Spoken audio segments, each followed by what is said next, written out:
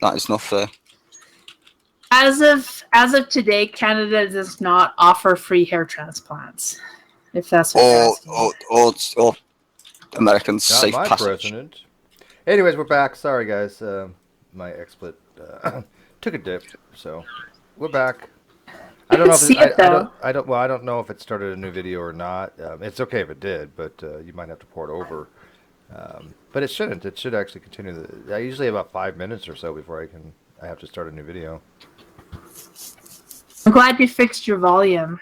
Who, mine? Yeah. What was wrong with my volume?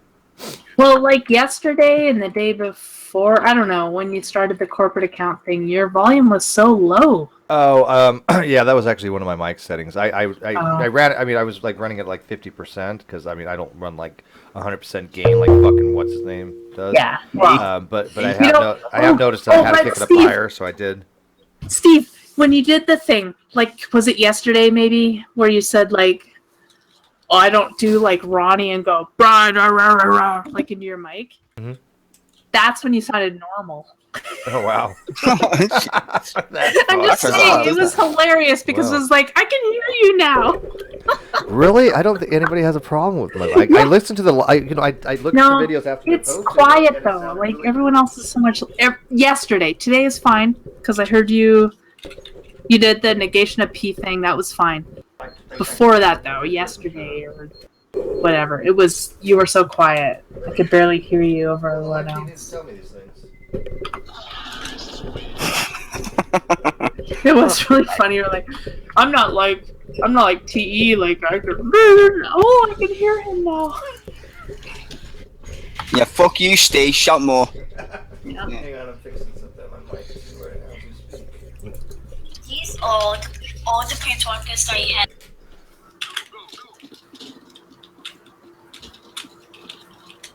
Alright, let me adjust here. What are my mic settings? Let me see what they're at today. Properties. Yeah. Alright. Yeah, I'm at full right now, so I should sound pretty good. Loud and clear. Yay. No, you sound fine. Well, I also think you probably sounded fine to the people in the Hangout. I think what it was because he was doing the videos as well, because he was trying to play videos, so that does fuck with like mic settings. Yeah. To be fair, Yeah. It was the external though that I noticed. You were super quiet. Yeah, like I said, when I play it back on the video though, it actually sounds normal. I mean, so. I don't know. I don't know. Well, I took some few things off, so I'm not running as max CPU as I am right now. So let me see the video stream is okay. Was fine. Yeah. So I've got a yellow stream. It's usually green, but it's okay. It should be that bad. I don't think Americans have great internet in general, so. Did I battle res the same hangout, or did it change to? Did it actually create a new? I don't know. I'm not in the actual chatty thing, Steve. I'm just in the hangout, so I don't know. Unless you want to give me the link to check. Well, the chat's the same, so it should. It killed my source though. That I can make a new source real quick. No, I mean, the live one. The Yeah, live link thing. I'm not on that It's one. been 3 hours and 20 minutes, so I think it's not new. Okay, so it didn't create a new video because that would suck. No, I don't think so. It probably just had a skip or something. All right. I'll check in a second here, but I got to create a new source here. Because it killed my source. What the fuck? See, if it killed my source though, then I wonder if it did create a new one. I got to do a new screen capture. You're still running in YouTube. Okay, but that's why I was asking for the YouTube link because I screen capture I want. Oh, there we go. Screen capture's back. Okay. So, are you using XSplit? Yeah. Is that what you said? Mm-hmm. Yeah, I was running Manicam too. I took the Manicam off. It was Yeah. taxing my system too much. Now, see, I went from 100% CPU down to 71, so big difference. XSplit is great. I just don't love that it's not free. Well, it is if you pay $200 for it. Well, darling. It's free if you pay. Well, I mean, it is free. I mean, you could get 4 transition screens. The problem is, you're limited, obviously, to 4 transitions, and you can't dual split. Yeah. I can't split the thing between 2 different sources, and that kind of sucks. I would have liked to know that. I think I paid $60 a year a couple times. Well, that's the thing. Well, I use XSplit and Minicam. I've got the standard Minicam license, which only costs $19. for life. Yeah. So Yeah. but yeah, like for life. So I got that because you can have like, to be fair, Minicam does a better job of audio when it comes to broadcasting. I had a problem with it today. Hangouts. I tried Really? broadcasting to Facebook. Which oh, okay. What browser was you using, Chrome or Firefox? Chrome. Yeah, Chrome's not that great. Always use Firefox, dude. Yeah. It has a better plugin thingy going with it. I'll try. When I like Chrome, Chrome, I do that. but all my plugins work better with Firefox than Chrome. Chrome's more stable. Waterfox is even better. I'll try it. I like, yeah. Waterfox. Just a hint there, Steve, for me personally. Like when I'm streaming on Twitch, actually, Chrome's better. It's more stable, but it doesn't allow for like the plugin stuff. To be fair, so it's a bit depends what you need, really, I guess. Sam and stuff. I love Waterfox. I love Firefox. I actually experimented with Waterfox a while ago, and I really liked the results. Waterfox is great. It is so good. Like people don't even know it exists, but it's. Why does it? Is it less memory intensive? Firefox, I found had a lot of memory. It's 64-bit. It's 64-bit. Did you guys ever notice that with Firefox though? It just seems to like have a memory leak. It just seems to like eat my memory over a period of time. Not like Chrome. Well, Chrome does as well. You just need more RAM. More RAM. You can fix it all. You just need a terabyte of RAM and then fuck it. Shit. Good. I don't know why they can't fix these memory leaks. It's like they'll sit there and all of a sudden just creep up. It never releases any RAM. You know what? Yeah. I haven't. You know what? I have 16 gigabytes of RAM. Don't we all? Fuck off. Well, don't we all? We all should, right? Yeah, we all have 9-inch cocks too, right? Shut up. I do. Since I no. Sorry. I don't have one of those, but I'm just saying, like, since I got the 16 gigabytes of RAM, I haven't had a single issue web-wise. Not one. Like, it's just been, like, never a problem. Smooth. Yeah. Have you got Windows 10 by any chance? Yeah, of course. I know which one's more stable. I when like it comes Windows to 10. web browsers. It's definitely not Windows 10. I love Windows Really? 10. When people complain about Windows 10, it's like I'm not you didn't do it complaining. right. Listen, I'm running 2 operating systems right now. I know which one's worst. Just saying. I like Windows 10. I think it's better than I am 7, just saying and I when like people 7 a lot. complain about Windows 10, I'm it's not because complaining. I'm just saying. I know which one works better, and it's Windows 7, not Windows 10. No. I run both of them at the same time, and they've been up since last year. Uptime, that is. No, I'm not even stable. true. It is. You lie. I don't lie. I'm telling you right now. I know which one works better. I disagree completely. I know which one runs games quicker, and it's Windows 10, but I know which one fucking breaks more. Windows 95. What do you mean? What breaks? With Windows the XP. browser, the buffering on it's just weird. What breaks? What breaks? I've got a legit version of Windows 10, not some crappy palette version. I have never had a break on Windows 10. By the Windows way- 10 has been super stable to me. It did create another video, just FYI. Did it? Yeah. Oh. Okay.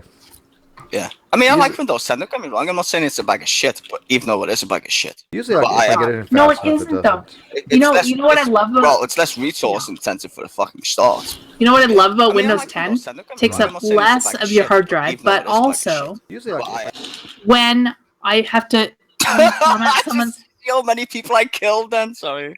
when I have to reformat a computer or reinstall Windows with Windows 10, I don't have to do any drivers. Windows 10 just does it automatically. I find it'd be a lot love more it. automated and nice. It takes 2 hours out of my workday, like immediately. It's just like done. Yeah, I don't know why I'm people like- are bitching about 10. I'm finding it to be very, I don't very know. good. I mean, yes, I like 7. Don't get me wrong. I think 7 was a very, very, very good stable build. I mean, when you compare it to like Windows ME, which was just spaghetti code, Oh, God. and Why would just anyone compare anything to any? oh god, ME was Why, just the biggest why? pile of shit. ME was diarrhea of binary. Yeah, whoever came up with that bullshit needs to have been fired.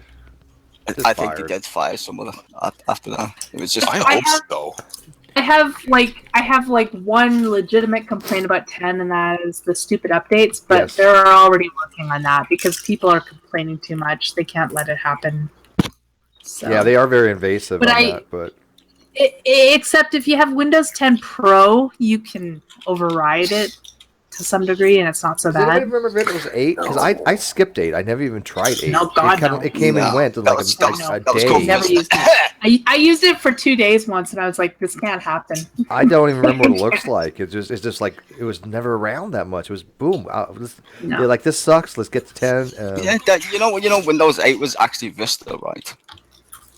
Oh yeah. No. Yeah, it was. It is. Yeah, No, it was. It's Vista with a bunch of big buttons. That's all It was Windows 8. I am not kidding. That Windows 8 was Vista, and they were like, shit. Windows 10, which is like, Windows 10 is basically Windows XP with a lot more functionality. Whenever a client comes to me and says, I have Windows 8 and I have this problem, I'm like, Windows oh, wow, 10 is that's easy to fix. We'll just update That's Windows your 10. problem. Yeah, just uninstall the It'll be fucking fine. operating system. Yeah, just fix that. No problem. Kind of self-explanatory, right? Yeah. I have Windows ME on an E machine. Can you help me? with 256k RAM. Oh my god, I'm being raped verbally. Help, I need to I shut up. don't think you could run ME on 256k Yes, RAM. you can. Could Yeah, you? yeah. The HPs and the E machines. The base was 256. It's like I don't even know how that was possible, but yeah, they didn't have a mega RAM back then.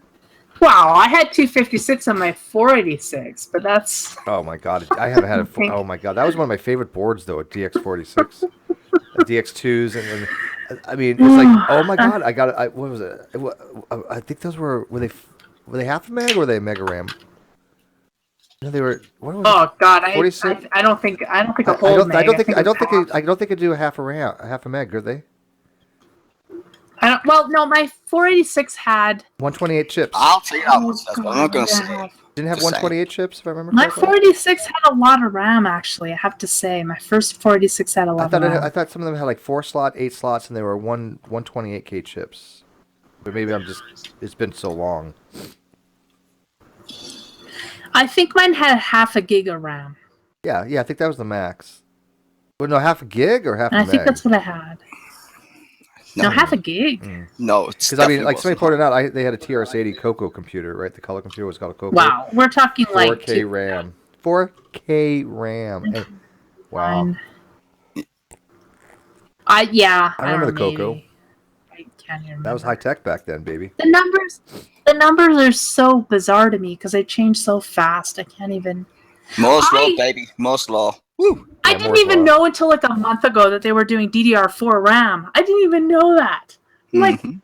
how out of the loop am I? And dude, this is my job. I remember when the No, gig, I I remember the literally first have to gig upgrade came out. just I'm fucking like, nobody's gonna ever need a gig of RAM, a gig of hard drive space. What the fuck, you know? I was like, yeah, that's a silly. Oh no, I was like, you know what? Nobody's ever gonna need a Pentium, please. Oh, please. Yeah. the good old days is like, wow, your computer's Today, if I were to buy a Pentium for a client, I would just have to like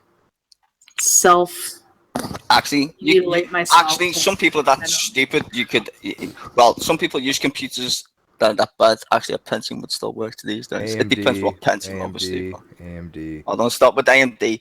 The only thing AMD ever did well was floating point units. That was it. The rest was just bullshit. No, They well, have- to be no, fair, they no. don't have FPU. I had a Phenom 2. Yes, they I had a did. Phenom 2 processor that was really good for 4 years. It was Hey, listen. If you're a gamer, you know what I just said, and you know Yeah, I know what I FPUs are. overclocked it. It was nice. floating point unit, Wow. baby.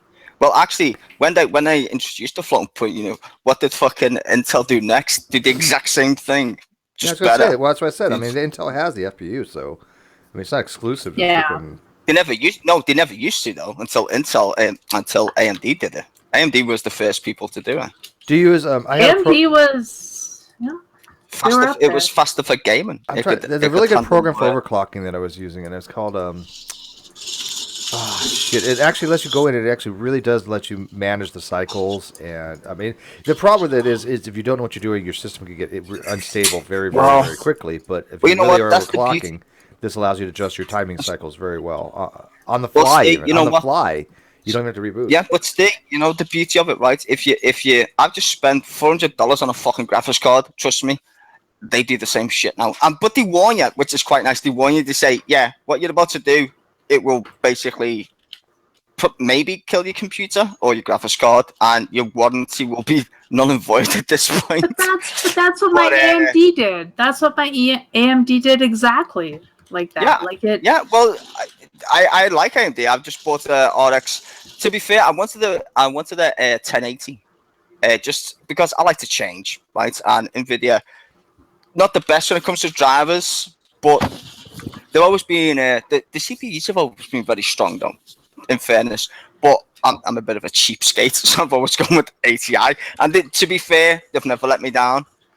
Yeah.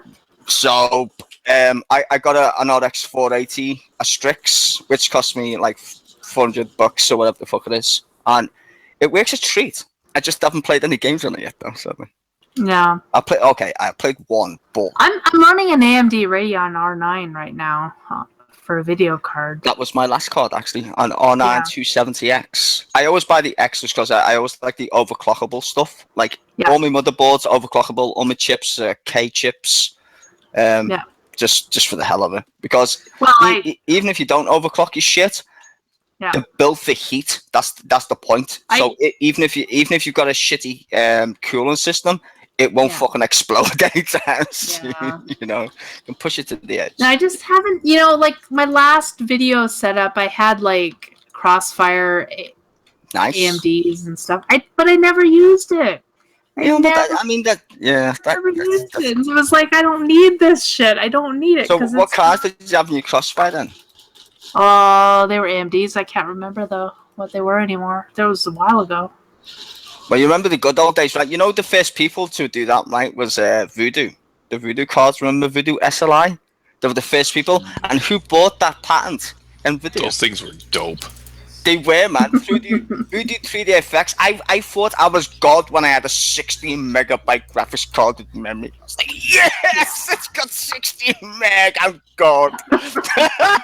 I'm calling out people to Do you remember the sad thing is, I have a 5-year-old laptop that can run.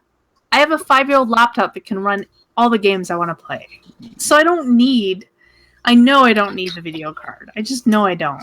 Right. I have a call out for people to come on in to save us from this nerd talk. Anybody, come on, people. Anybody, come in. I told you didn't want me in here. Oh God! No, I'm with Shaw. Fuck you. I like it. So you two just need to get a room. Should we get a room, Shaw? Do you want to come and join me on Twitch, motherfucker? I have a Twitch. He has two people watching him on Twitch right now. 2 people. I'm on Twitch, yo. Come on, Stizer. How many people you got watching you on Twitch, Stizer? How many people got watching you on Twitch? Probably nobody. Yeah, nobody. I am 0 right now. Yeah, I'm at like none, probably. I know. Actually, I have to say I kind of quit using my Twitch because I got some stalkers, and that's kind couldn't really do it anymore. To be fair, I'm only casual. I don't really, honest. I just do it because How do you get stalkers? I would go on there and then suddenly I had like. You want to stalk? I had these 5 guys following me everywhere, and it was like, guys, like I don't. Do I got to pay for stalking? What? I mean, where do I get these stalkers at? I don't have any. I feel like I'm gypped. No, I don't know. I couldn't tell you. I once got. Shaw, add me at Twitch, then woman. Come on, yo. I'm live right now on Twitch. Nobody's watching, like, but still fucking at me anyway. You know, I was like off teaching a class, and like I got this weird phone call in my hotel room about this stalker guy. Like, yeah, I'm sorry about that. That was telling me I was drunk. No, but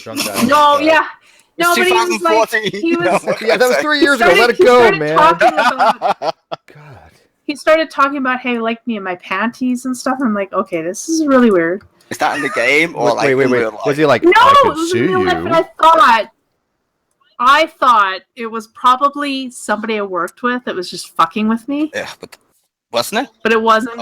I don't know who. We never found out. I got the hotel to move me to a different room so they couldn't spy on me anymore. But a little. I know. But the funniest thing is, when I got back and I told all my coworkers about it, they were all like, "Damn it! Why doesn't that ever happen to me?" That's what I'm saying. I mean, if somebody wants to call me up right now and start asking what kind of panties I'm wearing, I'm cool with that. That's fine. It's the pink leather striped ones, right? Exactly. Steve? You know, I got the crossless on today. I got my leopard skins on today. What are you complaining They're so for? Comfy. Don't knock it. I'm not wearing. Yeah. I'm not wearing any. for the most part, like Don't say as that, a you got a female, kid next to you, for fuck's sake. Behave yourself. as a female in North America, I've had almost no problems ever. No, like it's been really good. Like I've had a couple incidents, but really small, nothing to concern about. But I have to say, if you travel in a Muslim country as a female, it gets a little more interesting. Why would you want to do that? It's just dangerous. Well, I'm talking like things as simple as I don't know, if you go to Morocco or people are fucked up in general. Well, sure. Especially Malaysia. Malaysia is a great place to visit, right? But Malaysia, if you're a female on your own and you're not in the cities, it gets kind of iffy. I was going to say, did you have a will at that point? I did. We made a will before we traveled, yes. Hey, where are we going this year? We're going to Malaysia. Have we got the will sorted, wifey? Yep. Nah. Just saying. No, I love Malaysia. I really did. Just a little bit when you're on your own, not the funnest thing as a female. To be fair, you could say that in Liverpool.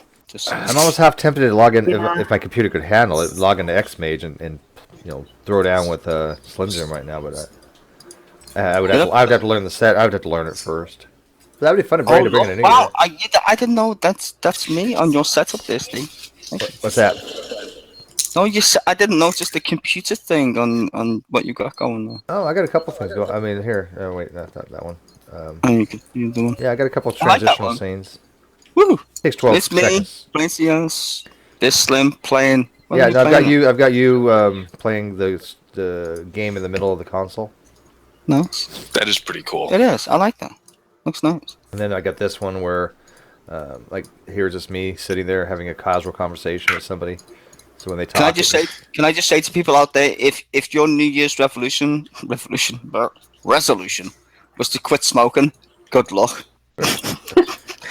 Just saying. Well, you know what's funny is I'm on that mad path too right now. What's funny is when I quit smoking, it wasn't my New Year's resolution, even though it was in December. It had nothing to do with the New Year's. I just quit.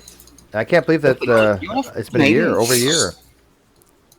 Well, I'm congratulations, but some of us have only just started stay like 3 days. You know? No, hey, dude, you can't have 3 without having 2 and then without having 1. So yeah, no, it's not easy. Now, granted, you're vaping, and I don't think that's a problem. That's kind of cheating, I know. Yeah, but you know, it's better than nothing, right? It's better than nothing.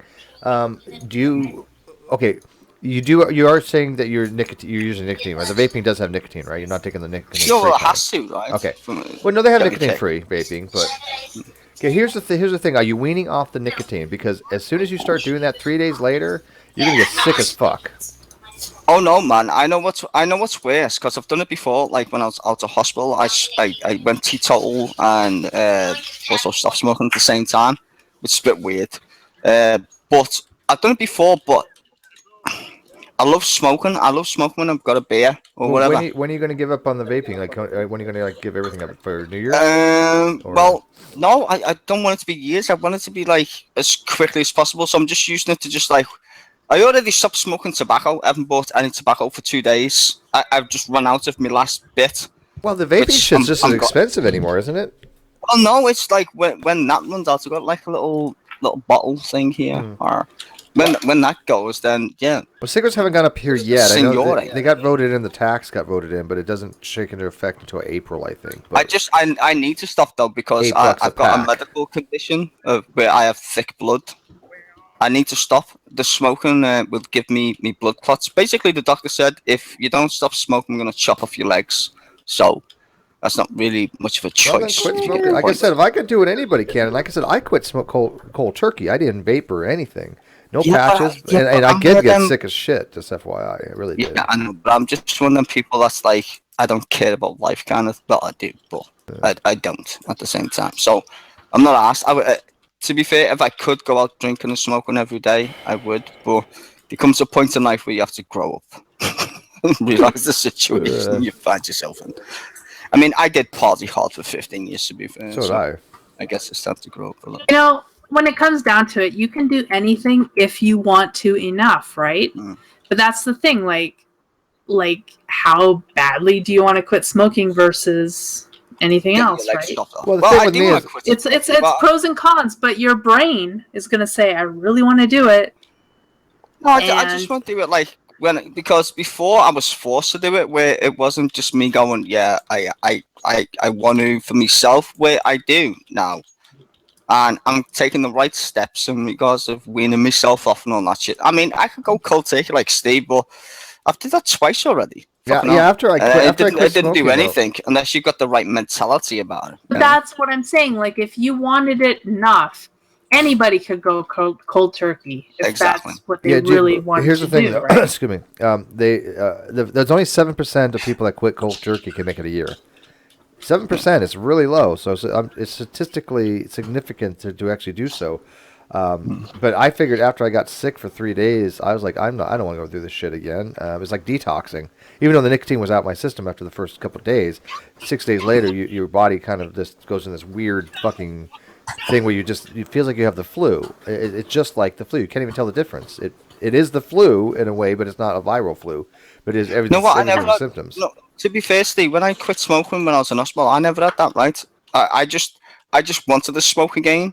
I noticed the difference because I could actually smell for fucking once in a long time. I was like, what's that smell? Oh, shit, I can smell things. I gotta admit, food does taste better. I can taste food, yeah. I can smell ash. When you're a smoker, you don't smell the stink of ash. Yeah. And you know when people go, it stinks, you're like, you whiny bitch. And it's like, when you start smoking, you're like, oh my God, it actually does stink.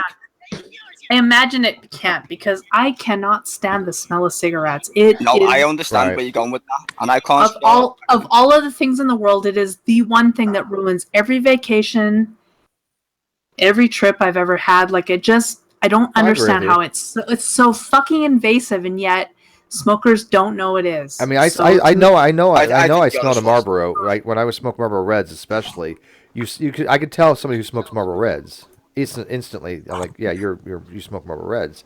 I'm glad I don't have that anymore. You know, I don't have that smoky. Well, you know what? It's the funny thing is, it's like I can, like even this past day, because I haven't been like really smoking. I'm already getting to the point where I can distinguish the stink, and it's like I'm getting there.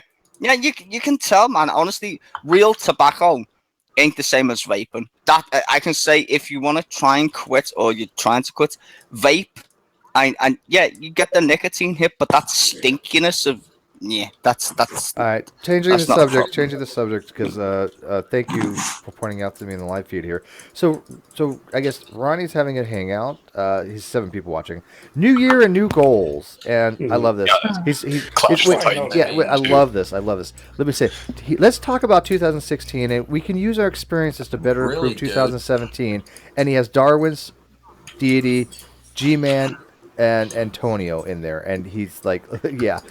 They want to have a better experience in 2017. Go fuck yourselves. I'm just. Yeah, fuck you, hypocrites. Oh, by the way, 3 more minutes till New Year's in New York. 3 more minutes. And guess what happens in 3 more minutes, people? Guess. It means that I still have 2 more hours to wait. It's 10 p.m. and I go to bed. No. There's something very important that happens in 3 minutes. Oh, Ronnie wins? Ronnie will officially win, yes. Yeah! Woo! Oh, is that Eastern? Oh, it is too. Yeah, it's Eastern time. Shit. Yeah, so count down. Hope there's something magic doesn't happen in the next 2 minutes. I can always get my. How many stock accounts can I make in the next minute? Well, you don't need stock accounts. Quite a bit because he's like 400 votes ahead at the moment. Well, I can get my robot to do that in like 5 minutes, to be fair. Well, exactly. Yeah, that's the thing with the bot, but I don't think I can do it in 2 minutes. Well, to be fair, I did. He asked me, he was like, "Are you going to do that?" I was like, "No." Yeah, no, but I don't want to make people to vote towards him. Can you guys hear the? Well, that's why he's on. That's why he's on air so much. Can you guys hear the video? Yeah, but he could. We don't know what he's going through. They I can. mean, it could Maybe be some small. I think the outside can. The outside don't test him. Who are they talking about? Well, I'm not speculating. I know, but I don't want to talk about that just because I know it's something that bothers him in an emotional way. So we shouldn't go there if it's going to affect him in a bad way. Not talking about me, I don't care. I'm just saying that he needs to be more honest, and I think he needs to stop being so petty. That's all I want to say. And I think if he stops those games, it's not going to happen That's not going to happen unless he has a conversion experience to Jesus Christ. Yeah, well, yeah, I know. I mean, I know the outside. Unfortunately, he's never going to learn. I think that the community, they all allow him to get away with some of the shenanigans. Don't care. It's fucking 2017. Well, if you guys want to listen in, you have to listen to the live feed over there. But I would listen to my feed. Listen to my live feed, actually. Who needs Jesus? Like Somebody needs Jesus. Who? Jeebus? I don't know who the fuck they're talking about. Jeebus? I don't know who that is either. They're like, somebody needs Jesus, and they're always broadcasting, and I don't know who the fuck they're talking about. Interrupt. Could you just briefly fill me in on who? They probably mean everybody.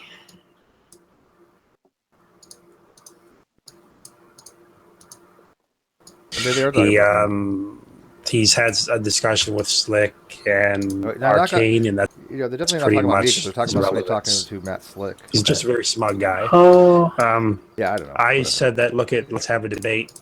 Have you never engaged with Matt Slick? No, I never have. Huh. Yeah, I have no reason to. I mean, I'm not into theological discussions, right? I don't really care about arguing whether logical argument is a good argument or not. That's why I avoid talking about with Matt Bell. I mean, one, he's a contrarian, but two, I'm bored to tears with that kind of bullshit. I don't find these to be convincing arguments. I never have.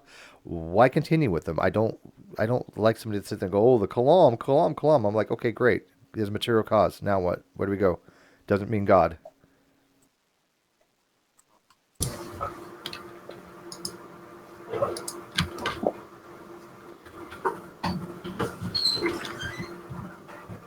Oh, I'd like to congratulate, yes, True Empiricism, good job. You have won with a final score of 838 votes. Yes, give it up. And let me point out something to you, True Empiricism. We all have some socks, yes. I had a couple votes for socks, and somebody had I think 20 maybe. But for the most part, these are actually legit. As a matter of fact, he was always in the lead except for once, I think Von Helton pulled ahead. So. But I only used a sock to vote extra for Slick, so there you go. Yay, dumb fuck of the year. Hey everybody, Happy New Year from Eastern Standard Time. Happy New Year to the East Coast, all you in New York, Hope you're having a safe fun New Year. Thank you. You still got a couple hours to go, don't you? I still have 2 hours, yeah. Get me, I want to get out of this horrible year. Yeah, just let 2016 die. I know. It's having a slow death right now. It's going to be amazing, right? Well, like I said, Betty White's in the East Coast, so as long as she stays alive for 3 hours, my childhood isn't totally destroyed. I mean, she's in good health. I mean, I'm not saying she's she shouldn't die, but it's just Betty White. There's a running gag that she dies. So. I really hope Elton John is still alive. Hopefully he can survive 2016. And I hope the 3 guys from Rush also. I think they should have made it by now. I second that with Rush. What? No, I third that. I love Rush, yeah. Rush is my favorite band. Oh, man. Canada's greatest export. What Rush? Oh, yeah. My nickname in high school was Rush Man. Oh. I was a Rush fanatic. I couldn't get enough Rush. I mean, when I heard Limelight and Tom Sawyer for the first time, I'm like, I found my favorite group of all time. Yeah. I saw them in 2012. That's when they released their new album, the Clockwork Angels album. That was actually a lot better than I anticipated. I kind of liked Clockwork Angels. I did and I didn't. It was better. It was better than Snakes and Arrows. A lot better. Their older, their newer stuff was okay. Don't get me wrong, but their older stuff to me was their groundbreaking work. I mean, Grace Under Pressure, Signals, Hemispheres, they were so melodic and just the way they played together. Now their later stuff, they got a lot more into the more techno, right? And I'm cool with that, progressive techno. But I like the original stuff better. I didn't like the newer techno stuff, but still good. Don't get me wrong. I mean. Well, we're only 19 days away from Trumptopia. Yeah, that works out. Hell yeah. Hail to the chief, baby. Let the world burn. Make America great again. How do you go from Rush to Trump that easily? I know, because that's a segue even I couldn't pull off. I know, but it's but that's the thing, because it's okay, 2017, that we have to deal with Trump now, so we'll see what happens. I mean, I was very optimistic about 2016 when it first started. It only took me like 2 weeks to realize, oh fuck, this is not gonna be a good year. It's a very good year. You say so. I don't know. I mean, like I said, I want 2017 to be entertaining. I want to get some good guests. It will be entertaining. Donald Trump will be the will. I might have to switch to politics. You know, I might. Hey, you know, it's like it's every day. Like every day, this guy's going to make the news. You know like, that, right? And in today's news, Trump, started World War III. So if you live in a city that's been attacked by a hydrogen bomb, please let us know. Yeah. I don't know about that, but like, God, I'm more interested in what he's going to do on the international stage. How he's going to talk to world leaders, because You know what? This is what if it's anything I've seen so far, it's going to be fucking hilarious. Oh yeah, no, he's like that perverted uncle that comes to like New Year's Eve party and gets super fucking drunk, sitting at the table having dinner with these political leaders. I mean, he actually thinks like Putin is a friend of his, right? He actually thinks that these guys are on buddy terms, even though they've never met. When we all know that basically Russia's using him as a pawn. I get that, right? We all understand that. He's a weak leader. They want him to be a weak leader. But when he's negotiating with some of these people, I mean, like who was it? Like Kim Jong, it was basically like, yeah, I can work with Trump kind of thing. He's kind of like buddy with them too. And all these people, they're going, fuck, this kid wants to be president kind of thing. Yeah, they don't take him seriously. And I'm not a big fan of Trump for president. I am, I like him as an entertainer. I didn't want Hillary to win, but now that he's president, I can judge him for what he's doing already, and he's not even inaugurated yet, and he wants to fucking talk about an arms race. I'm like, have you lost your fucking mind, dude? It's scary. Yeah.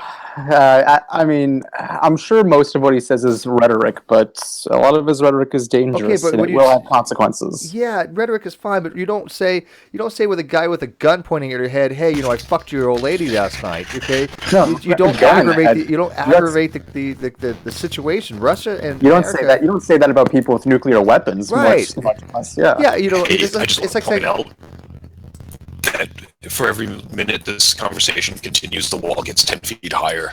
I don't even care about the wall. I care more about our international standing. It's going to be fun.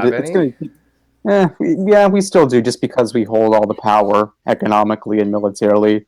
It's going to all. Yeah, but if I was going to be president, dude, and I said, hey, when I get 20 more days and I take over, I'm going to point my entire arsenal all to you over there, Russia. I'm going to train every weapon I have, nuclear-wise, on you, and just with 2 seconds, I'll have them all launched. Yeah. Can I just let Prudence in on a secret? You don't. Don't what? The only thing you're good at is killing people in regards to the army. All the economic power that you've got is actually reliant on other people fucking lending you money. You do understand that. There's only 300 million people in the United States. Listen to me very carefully. If people, other countries with billions that occupy them, India, for instance, decide not to use your currency, you're going to find out what it's like when Britain loses the fucking currency. You go broke. So just stop with the whole, we're the best fucking country on the planet. Seriously, history's taught us this shit already. Stop. You're not exceptional when it comes to fucking economics. Well, politically, I'll give you that. You are historically exceptional, but not when it comes to fucking economics. Do you see what our biggest exports are? Like, our biggest exports are electronics, like machines, industrial equipment. That's very important. Yeah, I agree. It is important, but it's also important that people actually have faith in the dollar. And if regimes don't have faith in your political leaders, you will end up like the USSR. It's the exact same fucking scenario, dude, or the Weimar Republic. History is taught as well. I know, but let's be honest though. Do you think all these other countries who are our allies are just? I mean, it's going to take a while before they would actually consider. How do you know? What do you mean it takes a while? They know that shit. How do you know? How do you know? Because they don't have a strong of a currency. They're dollar. They don't need one. They don't need to rely upon the United. This is your misconception of how the world works, dude. Look at all the fucking empires that ever existed on the planet, including the British Empire, the Roman Empire, and others. They've all fallen from within. They've never been defeated It'll be externally. a long time. It'll be a long time before we fall. Says who? The United States is 300 fucking years old, and the world is spinning a lot faster than it used to. We're not 300 years old. We're 75, give or take. We're 240. 240. Well, 75. We're still teenagers. Yeah. Still babies. Yeah. I've got fucking universities that are older than your entire fucking country. It doesn't matter. The point is, don't misconceive other people's political interest. I mean, look at the World Bank of China that they've just set up. America advised their allies not to join it, but they did anyway because they know what's good for the goose. And if you've got 1 billion people and you've only got 300 million, that's 1 billion slaves. Money talks, bullshit walks. I'm just sorry about your luck. The world is still operating the same way it always has. Greed. And if you've got 1 billion people who can make your fucking clothes, then I suggest you don't piss them off. Because that makes rich people very nervous. And they love Donald Trump, to be fair, in the United States. Well, the people at the top love Donald Trump because he's doing exactly what the rest of the world don't want him to do. Which is actually pay attention to the rest of the fucking world. That's why rich people love his ass. You can just ignore global warming, really? Yeah, it's good for business, but it ain't good for the fucking species. We go extinct. Well, there's one good thing. When you look at the political situation in Asia, right? Russia exports a lot of oil and a lot of natural gas, and they've set themselves up as a regional and a super regional competitor to the Arab Gulf states and their oil-based economies. Well, gas more so than oil, to be fair. But yes. So, and you look at who the biggest donors to Hillary Clinton's campaigns were. And you consider all the saber rattling that the U.S. government has been doing towards Russia while Hillary was on the campaign trail, and lately, while Obama's going out of office. And now that you have Donald Trump coming in, we're not trying to protect those Democratic National Party donors anymore. So you don't necessarily have to worry too much about, war with Russia, which, as a member of the U.S. military, I'm very happy about that. There's no such thing as war with Russia. That's the entire. Yeah, there's never. You don't go to war with Russia. You tell that to Obama. No. I understand where you come from, right? It's not like we're at any God, you guys are killing me. It's not like we're at any risk for war with Russia, though. I mean, we play cat and mouse. Russia's not going to do that. Right? No, that's the point I'm saying. You don't go to war with Russia. You just annihilate the planet. Because the United States can blow up the planet 10 times, right? Russia can blow it up twice. So if these two ever even think about going to war, just kiss reality goodbye. We literally disappear off the planet. No way. Well, at least we'd win. I'll just say this, Di. At least we'd win before the planet gets annihilated. Dude, there's no Hang on. I'm a little crazy. I'm messing around there. Hang on. The video, Red says the link in the video is not working for the join link. It should. Well, he can't get in because he's still got me blocked. I keep telling this fucking stupid shit all the time. Red says you have Red's blocked, or Red says no, Red has me blocked. I told him this the other day. I can't join when he's there because he's got me blocked. If he sucked it up and stopped being a bitch, fuck's sake, he could join. I've told him before, just unblock me for fuck's sake. Man, I trolled him once. I trolled him and he's still fucking butthurt about it. Van says, this is amusing. That was last year, 2015.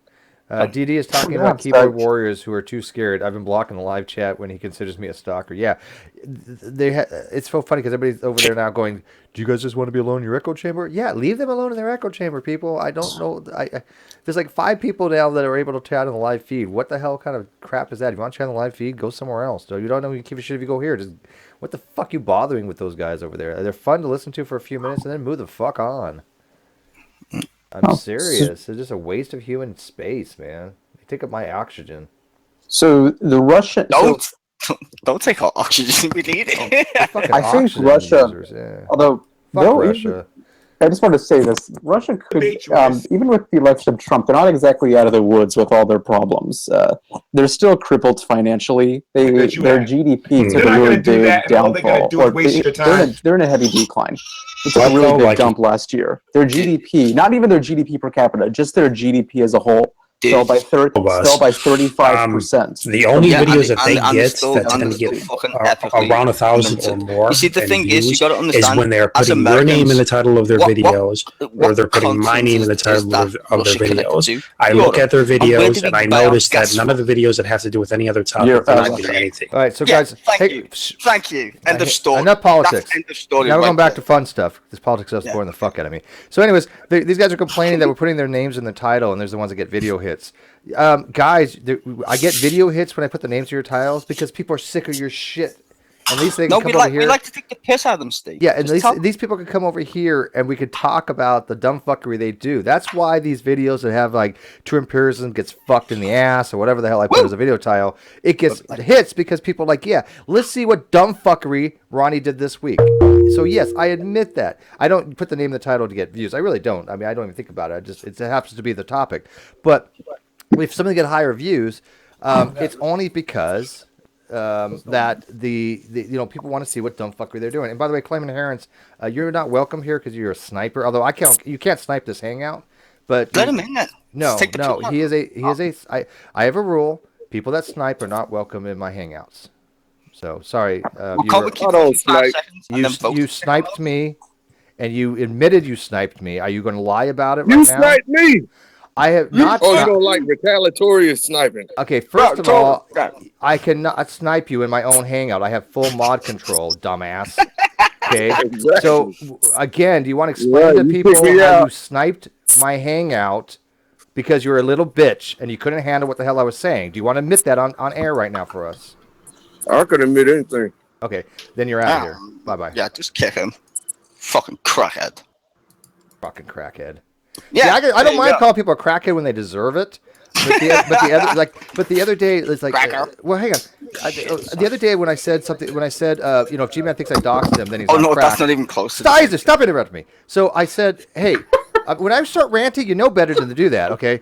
So when G-Man thinks I doxed him, he's on crack, and Ronnie took that to be, oh, Steve called you a crackhead. Yeah, this is the dumb fuckery that we're talking about, because I didn't call him a crackhead. Will I? Yes, G-Man's a crackhead. There you go. There's your soundbite. But I didn't at the time, and you lying about it is just making you look out to be a dumbass.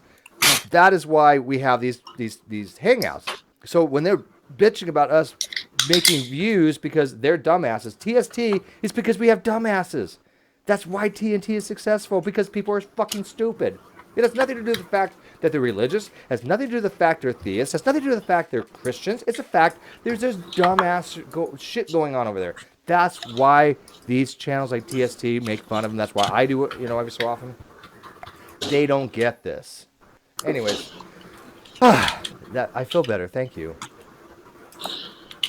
You take so long to just say, go fuck yourself. Go fuck yourself. There you go, thank you. That's what efficiency is. Yeah, that's true, though. I concur with everything you just said, the good sir.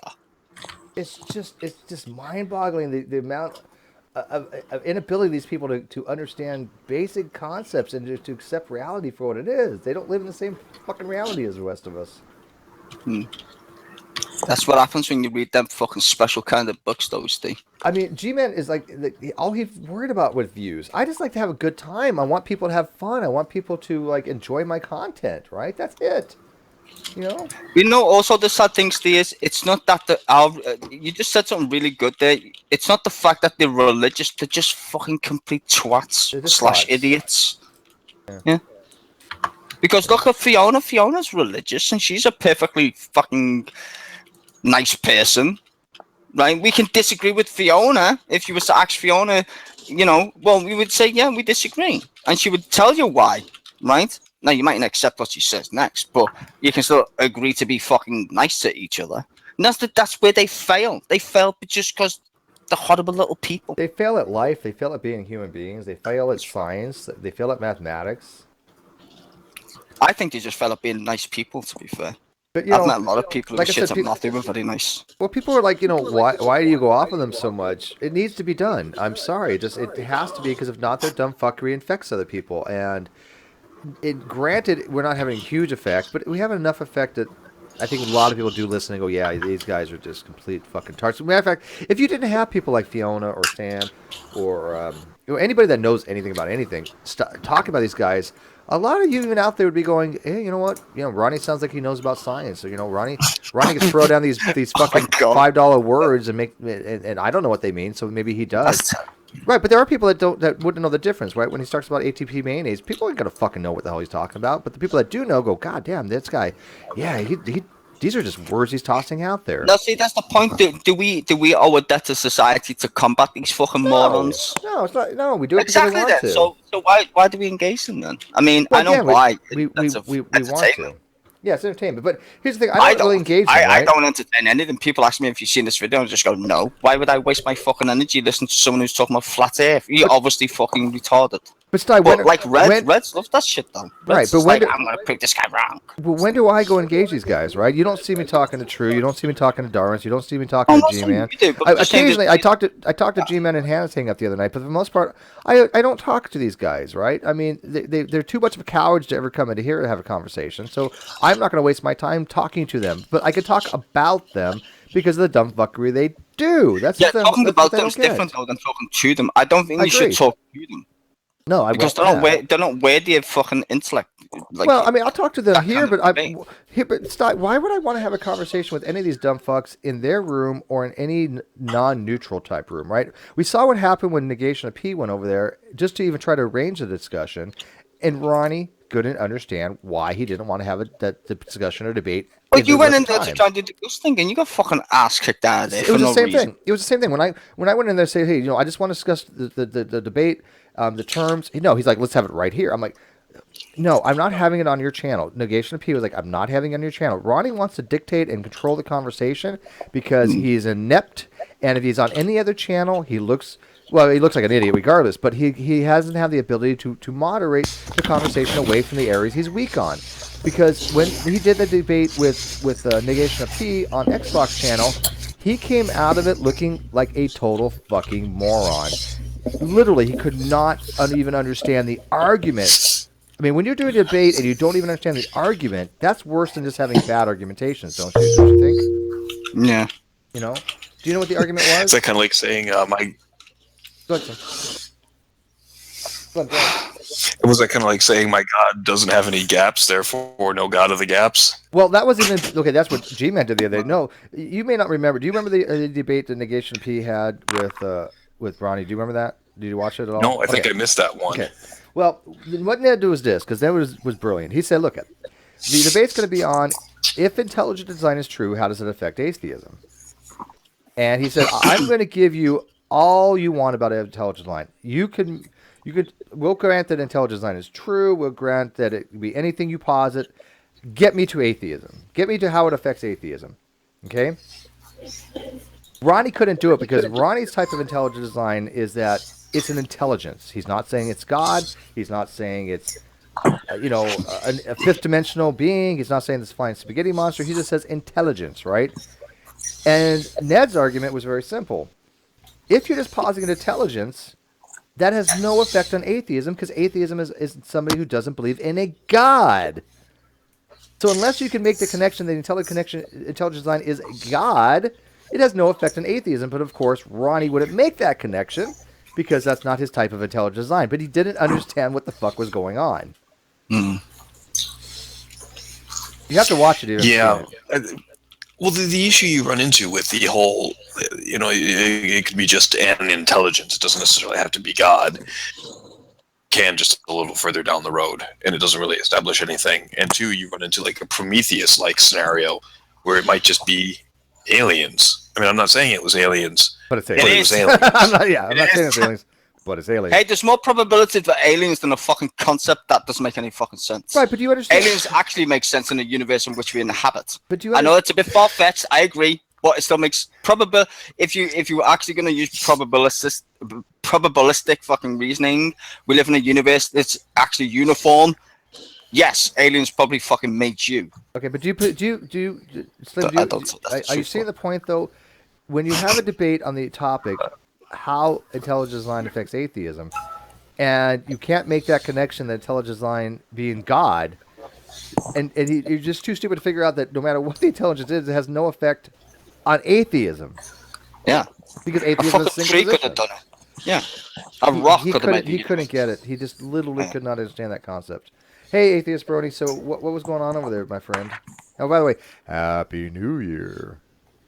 No big deal. I was just sitting around in the chat, saw you had room, figured I'd pop in, and if there's something I want to say as things progress, maybe I'll pop in and say it.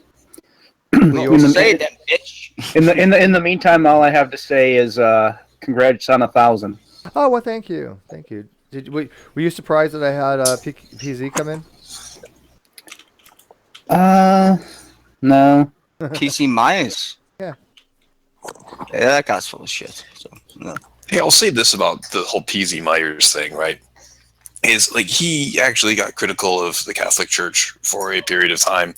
There's some controversy that he commented on in the school that he was part of, and water under the bridge. So might have a little bit of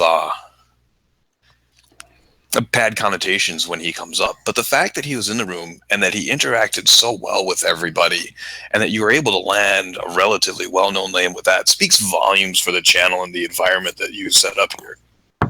Thank you. It just means he's attracting people who, that there is a community here, right? But at the same time, to be fair, PG Myers, and it's. Okay, I'm going to give Steve props, yes, and I'm going to agree with what the last gentleman said. Yes, okay, yes, but in some circles, that's not the kind of person you would actually want to be around. To be fair. Or whatever. But yeah, I mean, he really had a good time. He didn't know what he was getting himself into. He didn't know how many people were going to be here. He just knew it was a hangout. Had no idea what was going on. All he knew that it was a 1,000 subs. So. Well, at the very least, it's a fairly significant get for a relatively small channel. Sure, but Aaron Rod dropped by like the day before, right? The part that impressed me was the way he interacted with Wayne and who's it, Wyatt. Very nicely, huh? And by the way, I have to tell you this: I'm running out of disk space. I'm probably going to lose the feed. I've already cleaned off as much as I can. I think what I got to do is I got to switch over to the other drive. Unfortunately, I don't know how to do that in XSplit. Does anybody know in XSplit how I could use the local, another drive as the storage space? Because are you recording it, Steve? Well, no, I don't want to record it, but it automatically takes up total bytes, right? And that's putting it on my other drive. I don't have enough room. No, your computer does that. It's not XSplit that does. Okay, well, how do I change the drive that I wanted to put it on? You don't. You just get a bigger hard drive. I can't change it. Well, you know what I could do? I could uninstall XSplit and then I could put XSplit on the other drive. No, it's automatically defaults. No, it's gonna still put it in C drive. Are you sure? Because of Windows 10 will do that. Hang on, Char. What's that, Char? I'm kidding. Kilobytes. I'm kidding. No, shut up. Char, is there a way to put it to another drive if I installed it on another drive? No, I'm telling you, it's literally the way Windows works. Listen, I've had the same problem. My hard drive's 100 odd megabytes on this one, gig, whatever, and it keeps chugging away, and it keeps storing it as fucking data. And the only way it goes away actually is when you restart your computer, and then it goes back to where it was. It's fucking annoying because it's. What am I? Okay, what's gonna go off air here in a few minutes if I don't do something quick? The only thing you can do is restart your fucking computer and go back to what you. Why is restarting my computer gonna do it? Because I'll delete your cache file. Well, Well, my cache is not very full right now. No, it's because, dude, if you got fucking restart on your computer, which is backup, which it's built into Windows 10, sadly. You can't turn it fucking off. It keeps saving increments of your fucking operating system. Well, hey guys, you can't turn it off. But I just say goodnight to Tiny. Good night. Nice. I already did it. I already did a cache clear, and I already got rid of the temporary files. Yeah, no, but your computer's it can't delete the memory that's already using. It doesn't even see it, which is annoying as fuck. Trust me, dude. I'm in the same situation. I've got a really small hard drive. I want to play computer games on this other computer, and it won't let me because it keeps chugging a fucking way. Every time I stream, every time I watch a YouTube video, it keeps saving the shit like it's actually fucking right. And I don't want. What is it saving a file in though? I can't find it. I wish I fucking could, but I know it goes away when I restart my computer for some oddball fucking. So you're talking about literally XSplit saving the file, yes. right? No, it's Windows doing it. It's not XSplit's not doing it. It's Windows doing it. Okay, but then it's in some apps directory. Yeah, an app local in your local temporary. But here's I can't find it. Get Winderstat. Just get Winderstat, right? And just find where it is. Well, see, but it comes up on the the XSplit. It says frames encoded, drop total bytes, right? And that total bytes keeps going up. It's going somewhere. If you get Winderstat, it'll tell you exactly where shit is. Yeah, the drop bytes. Sorry, hang on a sec. I can see it being stored because every time I check the local disk space, it's going down, down, down. It's already like a big gig already. Yeah. And you probably think it's in your local apps. Sure, but I'm saying if you get Winderstat, it'll let you dig and find it. I'm telling you, it's Winderstat's free. It's totally awesome. I love it. I'm just saying that's what it's doing. I just want to say for the record, there's a reason I use Linux. Huh. Well, sure. Well, because that's because you're a special. That's because you're. And you don't do anything relevant to the. Yeah, to anything real world. other than I'm legit because what I use Linux. I love Linux too, but it's my safe space, like away from reality. Yeah. Linux is the most unuseful fucking operating system on the planet. Yes, it's the most useful, unuseful. Unless you want to become a fucking actual server, then don't use Linux. Use fucking Windows. Play on Linux has made it a lot more usable. I emptied my recycle. That gave me a little bit more, so I can last a little bit longer. But I put my mom on Linux for 3 years on Ubuntu because she was getting too many viruses, and I didn't want to put her on a nasty Yeah, stop virus. clicking porn, Mom. Yeah, no, she clicks on ads. She's like, "Oh, this looks like a good deal." And she clicks on an ad, and I was like, "Mom, no!" Seriously, it resets itself if you restart. So your mom's vulnerable to phishing emails and stuff. Well, she doesn't do any banking online, or on the. She only uses her landline for banking. The what?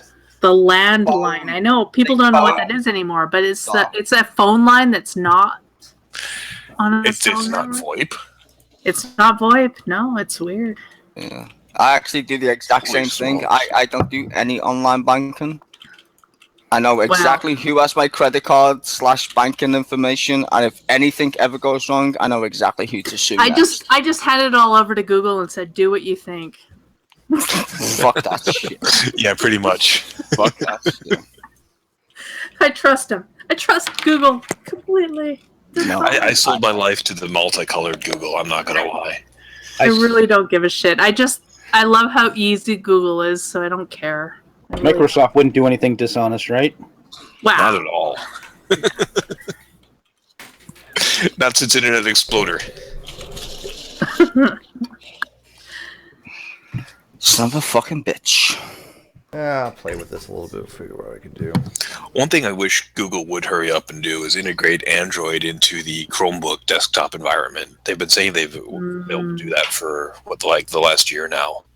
Well, make an operating system for fuck's sake So that I've we can install read- on the computer. one thing I was planning to do actually this week is to put an Android operating system on a virtual machine, right? So that I could maybe do an Android TV or something like I have that. what is it? I haven't even tried it yet. I have what is But it called? apparently there's Delphi? an Android OS you can get. So No, Yeah, what's- not for a fucking computer too. I have VM Box. It works pretty well, but I've only run it with Linux. You can run it with Android. I use VM Player because I think it's the easiest. I used to use VirtualBox and didn't like it.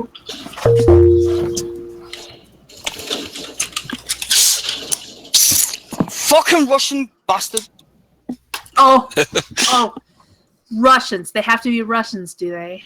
Look at his fucking name. Does that look English to you? Oh, Lucifer Almighty Well- just got His name's banned. AX fucking something. Sizer, Jesus, when I talk, stop talking. Lucifer Almighty just got banned from Ronnie's fucking feed. Poor Lucifer, dude. Come on, it's Lucifer. How can you ban Lucifer? You guys are mean. I mean, without him, seriously, they wouldn't have anybody to argue against. No shit, right? I mean, fuck, it's Lucifer. Well, come on, we all know Ronnie really supports Lucifer, anyways. You guys, I don't think I've ever been banned from Ronnie's feed. Should I try? Yes. Go. I mean, it's a badge of honor. What do I do? What do I have to do to do that? Say, hey, disagree in some small way. Steve's channel. Beats the fuck out of yours. Yeah, I said, guarantee. If you said Steve's channel beats the fuck out of yours, you'd be blocked in no time. If that's your goal. Just mention oranges at some point, and you get fucking blocked. Oranges? ATP mayonnaise. Indeed. Say he's white. hey, Ronnie, I'm not racist. You're white. Hello, Tony. How you doing? Happy New Year, my god, sir. Yeah, Happy New Year. And, to those who haven't got here yet, you're not missing much. Yeah. Did you watch the bit of Jules Holland Hooten Annie? No. Yes. No. Jules Holland. Jules Holland Hooten Annie, BBC Two. Oh, that's what my sister is currently watching that. Hey Tony, did you hear that Ronnie officially won Dumbfuck of the Year now? Woo! Oh yeah. By the way, thank you all who put in effort for that. It was an uphill battle. People, you know, I'm telling you what, I'd like to thank all the little dumb fucks who really tried, but you know. Unfortunately, he won by such a large margin. Huge. They will say fix. Well, it was, but it wasn't. There was not as many sock. I mean, there's probably a couple hundred sock accounts, but even still, without the sock accounts, he would have won anyways without any socks. No, he would not. Yes, if I would have employed my robots, he wouldn't have won. I told you that already. I asked you very nice. I said I want Darwin's deity to win. How many votes did you have? Who? Me? Yeah. I didn't get any votes. How many votes for Ronnie did you have? What? For robots? Did you vote for Ronnie? Once. I only voted for Ronnie What once. I just said was without socks, Ronnie would have won anyways, and you said no, he wouldn't have. The only person that used socks was one person who used 22. These were real accounts, Sty. If you took out all the socks, he still would have won. Well, I wanted them to win anyway. Yeah. Well, to be fair, no, I lied. I wanted Darwin's deity to win, but I still wanted people to decide the fate of the dumb fuck. So yeah, I didn't want it. But don't you think Darwin should have won Asshat of the Year? But don't you think that a group of people this large, this eclectic group, right? It's not a matter of just atheists and theists or whatever. It's a huge group of random people that have a lot of different things. If all of them voted for you for the Lying Cocksucker of the Year and the Dumb Fuck of the Year, would you not take pause in yourself and go, what the hell am I doing wrong here? Maybe I'm not really welcomed around here. So there's a problem here with the way I'm doing things. I'm asking Slim Jim. Slim Jim, as a rational human being, because you're the Christian in the room, as a rational Christian, would you say to yourself, maybe I'm not doing something right here as a Christian? Yeah or nay? I actually did that. Back when I had my old username, I used to hang out a lot in like the first atheist discussion groups and religious discussion forum and whatever. And, I was that guy for a while, and I said, well, this isn't working. I need to change my strategy a little bit. Well, the thing is with Ronnie though, is he's just going to look at the book of, I think it's Romans, and say that, well, everyone's persecuting me. That must mean I'm doing something right. They do that now, yeah. I mean, I'm sorry, Steve, but you are actually giving them too much credit for being able to reason. No, they're not for capable of doing that. They have a book. Well, that's my whole what's point. in the book is what's reasonable right. person would do this, right? Slim's a rational person. He took stock. Ronnie and the rest of them, they will never ever learn anything because they're not learning from their mistakes. They're projecting all their inadequacies. To the whole Romans one thing. To the whole Romans one thing, I'm just going to quote the Princess Bride at you and say, you keep using that word. I do not think it means what you think it means. I do not think it means what you think it means. The thing is, I actually voted for Darwin's deity just because I don't think of Ronnie as stupid. I think of him as the kid who should be on the short bus. In the back of it, even. Did they block Jade, or is she still able to talk in there? She hasn't said anything for a while. Oh, by the way, Steve, as soon as you announced the winner, I had just poured myself a shot. So this one's for you, Ronnie. I am. Oh, and by the way, I'm unofficially announcing it, right? I mean, it's only on my channel. Red's is the only one that got to do the full actual announcement. Well, still. Yeah. We know who the fucking idiot is. Wow. That's for letting Darwin's in your room. I am sure that Reds is on top of it. Exactly what's happening at the moment. No, he's watching. Well, isn't it getting announced on the 4th? Yeah, I mean, sure. No, it's announced on the 4th, but I'm saying like he's gonna be on top of it as of right now. Oh yeah, he's well aware by now, I'm sure, and he's probably listening to it on his breaks and stuff. So, yeah. Well, the thing is, he has to do the whole congratulations thing, doesn't he? Really? Yeah. Well, I have to make note of it because I mean, I don't want to be coming in after the fact because it's already past midnight Eastern, and that's the cutoff. Be coming and change it, and like fucking Blue was like, I'm gonna get all the Hilton Knights to get thousands of votes, and thank God he didn't, because Von Hilton doesn't deserve them fucking. Yeah, well, I didn't think Blue had that kind of juice, anyways, but nah, he just doesn't deserve it, man. The fuck. Von Hilton's old news, just like his face. Do you want to prognosticate and see who's going to be next year? Because I mean, I know there's a lot of people that might be eligible, but I mean, I think next year might actually be Darwin. I was going to say the same thing. I mean, I think that with all things considered, if things don't change dramatically, then yeah, I probably would think Darwin's. I would vote for Darwin's. Yeah. Well, because he's managed to upset just about everybody who isn't a young Earth creationist, a presuppositionalist, or both. I don't know. He's ruined countless rooms. I mean, he destroyed MK's channel. All he has to do, though, is disappear. Just disappear. Yeah, that's yeah. I'm kind of with that. He disappears by August. Sometime before August, he just kind of like disappears off the face of the planet. I wanted him to win because he said gravity isn't the same for Christians as it is for atheists. I don't know how you worked that out.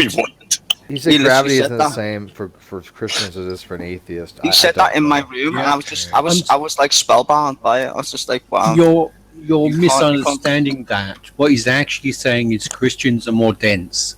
Density. But that could be a good thing. That's like they got more material per.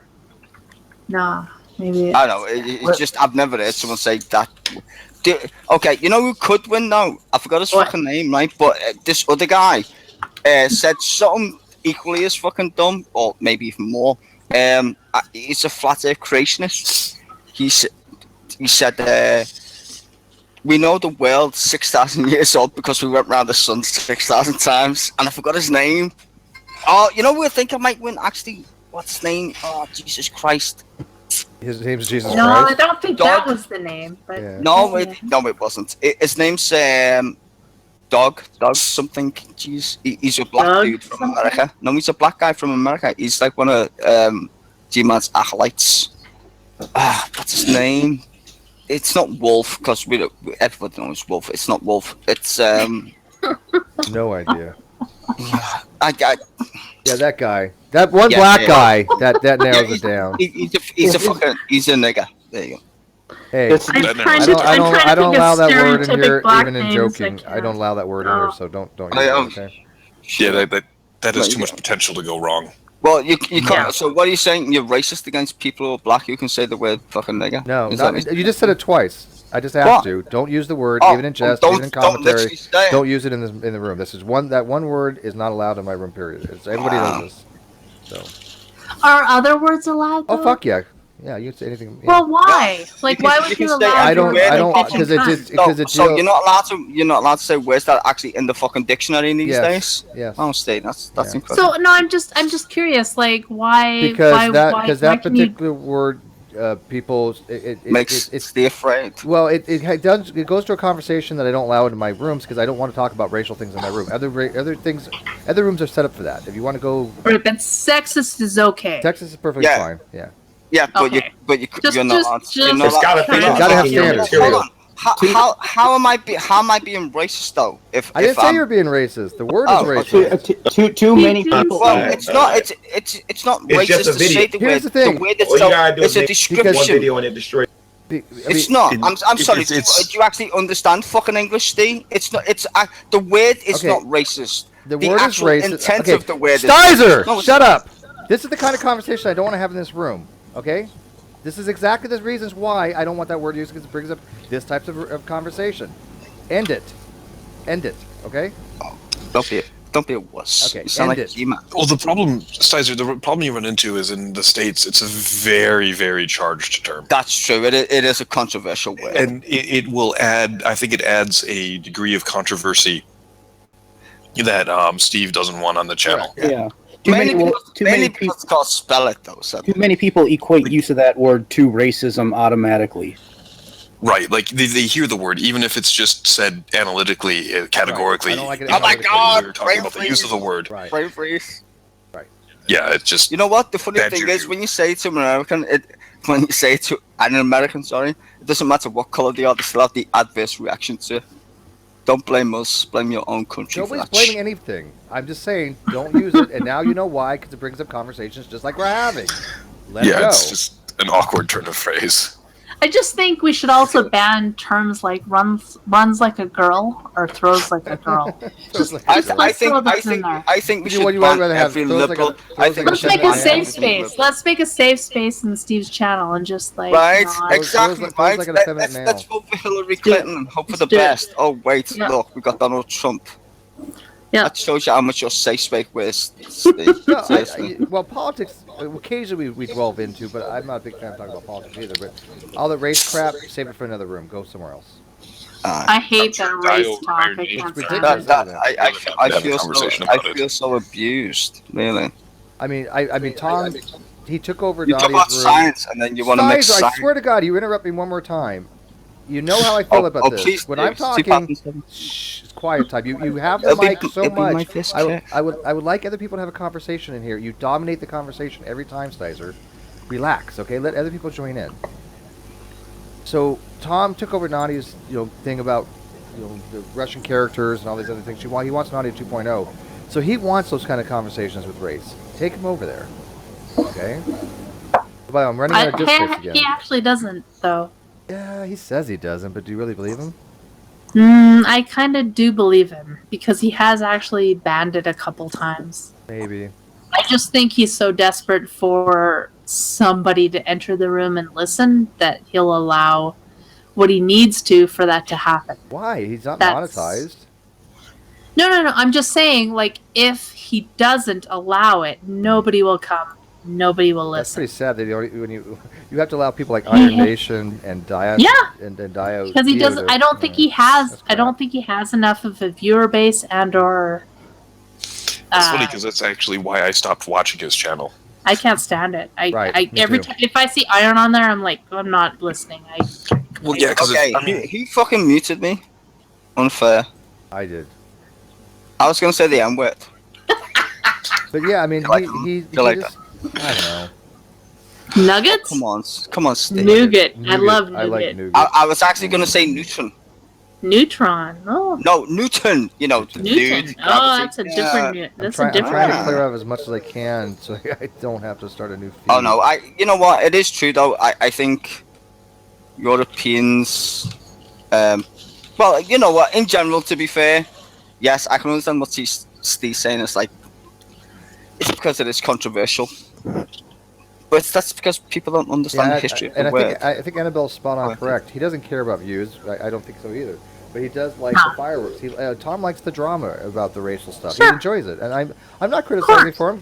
Let him have that. I mean, that's what gets him off. The problem with the internet is that these fringe groups and these strange ideas like race realism and flat Earth and creationism, all these guys, right?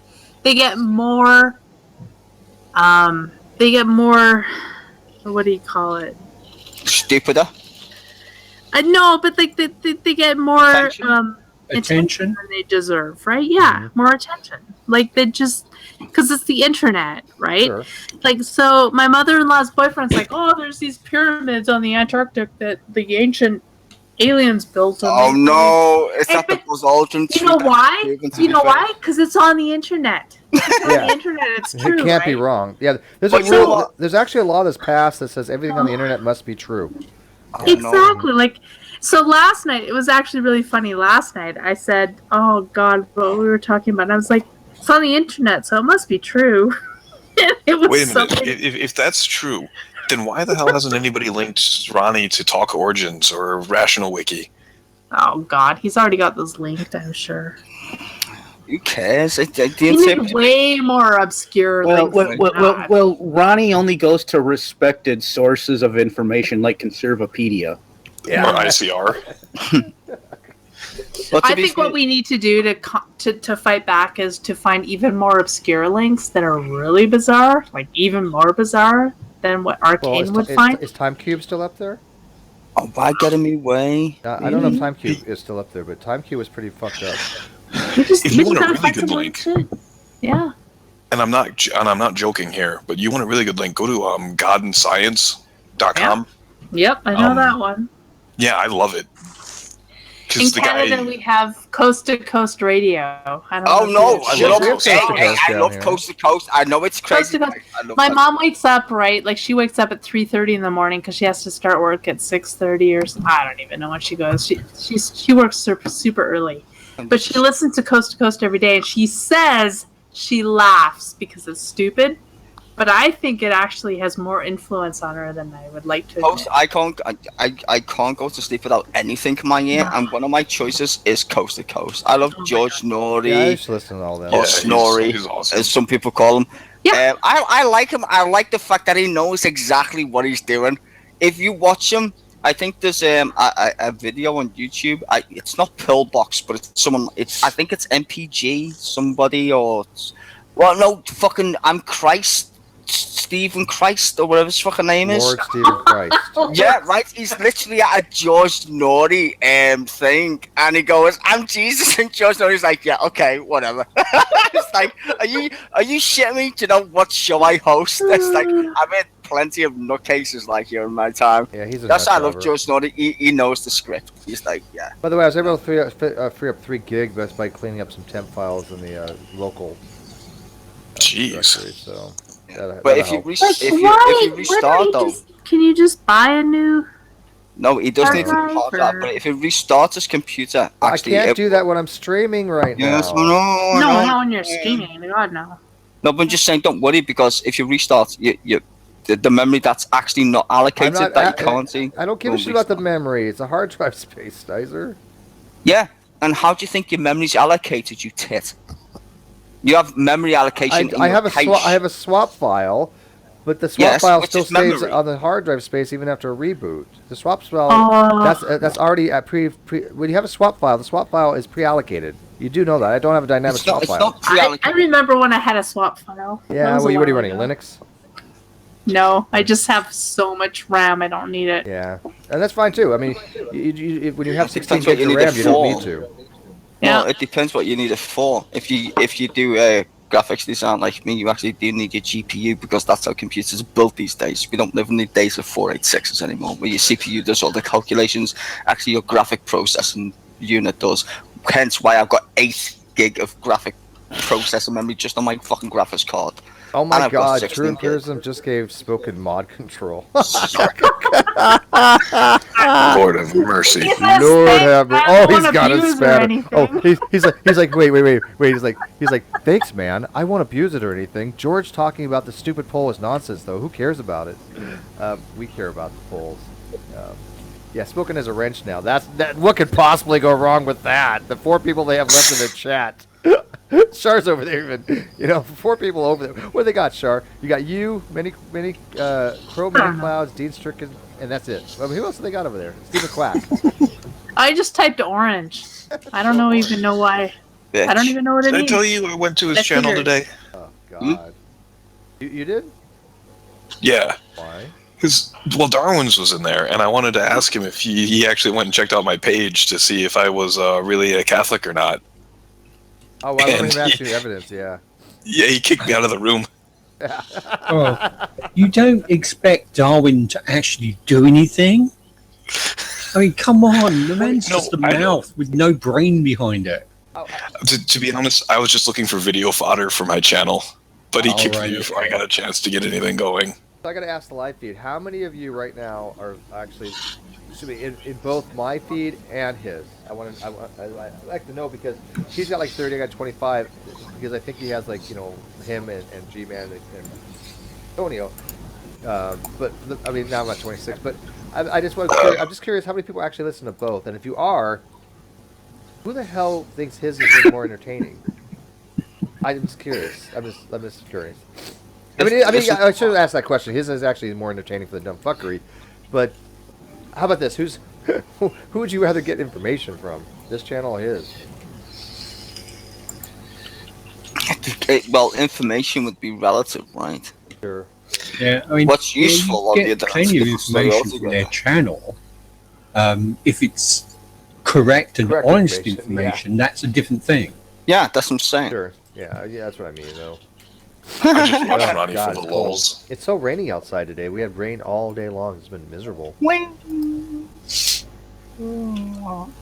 don't know if I can make it another 2 hours for New Year's. I don't know, dude. I'm hop skipping as soon as my beer's done. Please say it's for oranges. Am I presenting something? It's like stuck on... something. Yeah, it's on Shaw's fucking thing. Oh. Shar, why are you presenting? It says moderator FLN presented. Okay. Roma beans? Is that your second Roma beans? Annabelle's, why the hell would I be watching that idiot? Well, I don't know. People don't. What happens is I notice this. People will go to Ronnie's channel, but they have the volume turned all the way down, and they just fuck around the live feed a lot. So, can I just say this? Honestly, I've never clicked on his channel once, ever. Well, you're not missing much. I have a hate subscription. Well, what? Why? Honestly, that's like the thing I love about you guys is that you've all got brains, but you lack common sense. Like, why the fuck would you do that?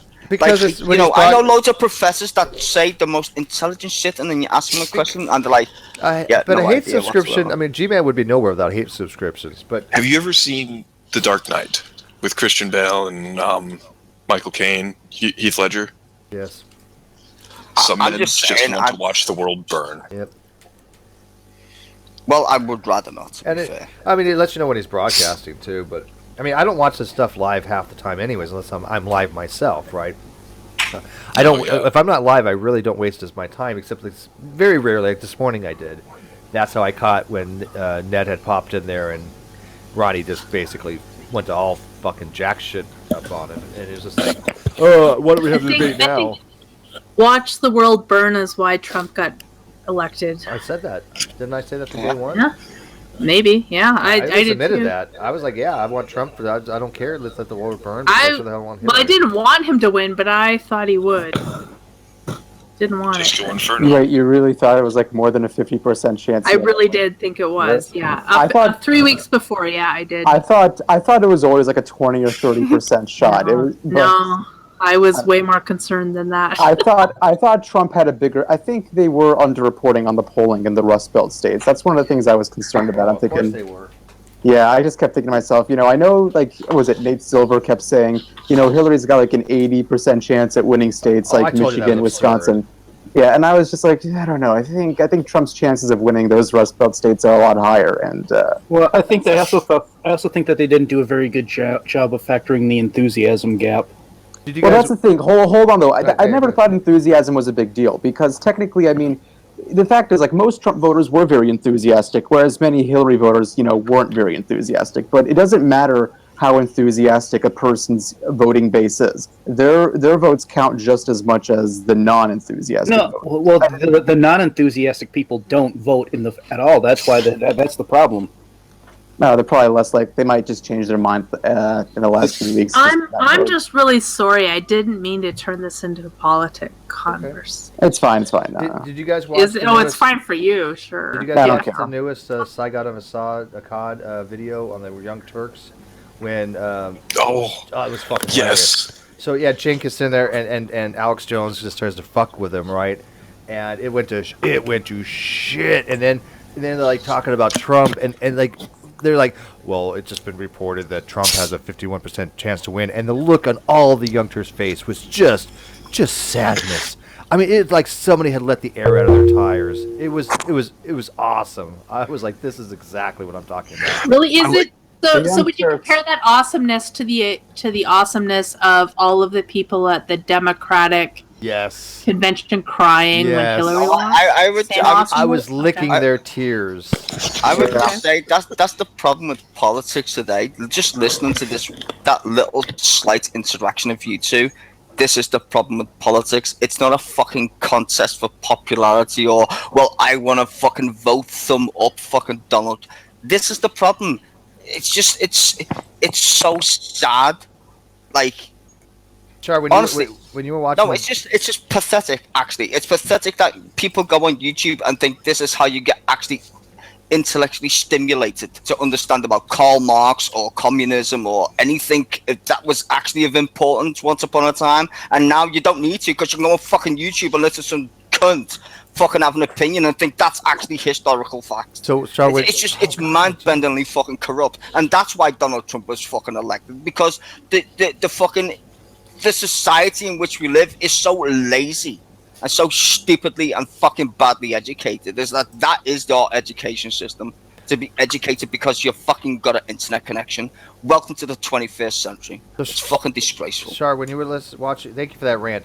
Did you, when you're watching, when we're having a conversation, when you were watching the DNC, what did you think when all of a sudden you saw every one of their faces just be dejected, like their puppies had just got ran over? All of them, like all wanted to see. Well, no, look, I don't think Trump won the election so much as I think the Democrats lost it. We agree.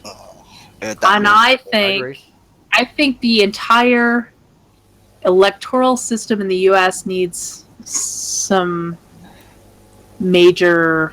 The electoral system. Why do we have to? Hold on. Yeah, why do we have to reform it? Yeah, I think we don't have to. We don't have to reform it just because some guy nobody likes. No, some guy. No, your system's been, in my opinion, failing. I think it's a good system. How has it been failing? It's been working. Hold on, they said we're shit about... Stop. Just let people talk for a second. How the hell is it been failing? I want Prudent and I to ask her on this. How is it failing?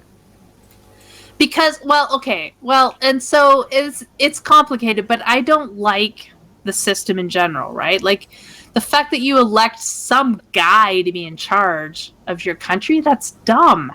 Like, you should elect a group of people to be in charge. An oligarchy or something. That's yeah, no, what? It doesn't. We do elect. But it's a higher. Like most other countries in the world. But we do. Right? But there's always a guy who's in charge of the helm in every single country. Sure, but he can be thrown out, and the party can still be in charge, and they can pick a new guy.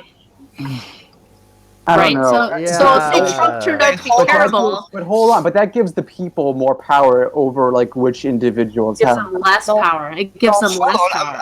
America's system's still based on our parliamentary system. They still elect their nominee from within the party. It's the same way it happens in Britain. It's the oldest way of doing shit. It is.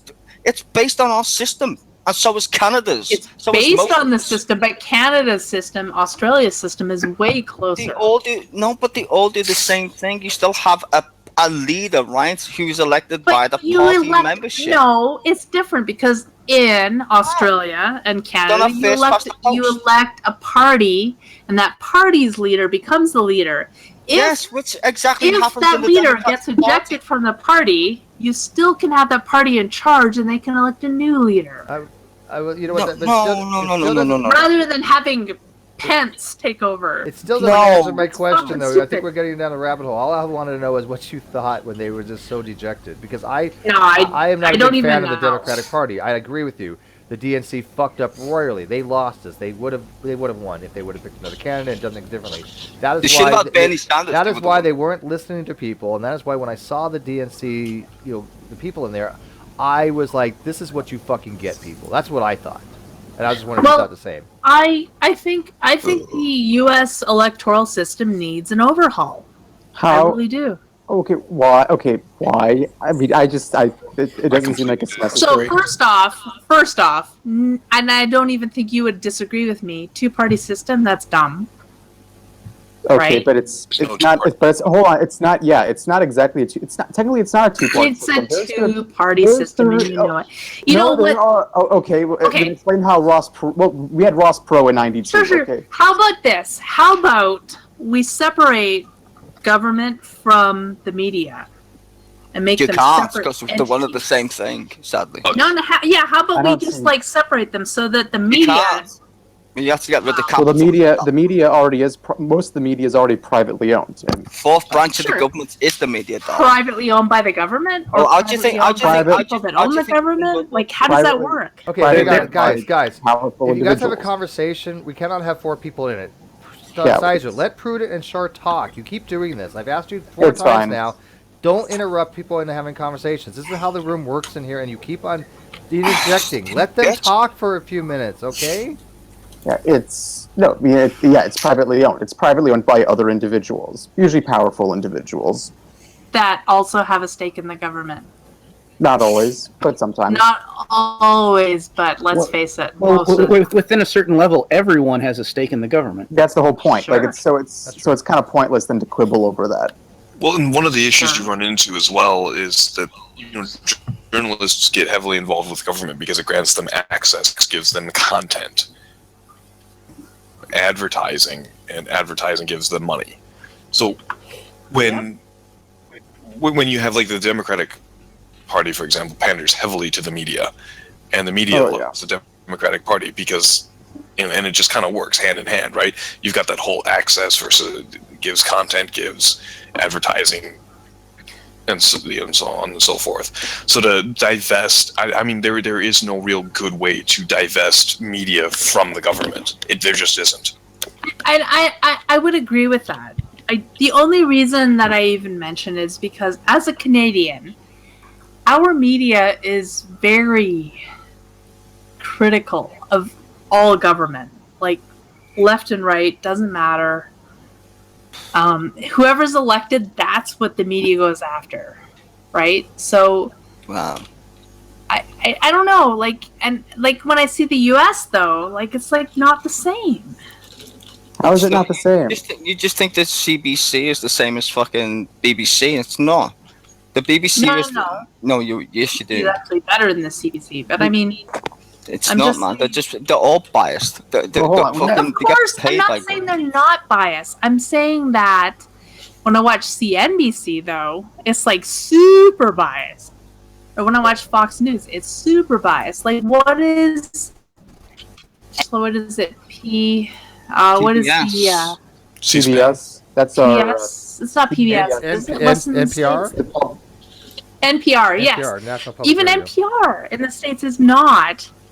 Yeah, it's not unbiased. Yeah, right? but you know, the worst kind of bias is the subtle version, though, because they're the ones that convince you the best. If you learn anything about propaganda, which you should do if you know your history, the subtle ones are the best ways. The over-the-top ones are kind of funny, but it's the subtle ones that do the best job.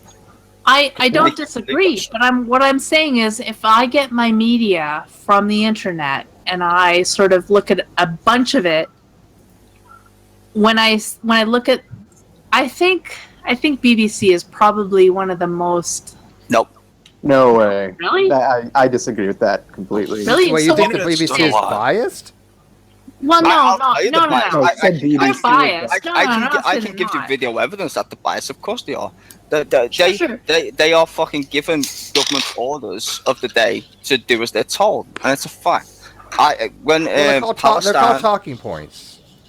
No, I just want to give an example. When Palestine was getting blown up, you could go and watch Fox News, MSNBC, Russia Today, Al Jazeera. They were all saying the actual name for the assault on the Palestinians at the point, and it was called Pillar of Cloud or some bollocks. Yep. The BBC had a completely different version.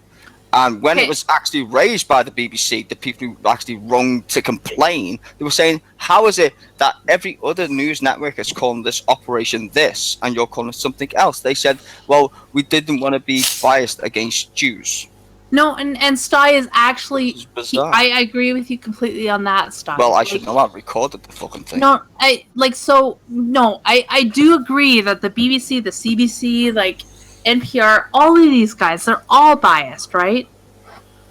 I'm only saying that on some topics. If I don't know where to go, BBC is a good place to start, right? And I'm not talking about the Middle East stuff because on that they are pretty biased. I would just say any government entity that tells you this is the way things are, I would say take a second look, basically. Of course. And not to be a conspiracy theorist or anything, just take a second look. That's all. Speaking of conspiracy theorists, Rose Patton has a hangout going on right now. Oh God! Oh boy! With a whopping 2 viewers. Well, that's actually probably her in another alternate reality. No, it's her and him because he's just found out about it. I'm not Is there a better? Where would you go, Sty? Well, I don't go. What I do is I observe news and then I try and formulate people's opinions or actual people and see what their opinion is. I'm just saying the BBC is probably on your list of observing. I would say the best. Well, all of them are actually. Well, actually, all news networks are. If you want to understand different propaganda, then you have to go to all of them. If you don't do that, then you don't see the propaganda. You have to go to Russia Today to see their propaganda, Al Jazeera to see theirs. They've all got a slight narrative, and you'll notice the narrative in the first paragraph of the sentences on most of the stories, actually. And I will agree, Russia Today plus BBC plus a bunch of others kind of gives you kind of an ones that are owned by the government. I mean, the ones that are publicly funded by the state. I think the most it doesn't matter. It's whether I mean, Rupert Murdoch owns Fox News, and how can you know what is owned by the government? We know. We know which. Well, if they're funded by taxpayer dollars, that's public knowledge. I mean, we know that. Sure, taxpayers' dollars is stupid though compared to the wealthy people's dollars. Like, how do we know who's owned by what? Yeah, well, you don't. I mean, if you look at the American media, there's only I think there's 3 companies or. I think it might be too soon that owns the entire government, sure, but like, how do you know what media Trump owns? Or there's ways to find out. Well, if it's a publicly traded corporation, then you can go through their financial statements and. If it's publicly traded, if it's straight up and up, then we're kind of left in the dark on a lot of the major details, which is concerning. I don't know. I'll say this. I was just going to say this. You're talking about the company. I think Sarah was bringing up Al Jazeera and Russia Today and all the other ones. I would say this, though. Maybe I'm just being a little biased here. I think the publicly owned American media companies like PBS and NPR, they're a little bit biased, but they're not as bad because if you look closely enough, they have called out the American government on some of their affairs. They do it more often than the Russian media would do to their own government. I'm not saying that's perfect every time. It just does it way more often than the Russians or the Qataris. Of course, if Al Jazeera calls out the wrong people, they could end up beheaded. Yeah. But they're owned by Qatar, if I'm not mistaken, right? Yeah. Which is funded by American money. And I believe Qatar just officially went full Sharia law. It's always I think all those countries are. They had before previously just gotten kind of halfway, pretending it wasn't. Now they're full on out about it. Oh wow! Well, but look, if you want to understand the news, just follow the money. That's what I mean. With anything in life, follow the money. Propaganda equals money. I mean, one of the most versatile things. I wouldn't say versatile. Shit, that's the wrong word. But one of the most successful or money-making things, even though it has gone down slightly, is advertisements, and that's propaganda at its best. You know, you remember like people used to get doctors to sell humans cigarettes. I mean, people forget this was a fact. They used to literally get you to go to a doctor, and cigarettes are good for you. These people paid for it. The oil industry does the exact same thing. I mean, these people want you to be brainwashed because that's called control. Think of the world if you could actually do what you wanted to do. It wouldn't be a very nice place, to be fair. So I understand that reason. but to literally understand psychosis in a human and then benefit from money, there's a big difference there. That's evil at its best, really. And Monsanto and all these other companies do it.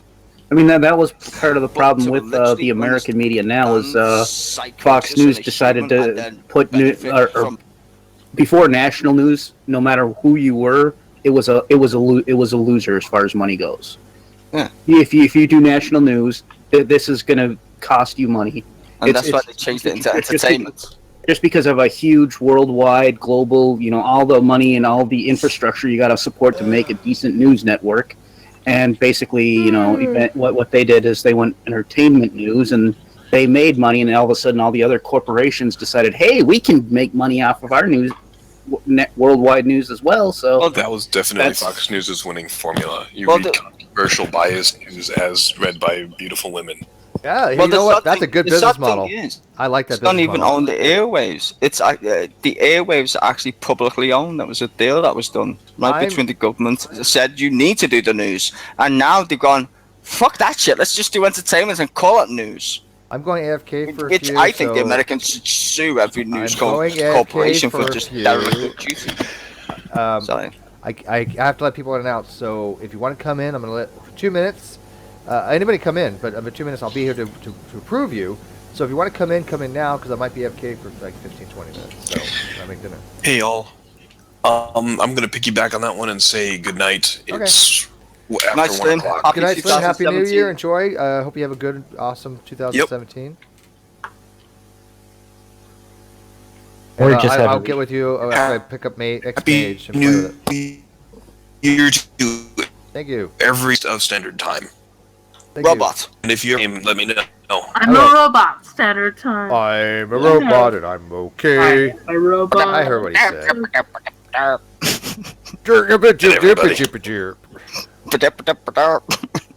But yeah, I'll get that X Mage and play that with him. That's fun. All right, come on in, people. The link is in the live feed. Oh, not the live feed. Sorry, it's in the lies. I can't put it in the live feed. It won't let me for some reason. It's in. Oh my god! It's New Year's Eve, but I'm way past my bedtime. I'm so goddamn tired. Shaw, add me on Twitter. It's so I've only got 45 minutes left to deal with in 2016. Yeah. These 45 minutes cannot go by quick enough. I was supposed to be in bed an hour ago. Yeah, you're supposed to be like in your drunk bed right now, Shar. I'm so drunk. It's not even funny. That's it. My favorite thing a woman's ever said. I'm so drunk. I love that. That should just be my line. It's like, you know what? Fuck 2016. Just bring on Trump. Last time I heard a woman say that, you said Trump. I had to get more drunk. I found I was going to be a father. Not too much longer after somebody said, "I'm so drunk." Yeah. I don't understand. Why can I not stream I don't have my email. Why can't I stream my feed on your channel? What's going on? What stream on your channel? I'm streaming mine. Look, I'm a happy guy with a knife. I know you're I know you are. How are you doing it? Because I can't stream mine. XSplit, man. You have to. Are you using XSplit to do that? Yeah, I know, but you have to redo the wheel cog thingy. You change your input from your camera to XSplit. Yeah, actually, he knows what. Yeah, I don't have XSplit anymore. I think mine's. Well, you can use OBS or Manicam even. You can do the same thing with Manicam. Sure. So you just download all these. So Manicam is only $20. What you're saying is, if I'm, I just have to spend a mere $20 to stream stuff you can do on XSplit. channel. OBS is free. Yeah, it's free. OBS so is free XSplit. I have XSplit, but it's not.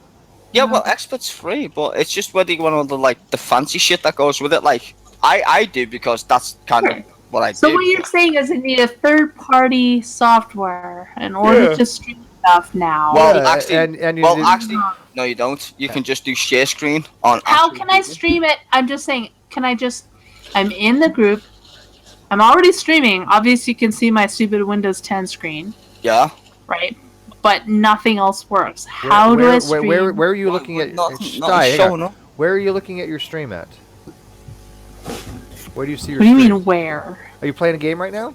I am screen sharing. Right. So what are you trying to show us? I can show you a screen or I can show you an application, but neither of them work. Yeah, because what are you sharing? Yeah, what are you sharing? Are you playing Minecraft. a game? Oh, Minecraft. Yeah, that's not gonna work because that's full screen. It's gonna fuck with your OpenGL settings. Oh, see, there you go. So it can't be done. Well, that's what you're saying. not in the way you're doing it. No. Not in the way I'm doing it. Okay. Oh, so you're playing Minecraft right now? I am playing Minecraft right now. Okay, and right now you see my Windows 10 stupid screen with my. Yeah, you have it full screened.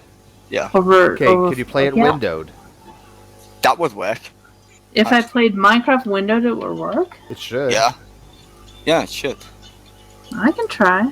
That's because it's fucking with your OpenGL settings. How old is OpenGL? Jesus Christ. Roll on Vulkan, please. Vulkan kill fucking DirectX. Yeah, there you go. Here we go. See, look, works fine. Now we can see it. Just put the resolution higher. And you. Depending. I don't know. And also, do you have your monitors set? Do you ever have more than one monitor and you want an extended desktop? 4 monitors. Yeah. I don't know. So you're running an extended desktop, and so what's happening is you probably have Minecraft playing on the extended part of the No, it's on the. It's my Minecraft is on the primary monitor. Is it on the primary? Yeah. Yeah, I think it's that. I think that's an OpenGL problem there because I get that with Jesus Christ, what game is it that I was playing the other day and it wouldn't work? In fact, I wasn't playing the game. I was actually designing a model in Maya, and it wouldn't. It would show them. It would show Maya. It literally just wouldn't show the actual OpenGL thing, which was. I just don't see a setting that works for this. Well, like I'm in my video settings now, right? Yeah, and you can see your video settings. Yeah. And see where it says full screen on the right hand side? Yeah. Second from the bottom. Okay, that's off. Right? You just turn it on. And then you go back to the windows. You just turn it on. Yeah. Turn the full screen off. Sure. It was off. Yeah, it was off. She turned it on. It was off. Right. How does that help you, though? Well, doesn't you she can need to see check that. Check the resolution then. Turn it off. Okay, now hit done. Okay. Now hit back to game. So now I have to play on this tiny, tiny little screen? Well, hey, you know what? Beggars can't make motherfucking choosers, right? There you go. No, you can change. No, she can change the resolution, though, can't you? You could change your resolution a little bit. It might be able to make it fuller. Yeah, maybe. Yeah, go on like 1024. What do you have your resolution set at? Like 50 million? It's like 1092. I have no idea. 4K. I mean, just lower your resolution to like 1024, and you should be able to be mostly full screen.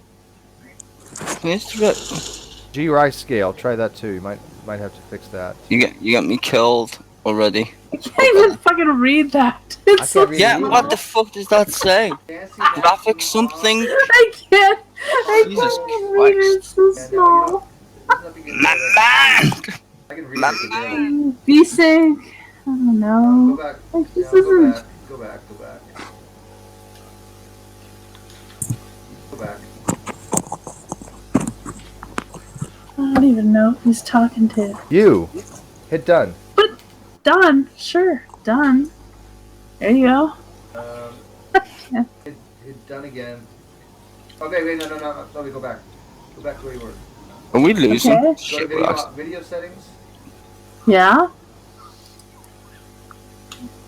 Jesus Christ, where the hell is your... I think you might, well, I guess you're going to have to like, play that for a little while. You can't make it that much bigger. The only other thing you can try to do is change your Windows setting, and you do that from your desktop. That's playing 652 for... Maybe. You have I'm to just saying this is like this tiny little window on my monitor. Right click your desktop and change your desktop to 1024. Display settings. Oh my god. Oh no. No, I can't do that. Well, okay, again, beggars wait, can't be choosers. Wait, can I do it 1024 on a different monitor? You could, and you probably could throw it off on the extended desktop. Try that, sure. Can I tell Minecraft to launch on a different monitor? Can I do that? Well, Minecraft it doesn't matter which one you launch at. What you would want to do is you just throw it to another monitor, and then you change that monitor to your primary monitor for a little while, and change it to 1024. I don't want to do. You should just. Do you have it set up or extended? You can just throw Minecraft to the right and go to another monitor. That's how I used to have mine. I don't know. My 3 monitors are all pretty equal. Yeah. I'm just saying. Well, why don't you just play a real game? That way you don't have to worry about it. It'll get XSplit. Oh God, I have XSplit. Then use it. Not that hard. All you gotta do is change your camera to XSplit, right? You know. I think it might be. I think the current subscription's expired, and you don't need a subscription to do what you need to do. Oh, but they don't. You realize we just basically ran everybody off. People are like, I am not drunk enough for this bullshit. I don't think anyone's here because they're all out doing shit because it's New Year's Eve. Yeah, I know. Nobody's even. There was like 4 people in the live feed at this point. Yeah. No, I get that. I mean, New Year's Eve is not supposed to be that busy of a hangout, but I was like, anybody got no place else to go? I'll leave a room open. Fuck it, whatever. I don't think honestly, I'm not gonna make it to midnight. I have places to go. I just don't want to go. Year, so I'm here. Yeah, Happy New Year's. Well, I was only really concerned about waiting till at least the dumb fuck of the year was done. That was my New Year. At 9 o'clock tonight, my time, which is midnight Eastern, that's when Ronnie officially won. So I'm happy. So now it's just way too fucking cold here to do so anything. I don't want to go outside. Yeah, I'm not. Well, it's colder where you are, but it's wet and raining and miserable out here. I went to the store the other day with a friend. Yeah, this rainy. If it's rainy, it's not so cold. This is just like the one holiday or whatever that my family just does not really do anything special for. Because shoot, I was able to visit them for Christmas and stuff, but nothing's going on New Year's apparently. So here I am. Yeah, my mother-in-law is going to be here tomorrow at noon, so that's fun. Yeah. I kind of want to go play Magic now. Magic the Gathering? I didn't like that game. It's dumb. It's fun. I have to agree with Shar on that one. It's dumb. Kids. Sorry. I'm sorry, it's just dumb. Just why? You're hurting my soul. This is how puppies die. Because things are dumb? Puppies die because things are dumb. People don't like magic and things like that. Oh. Well, I love you'd get along with like real thing, so therefore really like that game. I don't. They try to get me into it. It's not like I haven't tried. It's so funny that once I started threatening people to kill puppies and pull the wings off angels, Ronnie's votes went up dramatically. So you must be a lot of angel and puppy lovers. I think Reds. Oh, after he made the announcement, I was like watching that tick. It was like tick, tick, tick, tick, tick, tick, tick, tick. Everybody was just like, yeah. Yeah, I think a lot of people listened to him. They did. Like, honestly, I didn't want Slick to win. I didn't ever think Slick had a chance of winning. I wanted him to do better. I kind of wanted I don't him think to he's win. a dumb fuck. He's just a dumb fuck. But He's like a a minor fuck. dumb fuck, He's a right? fuck. He's a fuck. He might not have so much of the dumb, but he has a lot of the fucks. But he's so just a minor dumb balances. fuck. We're looking for the big dogs, right? Yeah, Yeah, but I next mean, year, he's kind of a big dog as far as business goes. He has his own website and everything. No, It would have been interesting. no, that's not what I mean. I mean a big dog as far as dumb fuckery. He's not that dumb fuck. I mean, he's dumb fuck, but he's a minor dumb fuck. I just like going after. I just find if you're gonna go after somebody on the bigger scale. Actually, doesn't do that much stuff. somebody that's making money off I mean, of it. come on. I mean, somebody that- outside of this community, True Pearson's like a nobody. But he's the biggest dumb fuck. Yeah, That's what they awards like for. has like a ministry and everything. That's kind of like why I would like him to win, if anybody. But he doesn't Yeah, do that much dumb nobody fuck. thinks he's somebody. But he's not a dumb guy. He doesn't say. Yes, he sucks it when it comes to logic. You know, he thinks he's good at. But I mean, at least he has some education. Now he is. I think he is a young Earth creationist the way he's been talking recently. So he is a dumb fuck, but he wouldn't say nearly the amount of stupid shit that Ronnie does. Come on, let's be realistic. Wait, guys. so someone can't be smart and be a young Earth creationist, or at least a creationist, like old Earth? Well, they can, sure, but I mean, Yeah. the reality is, the people that are young Earth creationists tend to say dumber things, right? I don't know. I'm When it just comes to kind of. young Earth, I don't know, because I mean, I'd still consider my father a pretty smart guy, and he's old Earth creationist. So. I got no problem with old Earth creationists. Yeah. All right, it's kind of do. I would. Old Earth creation has a few problems too. It's not. Theistic evolutionists makes more sense if you can be a theist, but whatever. It's minor. It But does, but I mean, old Earth creation, they kind of do have some points. At least they're not admitting that the Earth is like way younger than, you know. Yeah, We're not but saying that kind of stuff. they just posit that God is literally like sitting there going, okay, I'm going to make this happen and this happen and this happen. If you do a reductum ad absurdum, you're basically saying God is controlling everything to the point you have no free will or destiny is the only. I mean, everything's predetermined, not destiny, but everything's predetermined. And I don't know if I could follow that. That's more predeterminism. That's not It is. old Earth creation. That's not old Earth. Okay. Well, Yeah, yeah, no, actually, it that's kind of is. predeterminism. Old Earth believes that God is tweaking things, continually tweaking things to make things end up 4 billion years later to humans. But that's not necessarily determinism. That's not. She's right. That's not necessarily old Earth. No. Because old Earth, just all that really means is that you just believe that the Earth is old and that things didn't happen in 6 days. I just talked. I just talked to theology world. In theology world, determinism is different depending on the theology, right? No, I'm not using the philosophical set. When I say old Earth, it's like we can get past the barrier that it didn't happen in 6 literal days. Sure. However, when it comes to that, we don't make any claim on determinism or whether this was all like premeditated and you have no free will. We don't make any. That's not what I mean when I say old Earth, anyways. Mm-hmm. I just mean he literally believes that it was not an old Earth. I mean, there's evidence for it and everything. It was not. It was an old Earth. Earth. Sorry. Okay, okay. Sorry. Old. Well, like I said, old Earth is just the models that I've seen for the old Earth. This is God is a lot more hands-on. In theistic evolution, it's almost like, you know what? 4 billion years later could have been whatever it was that existed 4 billion years. That's what God was going to be his favorite or something. You know, I don't know. Well, I mean, my position is still it happened to an extent. So, okay, I'm kind of a mixture between the two.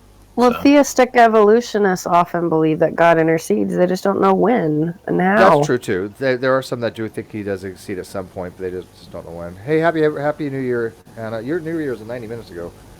We're still working on ours, but I don't think I'm going to make it. I don't know if I can stay awake another 9 minutes. I fell asleep in Side Strike's hangout last night. I've never fallen asleep in a hangout in my life. But I gave him a heads up that if I go quiet for some period of time, I'm probably asleep. And I did those out. Floyd, by the way, is right, though. If you want to convince a young Earth creationism, instead of doing it in huge, big swoops, the chunk to work on is the age of the Earth. That's the first one. Yeah. I couldn't agree with him more. I've said that same exact thing. But why can't you just say God made it that way? What do you mean? I think you can. Old or young, doesn't matter. Why can't you just say God did it that way? Why can't you just say that for everything? You could, but that doesn't tell you anything. Well, it doesn't tell you anything, but it would work. No music, no music, right? no music, no music, no music, no music, no music, no music, no music. Who might have to mute here? It's not me. It's not me. There's no music going on here. I gotta mute everybody, so I don't know who it is. It's not me. Yeah, Prudent, I think it's you. It's not me. I have no music. Yeah, it's Prudent. I still don't have my game streaming, but whatever. Yeah, no, he was playing. It sounded like Jamaican. No. Music. But no, I'm just saying that. I lost my train of thought. Oh yeah, the people that say, "Oh well, maybe God has made the Earth look old." That's the dumbest fucking argument I've ever heard. Look at if God did it, it's the smartest argument ever. No, actually, that kind of I will tell you why. If God made the Earth look old, then to us it's old. Period. That's it. Yeah. So the argument that there's no problem there. Right, but the young Earth creationists sit there and they deny reality by saying God made the Earth look old, but the Earth is actually 6,000 years old. There's a contradiction there. Sure. Because so to us, their contradiction is simply to say that it looks that way, but it isn't. You don't. Yeah, there's no contradiction there. There's no contradiction if you're saying that. Yeah. If it looks that way, but it actually isn't. There's no contradiction. Guys, we have breaking news real quick. I have to break in and say that Lou has just announced that he's going to have sex. Now, I don't know why he's announcing it to us, because I find that very doubtful if he's doing that in live chat, but I just wanted to interrupt. It's not with me, though, right? So I don't think so. Well, you're pretty drunk right now, so it's possible. No, it's not with me. No, okay, it's well then I don't. When I hear, I'm so I don't drunk. care. Yeah. Lou, you're not having drunk, sex. But I'm pretty sure no one's trying to have sex with me at the moment. Where's your husband? He's upstairs. Well, there you go. Go. 3D files for his printer. Yeah. Hey, so Lou, you're not trying to have sex with me because that's the only thing I'm concerned about. Because that could be that won't end well. I'm just telling you now, it just won't. If someone wanted to have sex with me, it might end well. I can't guarantee. Don't know. So for a good time, call Char. How bad? Yeah. How bad could it be? Well, yeah. Oh, anyways, I don't know. I'll continue this conversation another time. I'm fading fast. I mean, I see your point that it's not a contradiction in that ways, but it's a reality contradiction. It's like, wait a minute, if it's last Tuesdayism or last Wednesdayism, it's like there is no contradiction though if you say magic, right? Like I know they hate It's a cop out, but it's not a contradiction. I know they hate the word magic, but if you just say supernatural, this happened, done. It doesn't matter what you say. Fair enough. Okay, I was in the contradiction. I was in the contradiction. Is because I can look at it this way. A painting might look old, but it might have actually been painted yesterday, right? But it looks old because the painter made it look old.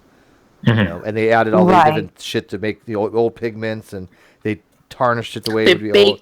Right, baked it. Right. I can get that argument, but the problem with that argument, okay, so wouldn't it be a contradiction? I'll agree with you, but we have no way to determine either way, right? And so exactly. So why would they posit? Though. But I could deposit it was a 6 seconds ago either. It doesn't do any good, right? So to have that kind of argument, yes, I agree with you. It's consistent, I guess, but it's still a dumb fucking argument. Yeah, I'm not disagreeing. I'm not disagreeing that the argument is like pretty weak, but it's still a pretty valid argument, though. It's just a very weak one. So, Steve, when it comes to endogenous retroviruses, right, in terms of how they prove common descent, when you look at endogenous retroviruses, in terms of common descent, there's only two explanations for them. One, evolution, as we know it, right, in terms of, like, common descent from a bacterial, like, way back, doesn't matter. It's irrelevant. Or two, God put them there in a way such that we would think common descent happened. Yeah.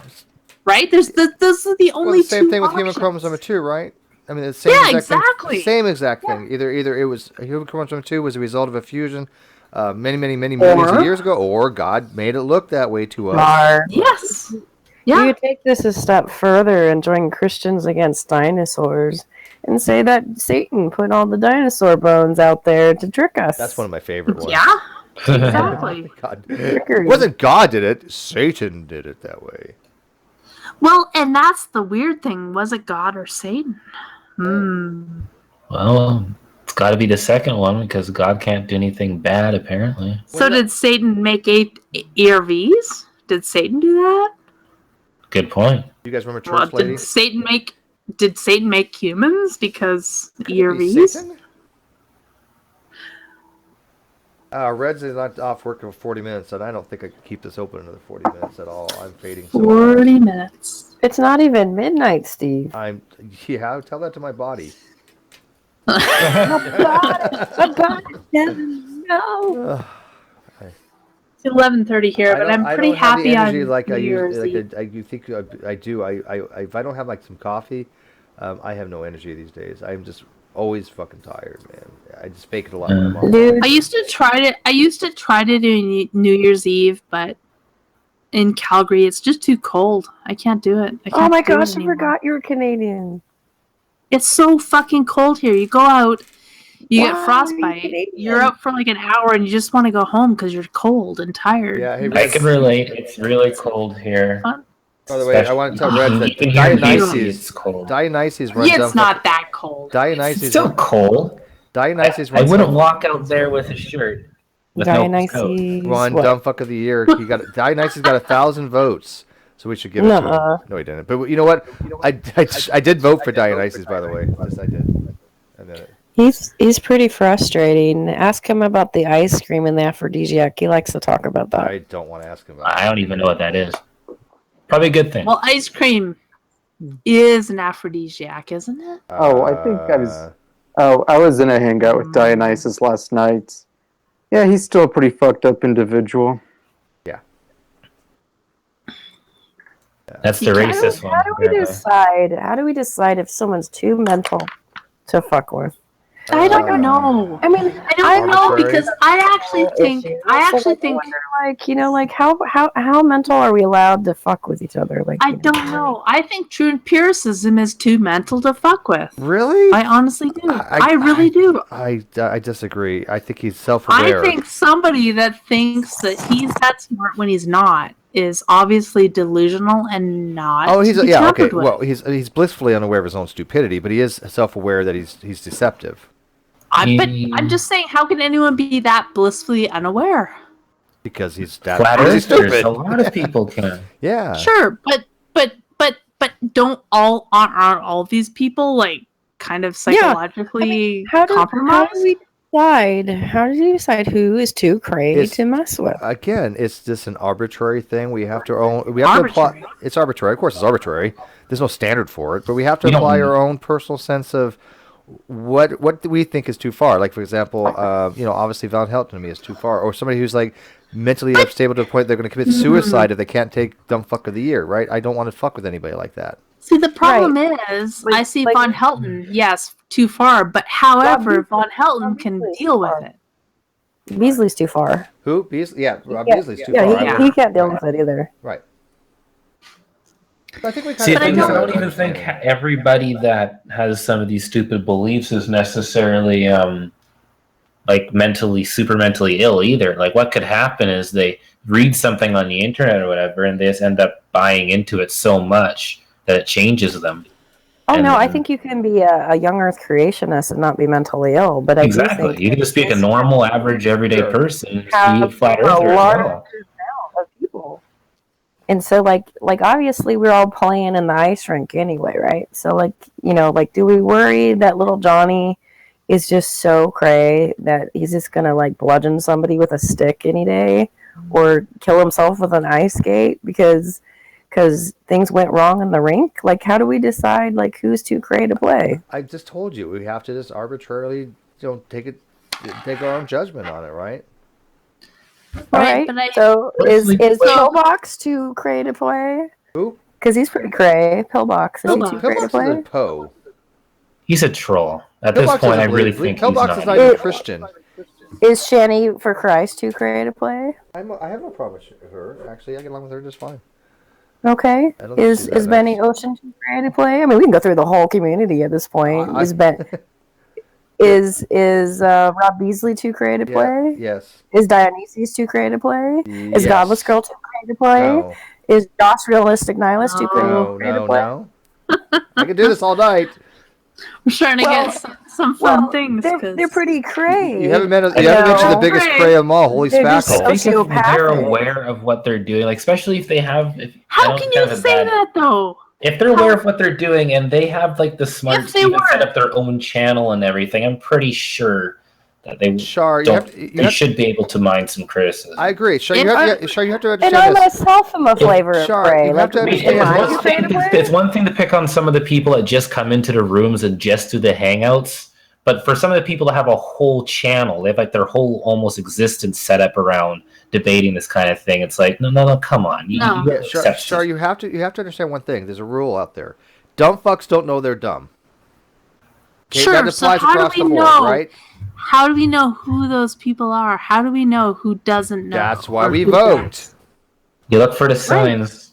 Right. Sure, and we guess, and I agree. I think we've done a decent job of guessing, but no system's perfect.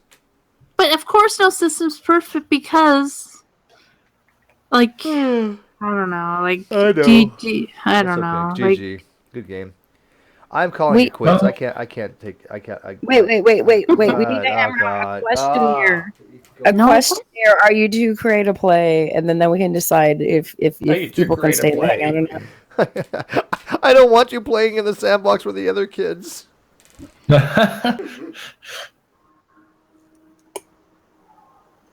Do you eat cat poop? No, I don't eat cat poop. I'll tell you what. We'll all come up with something. We'll put it in the list of 10 things. Of what if you meet these criteria, you're too cray to play. Yeah, I like Do that you one. think you are God or the most enlightened person in this Do you believe you're a world? holy messiah figure of any kind from any religion? How do I answer these? Do you teach young men how to masturbate when they're under? Do I answer them vocally or should I put them in side chat? Do you laugh Do you about want, ripping? wait, do you want to answer? Oh my gosh, it's still going. Wait, there's an actual answer to that you teach guys how to masturbate? What's sad is I'm actually thinking of members in this community. Have you ripped apart a kitten live and laughed about it? She's still going, and I can't even. This keep up. godless girl. That's one of her stories. Rob Beasley, have you taught a young man how to masturbate publicly in a live hangout before? No, I mean, do you have to teach a man how to masturbate? I don't think I could do that very well. I don't think I would be the can best. hammer out a list of are you too crazy to play? This is so complicated. Do you miss the good old days when you could get a woman drunk and get her laid and maybe slip an aphrodisiac in her ice cream? Would you consider that too crazy to play? That sounds okay to me, except for the fact that I'm a female. That sounds like a Saturday night. What the fuck's happening? This is not good. Wow. I don't know how to answer. I have no way to answer these either. Well, again, there's different even degrees of too crazy to play. I mean, I did. Oh, here's another too crazy to play. One time we were talking and we were arguing and we were arguing Calvinism versus Arminianism. And then the person said, if you guys don't stop it, I'm going to kill myself. And we're like, oh, crap. To play. Well, then whatever. But see, I do think My answer to that is whatever won't kill yourself is my answer. But we do know some of these people have psychological issues. I mean, they as Danica points out, they do have a type of psychosis, or they do have a type of schizophrenia, or they do have a type of paranoid delusions. I will tell you honestly that I have everybody that does these hangouts has to have some sort of thing wrong with them because normal people don't do this. Amen, brother. I have YouTube We're all good. I have YouTube subscriptions only because I think the person that I'm subscribed to might kill themselves if I don't. I seriously have those. Seriously? I couldn't imagine like that. I seriously have those. You subscribe to people just so they... I am subscribed to people that I won't unsubscribe because I think that if I did, it might actually contribute to their suicide. What if when you pass away? I don't care about me. Yeah, I don't think if What do you mean? I don't think if you unsubbed to me, I'd be that depressed. You know. Everybody. No, there are people. I have a couple subs. I legitimately have a couple subs that I think I can't unsub because I'm worried about them. How many hate subs do you have? What are hate subs? I mean, when I saw that Char unsubbed me, I did go into despair and I did say to her, I unsubbed you? Yeah. Did I? Yeah, what a dick. What a douche. I went through all my subs. Actually, the last time. No, real talk though. The last time I went live, I lost like 8 subs just from going live. Yeah, I remember you said that too. But you know actually making content. It's better to unsubscribe to the channel. Char, you don't know what hate subs are? No, I don't. Hate subs. Okay, let's say like G-Man's channel. He has 7,000 subs and probably 6,000 half of them are hate subs. Can't stand his channel, and so they hate listening to his shit. But the only reason they do is because they do so for the lulz. Those are hate subs, and he knows it. Yeah. But the thing is, I mean, you're still contributing to his sub count. I find that kind of interesting. It's like you're kind of helping the dude. If you don't, I'm sub to people I don't like. There's subs that I don't like. Just favor him in your browser if you have to see what he says every day. You have to be really bad for me not to sub you. You have to be like a race realist or something and be like, oh, I'm not subbing you, you bastard. Oh, I thought it was special that you subbed to me. Fuck, now I'm one of the many. God, you're really making me depressed here. Thank God it's the new year. I can be happy. Dude, Steve, I have to tell you, you did really whore yourself out. I'm just saying. I think half of my subs I really hate. half of my subs I really dislike. I have to say that. Half of your subs you really dislike. Wow. I'm sorry. Half. I don't know if I'm. I don't know if I'm sub to you actually. Then don't sub to them. I Do you have don't like low Am I sub to you? self-esteem? I don't know. Do you like a masochist and you just like I'm gonna go find all the crappiest channels I could ever find and I'm gonna sub to them all because I want to make myself I mean, feel that's better why with she myself? shows up in my live chat sometimes. I got nothing. Like, so. You hate yourself is what it is. No. Sometimes Char shows up in my live chat. She's just like, well, I have some interesting things, but they're related to 3D printing and. Yeah, that's actually CNC good. It's a different machines thing. and- Yeah. I have a new crazy question. Do you have a video teaching us how to make a gun 3D printer? Well, there's a lot yet. on YouTube for that. I think you can get that on YouTube. I mean, I could, yes, if you wanted me to repost them, I could, but no, just go on YouTube. Yeah, Nerdgasm pretty much already covered that. Yeah, Right. just do it. The crazy thing is, my husband wanted to print change gears for his current lathe, his metal lathe. They already existed for his current lathe. He just had to download and print them. I love it. I love this shit. Hey, by the way, Blue, So it much was a fun. worthy effort, my friend. I appreciate the competition. I will take your. I don't want to hear it. I'll take your concession speech with no. with you know. I'm not going to rub it in. You played a good game. You played a good game. All hail! We know all hail! We know what Ronnie. Red did. We know what Red did. Yeah, I so know what he you did. know, it's all right. All hail the winner! But I tell you what. Next year it's probably going to come down to Darwin's and Vaughn. So we'll see what happens next year, right? Or maybe someone new will enter the community. Get some new blood in there. Can we go solicit dumb fucks? Hey, can I act like a retard this whole year and like? Hey, then you can win. Then you win. Perfect. And you'd be like at the very end, I'm not really dumb. Let me try this. Let me try. Hey, Steve. The Earth is flat, and really everyone.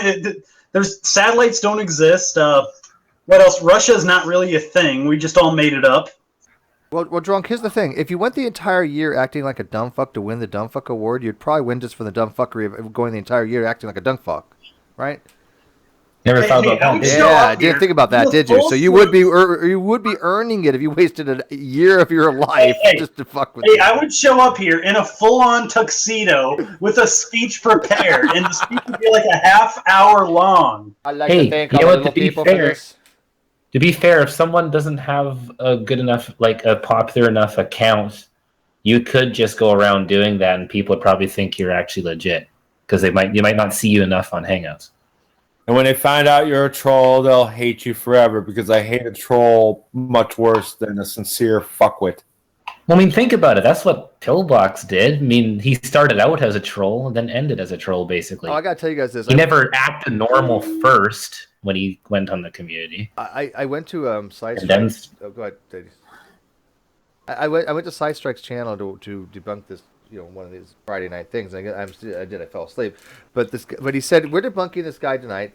We're debunking this flat Earth asshole, and I thought it was a generic statement. I didn't realize that it was actually the guy's fucking name. He named himself Flat Earth Asshole. I'm not lying. That's his fucking name. Because I was just like, okay, we're debunking another Flat Earth Asshole. Generic. Nope. That's what the guy goes by. I'm like, wow. Yeah. Truth in advertising.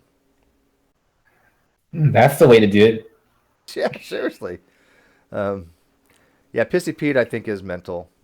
I think if you're drinking your own piss or something seriously wrong with you. Who's Pissy? What is that? Pete Shea. So that guy, would you say he's off limits? Yeah. Damn bloodthirsty, Char. Oh, well, I'm Yeah. just saying. Well, no. How do you draw a line? Okay, here. You know what? I will say this for drawing a line. I don't really give a fuck about their mental conditions unless they're suicidal, homicidal, pedophilia, anything along those lines. That ain't no fuck. A danger to themselves or others. Yeah, I don't want somebody to go out okay. to do anything to harm themselves, harm a kid, or their family. I don't. That's where I draw the line. Now, if they're just like a little bit of sociopath where they don't have empathy with anybody else. Yeah, fuck a little bit of a sociopath. If you drink your piss every so often, who am I to judge you, right? Sure, but I just feel like, how can you decide how that plays out? Again, how can you decide how that affects other people? I think you're reading too much into it. I don't know. I mean, I don't know where the line is. There are people that are bipolar, and there are people that are like. And then there's other people that say they want to fight you with knives. Oh, hi, Blue. Look, I'm just saying, sure, Dumb Fuck of the Year is fun and it's hilarious and I love it. I caught that. It's all fun and games. So somebody loses an eye. I don't know. I mean, if you're in the Hangouts doing your thing, I mean, you've already put yourself out there in the public forum, and then whatever the public does to you, they're going to do. Yes, right. I mean, so sure, it's kind of sad if you have a condition and everything, but I mean, you're the one going out there to do this in the first place. Yeah, I mean, exactly. It's one thing to pick on a channel that's just kind of doing its own thing and not really trying to bug other people. But if you're one of those channels that starts to make responses to other people and calling them idiots, and then doing hangouts, trying to spread whatever you're trying to spread, then Bingo. some sort of fair game. Yeah, you are fair game. I mean, look at like Bionic Dance. She's fucking whacked in the head. Yet she was she was persecuted by Tosh 2.0, right? I mean, she had a web redemption because there are she's crazy. There are things that I cannot unsee that have been shown. I heard that was pretty disturbing. I know what you're referring to. Steve. Speaking of Bionic Dance, yeah. You know the history of negation of P and Dramagate? I know a little bit about it. I know he's not happy about it, but I don't know the details. But if you want to tell me, I didn't really want to ask him too much about it because I'm kind of aware a little bit, but not to the details that I didn't want to ask him about it because I know he's very touchy with him. He's not. Oh, he's touchy about it. Well, so am I. Yeah. So what happened with Dramagate? Long story short, Bionic Dance, Negation of P, Dark Matter, Atheism TV, Texas Canadian, and Meridian Frost all conspired to lie to everybody in the Great Debate community. They pretended they were angry at each other and they were fighting, and then they had a big reveal. Ha ha ha, we were all just pulling your leg. And the reason we were pulling your leg is because, well, according to them, is you talk too much about drama. See, look how many more views all this stuff got than our usual stuff gets because it was drama. You people do too much drama. Yeah, I mean, there's whole YouTube channels around. Yeah, drama's interesting. Hang on, I go let Blue finish because I knew there was something along those lines, but go ahead. Go ahead. I mean, I asked Bionic Dance, I said, listen, is this some kind of trick or hoax or gag or something, you can tell me, I won't tell me. No, this is for real. And there's lots of lying and lying and lying and lying. And when it all was revealed and the community revoked as one against them for their dumb ass fuckery, Negation of P, Live Life 8072, who was also involved, and Texas Canadian, they all said, listen, we're leaving YouTube. We're just leaving YouTube. We're done it. The passion's gone. They skulked away. And 3 or 4 months later, they quietly crept back in. Now, this isn't Syria. This isn't hurting somebody. I understand that. But either we value truth here or we do not. And one thing I don't do is ever lie to the people who watch my video. And I know he regrets. I mean, like I said, he regrets the whole thing. I mean, I understand the point of what they were trying to do, right? I mean, as Anna points out, they're trying to point out that people do like the drama, and by creating drama, they can get more people watching. I get that. But I think that's something that doesn't need to be proved. We know that happens. Right. I get that. And it was hardly a science experiment. There was no control group or any shit like that. And how would you even do that? If I want to start drama, you could ask Negation to P. The reason they did that, I mean, they don't want to talk about it now, but it was a sub-increasing expedition. Yeah, I'm saying because if you're for at least negation and, if you're going to do a drama experiment, how would you even have a control group with something like YouTube? No, it's very unofficial. But I mean, yeah. I look at it this way. I'm going to announce something that I've been holding off announcing, but because I don't want people to think that we're going to get subs from it. But it will get subs. But I want people to know before going to the new year that Rez Reg and I have had a sexual relationship going on for years now. Okay, all right. It's I love him with all my heart, and he's been cheating on me. I think lately, and it's kind of been disturbing to me. You shouldn't talk. I knew you were I can't go on. I knew it. I can't do this. I knew that Red would totally top you.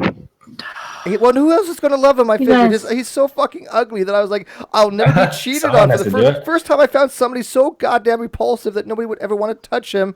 Find out, nope, there's somebody else that can stand his hideousness. No, as long as you're facing the other way, it wouldn't really matter what he I looks usually like. was. I usually was. As long as you're always wearing a mask. Yeah, no, I was usually the bottom.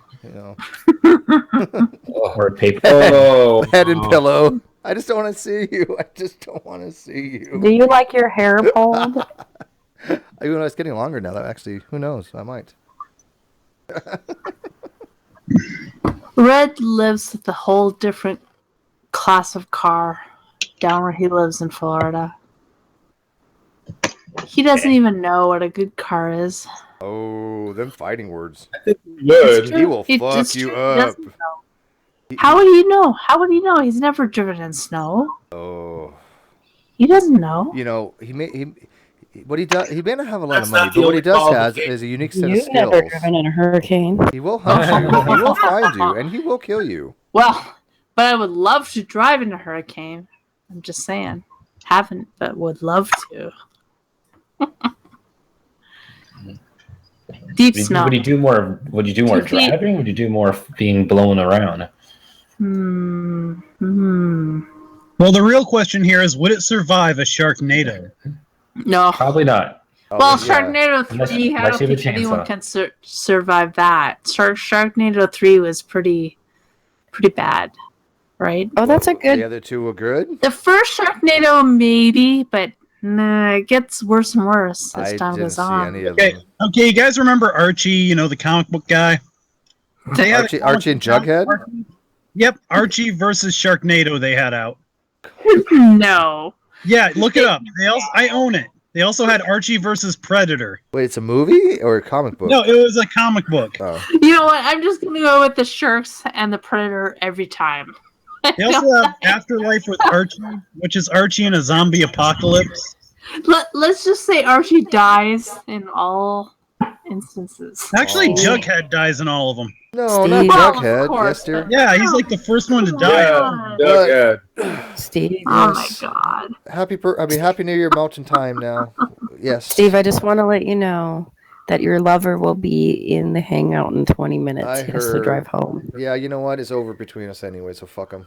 What if you shaved your beard? I bet if you shaved your beard, He'd love me again. he'd come back. Yeah, probably. Mhm. Shave? Yeah. I got a smooth ass. It's like a baby's bum. This is perfect. Steve has that whole ecosystem going in there. If he shaves it off, people will die. Millions of wildlife will be displaced. It might be evolving. Did Lyrical shave that? Oh, I didn't have this. You'll be able to show evolution. Shaven. Shave everything. Species will die. It's not fair. It's just not fair. Before to get a chance to evolve, so you can show the creationists. Well, no, wait. You could put that into a petri dish and allow it to live afterwards. I have a little. You have a petri to wait a million dish years. in it, maybe, or something like that, Steve. What's that? You can put your It's your not beard. that long yet. Well, no, but It's you only can put been it 5 into months, something, if that. right? Like some kind of ecosystem. Just let it grow more. Well, we'll wait for it to be it's called a yeared. 1 year. The yeared. It's to be in August. I think.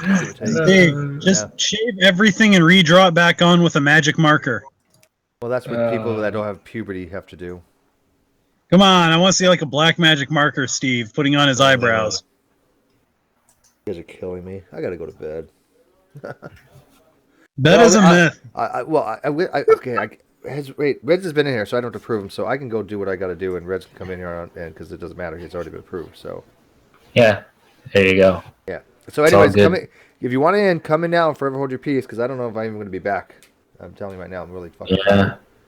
I may be back at midnight, just at my time, an hour, just to say Happy New Year. But so now, come in. You got 5 minutes to come in, or forever hold your peace. Dude, just fall asleep. Set an alarm at 12, then you can wake up for New Year's. And go back to sleep. I might do that. He's gonna pass out in his tub after a whole bottle of cognac. No, it's Thunderbird. Thunderbird, man, that shit is the bomb. No, it's. I like that Merlot Thunderbird. Oh, I can't. Thunderbird is the most god awful rocket crap I've ever tried in my life. It's I like bad. tequila. I like tequila if it's good tequila. The highest top shelf tequila, not too bad. But that lower rocket crap, it's nasty. Just the aftertaste is horrible. I always get tequila because my buddy goes to the bar with me and he can't stand it. So it's always funny to see him about throw up. I love good tequila. It sounds like right now you're thinking about any drink, Char. What are you That's not true. What are you drinking? High-end vodka. Nice. That's Blue Ribbon. Not wow. Patron.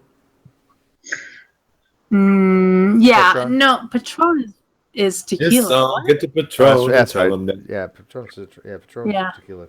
Patron, there's cheap Patron, but there's midline, and then there's good Patron. But I'm drinking vodka. That's a totally different drink.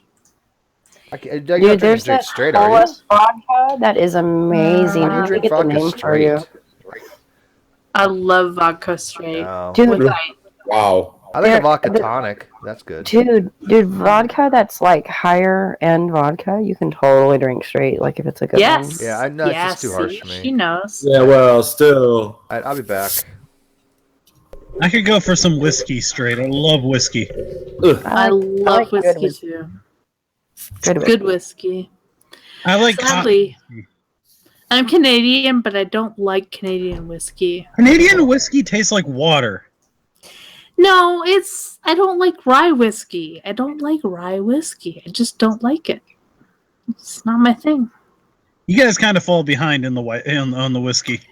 No, there's some really good rye whiskeys in Canada. I think if you're into that, oh my god, they're so good, but I just don't like them. It's personal taste. Now that Steve is drowning himself in the tub, what's everyone else doing? I don't know. It's after midnight here. It's 2:00 here. I still need another hour for it to be midnight here. Wait, it's not midnight yet. What the hell are you doing in here? I'm on Pacific time. It's not my fault. No, go have fun. Do Pacific time stuff. I'm like what? Like what? In Canada, that means going to a very cold. Yeah, here it's all snowing and stuff. I don't want to go outside. There's no parking available, and then you get there, and everyone's cold, and they're like, "Yay!" and then they go home. Well, you got that right. What do you mean? I was partying all night, and then I came home around 1:00, and I'm like, "Okay, done." Well, yeah, because you probably live in a place that isn't fucking cold. I live in Ohio. It's freezing as shit here. It's not that cold there. Come on. We live right next to you. You live right next to Alberta? No, you don't. Canada. No. And then the world's largest. Because Canada is the same as Ohio. West to east, same thing. Us all Ohio. It's freezing here. We have freezing rain. You have no idea. We have freezing rain. Yeah. Do you know what minus 20 Celsius is? Uh-huh. Do you? What is that in Fahrenheit? Do you know? How the fuck should I know? Number one, I'm drunk. I can't do math right now. Number two, we don't use that here. So why the fuck do I know that? Can't do math now, like simple math or long division or any math. I'm drunk as shit. Dude, I've drank so much. 2 + 2? Dude, I drank so much tonight. I don't think you understand. 2 + 2 = foo, huh? No. How about I put it this way? If I'm not able to operate a bicycle, just a bicycle, I don't think I can do math. Okay. Good call. Yeah. All right, so it's like -4 Fahrenheit here. Shit, that wouldn't stop us on New Year's. Well, it doesn't really stop us either, except it stops me because I've done it too many times in my life to care anymore. I just don't care. Shit, like 2 years ago, it was like -10 outside. We walked Sure. How old are you now? Too many times. We walked over to the Mexican canteen. No, I don't believe you. I don't believe you. 40? Yeah, I'm in my 40s, early 40s. I don't believe you. Yeah. Why? You don't believe me? What?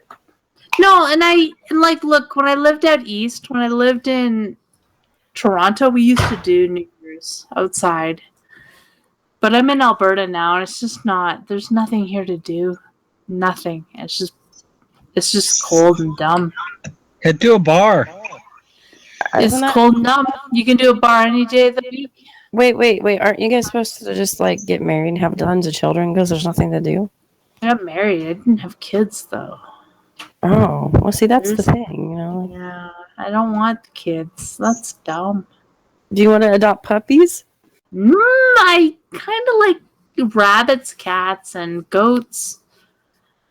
Maybe, but not puppies, not kids. Baby goats are cute. I like goats a lot. I would not recommend goats. Why? Have you had goats?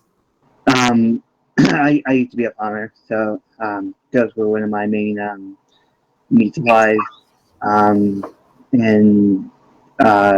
they are pretty hostile to people. You just described my cat.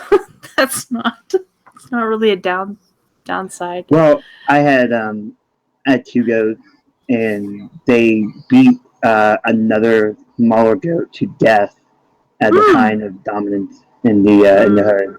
So they're not very cute and fuzzy. They will I'm kill pretty each sure other. cats would do the same thing. Yeah, probably. Probably. But that's why I have like cockroaches and stuff as pets, not animals. I kind of have this idea of having a goat. Cockroaches are gross. Goat lawn business where the goats go and they eat the lawns. Well, I sit on a lawn chair and read a book, and then when the goats are done, I just move them to a new lawn, and they eat more lawn, and I just read more books. What do you do with the poop then? That's all. That's compost. It just goes there. Just leave it. It's fertilizer. It's fine. Shar, when you were a child in Canada, did they teach you the story of the 3 goats? No. No? That's not a biblical story, is it? That the one where they go over the bridge? Yes. I'm in America, and they taught us that. Yes. I've never heard that one. Rough. That's what his name is. I like barely remember it. I barely remember it too, but it went something like this. Once upon a time, there were 3 goats. And there was like a big goat, and he was the oldest. He was real bossy. And there was a medium-sized goat, and he's just like, meh.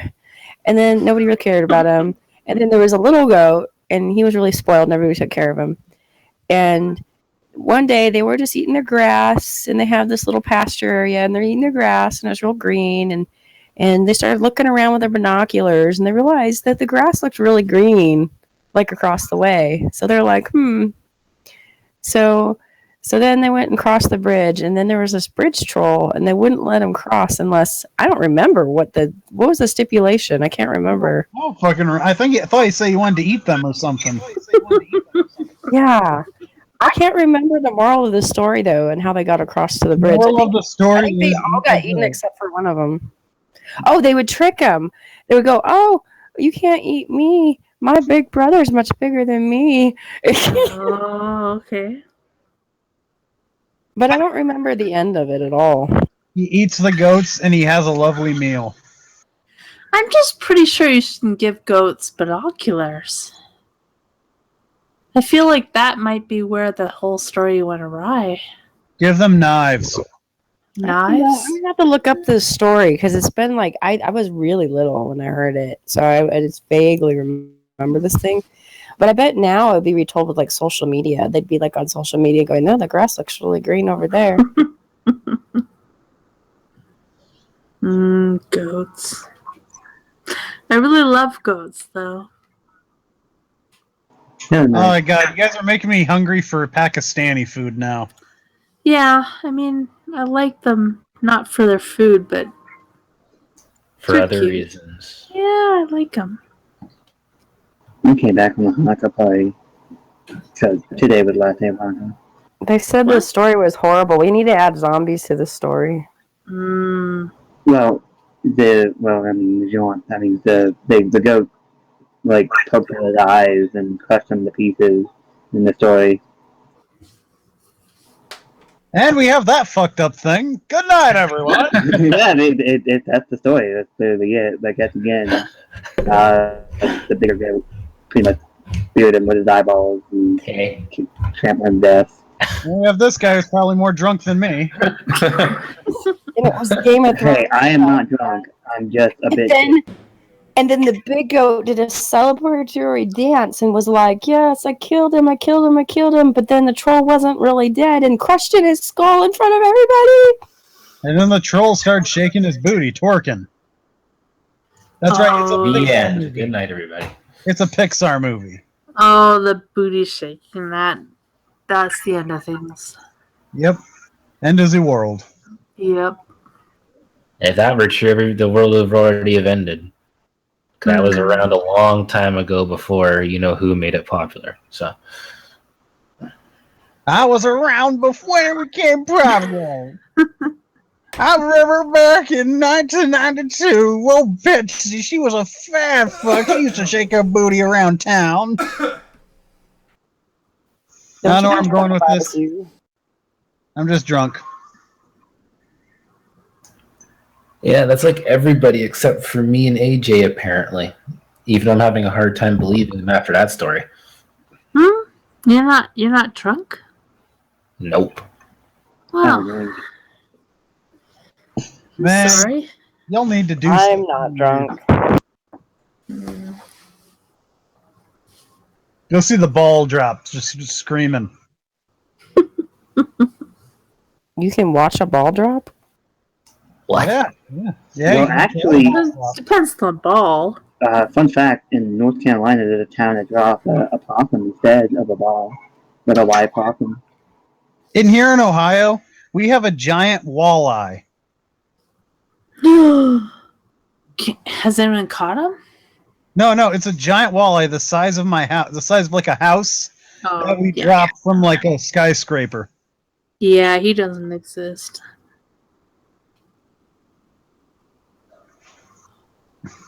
It's like made of wood and shit, and the funny thing is, like the rest of the year, they just have it like on like the bed of a giant truck that just sitting out there in the middle of like the city parking lot.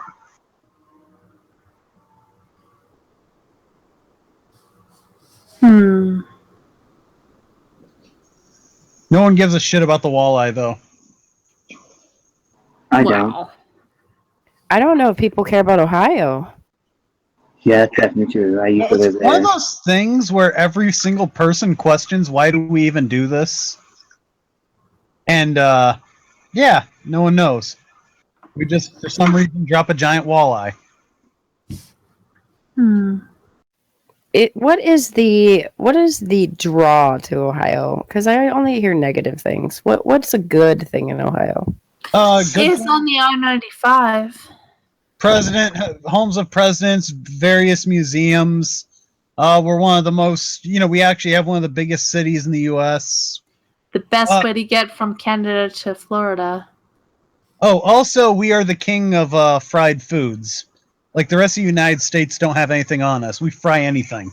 Did you say the best way to get to Canada to Florida is Ohio? Yes, you have to go through Ohio to get to Florida. Yeah. We have a lot of Canada from the GTA. If you want to go to Florida, you go through Ohio. Oh, and we also have the world's second largest lake. Wait. But when you say fried foods, do you do fried pickles? We have an entire, like, just in my city alone, this is like for everywhere in Ohio. We have like fried pickle contests and festivals and shit. Really? Fried Coca-Cola. You can fry Coke.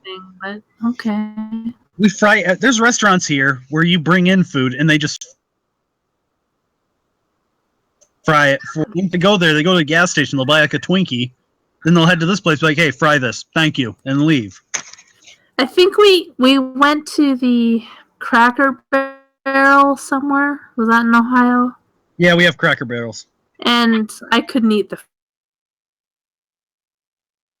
Yeah, none of us like. Basically, Cracker Barrel exists because of idiot tourists. It was all like major oil on it. And here's another thing, oil on it. And here's another thing with oil on it. Yeah, Cracker Barrel is one of those things where you guys go to it, but then it's kind of like Denny's. You know, you don't go to Cracker Barrel, you end up at Cracker Barrel. But Ohio has Tim Hortons now. Yeah. Because enough Canadians have to make the trip from Canada to the U.S. Actually, it was more because there isn't really any coffee shops here. That too. And then Tim Hortons was like, well, there's no coffee shops in Ohio. And I we have no competition. Wasn't it Burger King, I think, bought them? Basically, if their only competition was McDonald's. Yeah, well, McDonald's has better coffee, but nobody knows that, so fuck off. I really don't like Tim Hortons coffee at all, but I'm Canadian, so I pretend I do. Food? Why is their food all god awful? At where? Tim Hortons. Because from Ohio. They have good breakfast. No, their food's not that bad. No, it's like I'll order a BLT. Okay, I like their donuts. Buns, some bacon, and barely any bacon, barely any tomatoes, and barely any lettuce. Good job. No, you don't go there for a meal. I've just gone there for a snack or ordered something. a BLT there, Yeah. so no. You don't order a BLT there. At least I don't. I haven't ever bought one, so I wouldn't know. Yeah. So. You go there for like what? Coffee or a donut? Well, in Canada, you go for the coffee and the bagels. Yeah. Don't go there for no BLT. In Ohio, we have like a whole bunch of local restaurants, like local chains that are only in like, this part. Like just tonight I was at Frickers. You have a Frickers? I have a Fuddruckers. We have Fuddruckers in Canada. Yeah, Fuddruckers. It's not bad. Oh, also Ohio is basically the area where every single restaurant has their headquarters, so we always get all the fast food before the rest of the country. Ohio so shit. Pennsylvania fucking. I don't know. I mean, where I live in Calgary, we have Peters, which you guys don't know because there's only 2 of them in Alberta. Is it a terrible? No, it's burgers and fries and onion rings and shakes. Shakes are actually their big thing. Do you guys? They have like 100 different flavors of shakes, and you can mix them. So if you want like licorice peanut butter, you can do it. Or hey guys, you can do whatever you want. You can just pick flavors and just mix them. 2016 just couldn't let the fucking year go, could they? No. There's more. There's more. No. William Christopher, the star of MASH that played Father John McKay.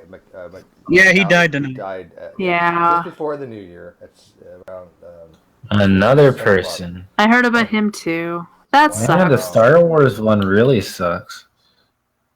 Yeah. I like Star Wars. Oh yeah, someone messaged my buddy saying, "It's like Leia has joined Alderaan."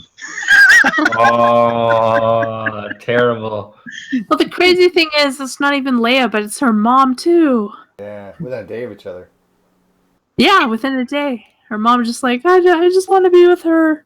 Dead. They say that it was completely. There was no way. I mean, she didn't die of a broken heart, so there was something else wrong. But still, I don't how fucked know. up is that? I know that when my grandma died, my grandfather died almost. It was less than 2 weeks later, and so it's like there's just a thing that happens with people. I think where they don't want to be alone. No, there's definitely a biological reasoning behind it. When you're stressed, you produce these stress hormones essentially, and if you are old and you have a heart condition, especially the mother of whatever her name is. Sorry, I forgot. Anyone else not understanding him? I can't really hear him. I got dick in my mouth. Had a Atheist Jew, it sounds like you're speaking with a potato in your mouth.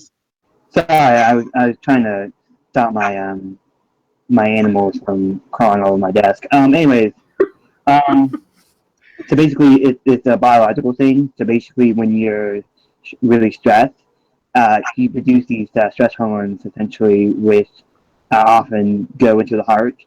And so that's kind of what the broken heart syndrome is. I highly recommend that you look it up because it's pretty fascinating.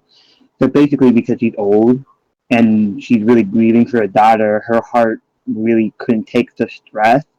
And so she basically did die of a broken heart essentially because of this biological trait. So people get heart attacks when they're really stressful after a death of a spouse or a loved one, or even really excited. Yeah, but Debbie Reynolds didn't die of a heart attack, did she? No, it's not a heart attack. It's not a heart attack. It's just a stress-induced. It's just basically a stress-induced. I don't really know how to word it right. I have no idea what she died of. I'm sure. Basically, her heart was stressed to the point where it couldn't pump anymore, and she died. Like it wasn't a heart attack. It just the hormone was filling the capillaries of her bloodstream, that thing like that, and so it kind of blocked it. But she didn't die of a heart attack or anything like that.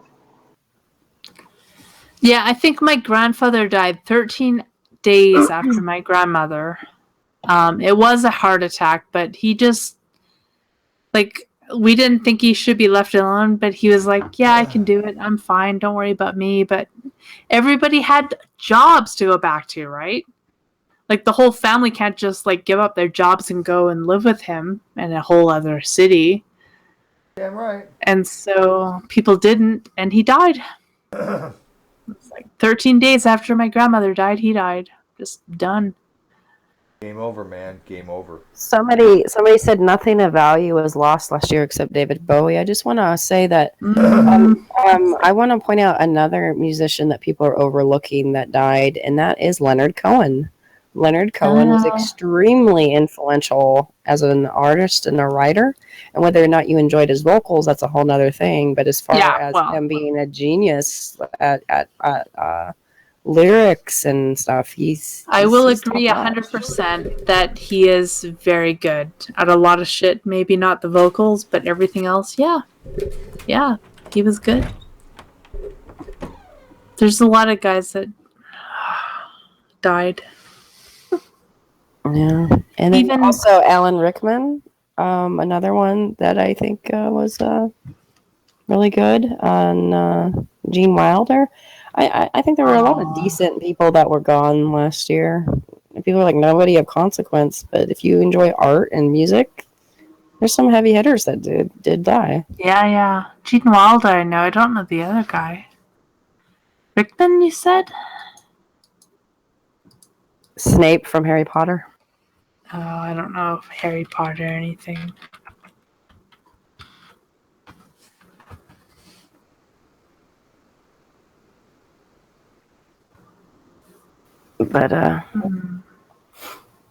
But yeah, and then there were like minor actors too, like have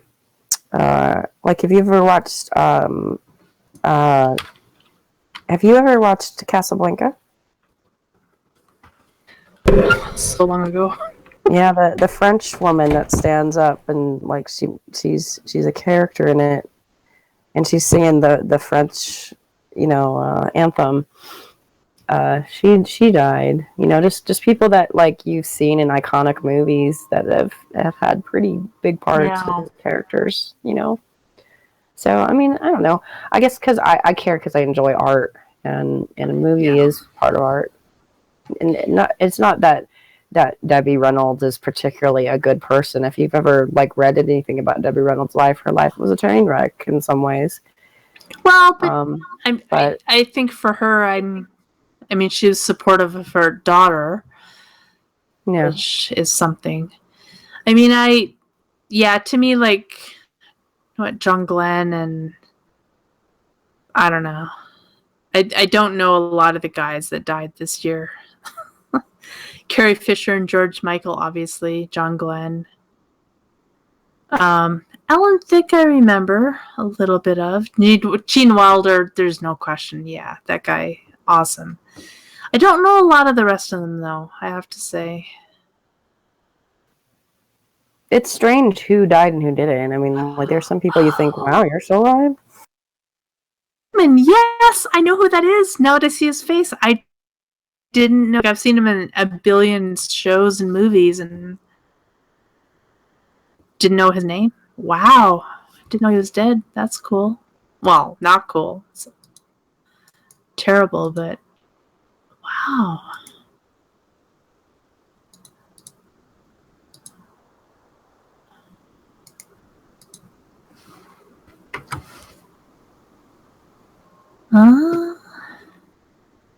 Hey, Brenda. Brenda. Oh, yes. Happy New Year. Yeah, you're right. In Harry Potter, he was that bad dude. It's the talking I know squirrel. who he is now. Is it? No? Am I a squirrel? Oh, maybe. That's what I see. A squirrel. It's definitely a rodent of some kind. It looks like a squirrel to me. Yeah, it's a squirrel. Yeah. I changed it, and Google changed it back. So I don't even care anymore. I don't know. Yeah, last year was pretty bad for me. My brother died. And my grandmother died. Like 2-3 months apart, so that's kind of crappy. Yeah, you missed it. Steve's not here. Missed what? Steve was here, but you came in too late. Oh. Why would I care about that? I don't care or one way or another. I'm confused. It's okay. Just being weird. I am also confused. I remember Alan Rickman from Robin Hood. That's where I remember him from. The Harry Potter. So. Everything I do it for you. There you go. Now you're on the track. Yeah. Die Hard. He was in Die Hard. Yeah. Oh, careful. Don't get the hangout flag now. Shoot. What? Oh. Don't sing too good, or people will think it's Fun fact about Die Hard. Fun fact about Die Hard. When Alan, when he was playing the bad guy, right? He's actually afraid of height, so they wanted to get a genuine of falling. So instead of telling him like 1, 2, 3, they immediately just drop the cable and let him fall for like a foot or two to get the sincere inspection of him falling.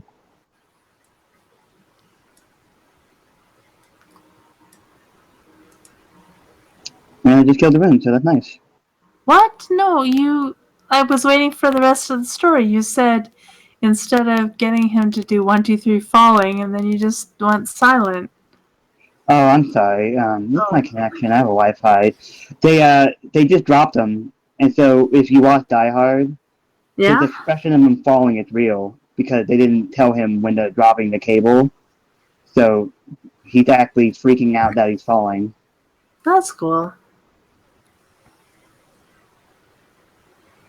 That's kind of neat.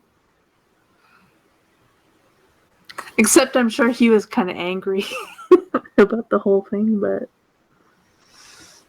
There's a couple of times where I think directors cross a line that I'm like, okay, you probably shouldn't have done that. There was one where I was watching recently, and the director's like, so when we shot this rape scene and he uses a bottle on the girl, we didn't tell her that that's what it was going to happen. Wow. And so her reaction is pretty legit. And she just kind of went with it and acted with it. And then I'm like, okay, that makes me uncomfortable. Like, that's kind of weird, you know? Yeah. Like, there's some things where I think, you know, you probably should let the actor know. Yeah. I agree. So, Brenda, what do you think about that guy? He was saying that the parasites make male rat pedophile, essentially. Thought that was pretty funny last night.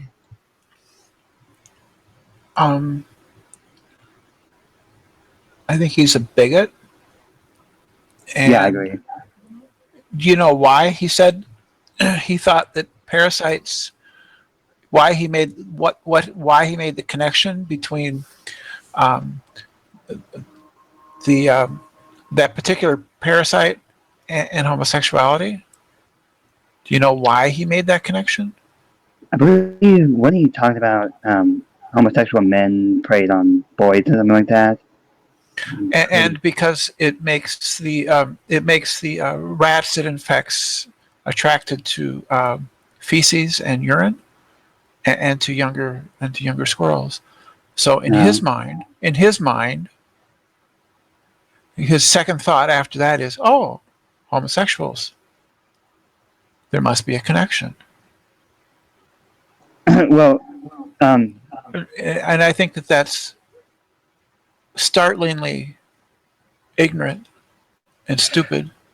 Yeah, I agree. The parasite he's talking about actually, when the rat is infected, right, they are attracted to cat urine, right? They don't have the biological fear mindset anymore. And when humans are infected, male humans tend to be more jealous and aggression and have something like that. And then females tend to be more nurturing and very kind-hearted. So it's interesting and kind of to kind of do the fact. It's always interesting to see what they leave out because that's very telling. Yeah, exactly. Who was this that shared that study? ACES, Axis or ACES. Astis.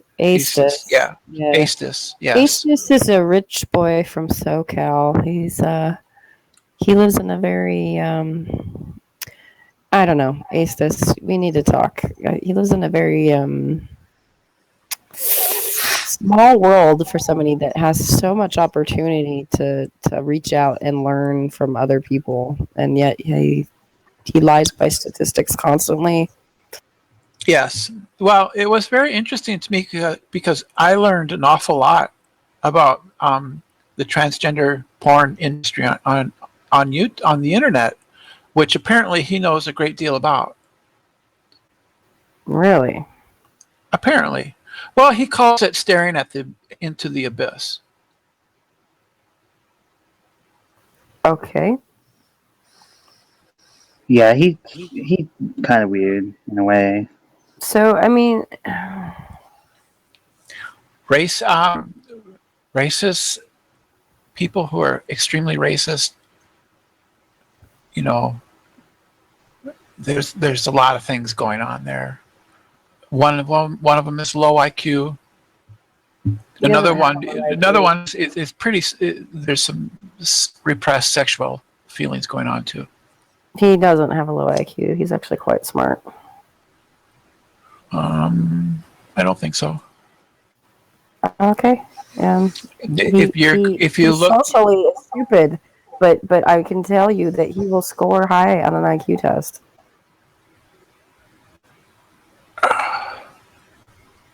He's a math whiz.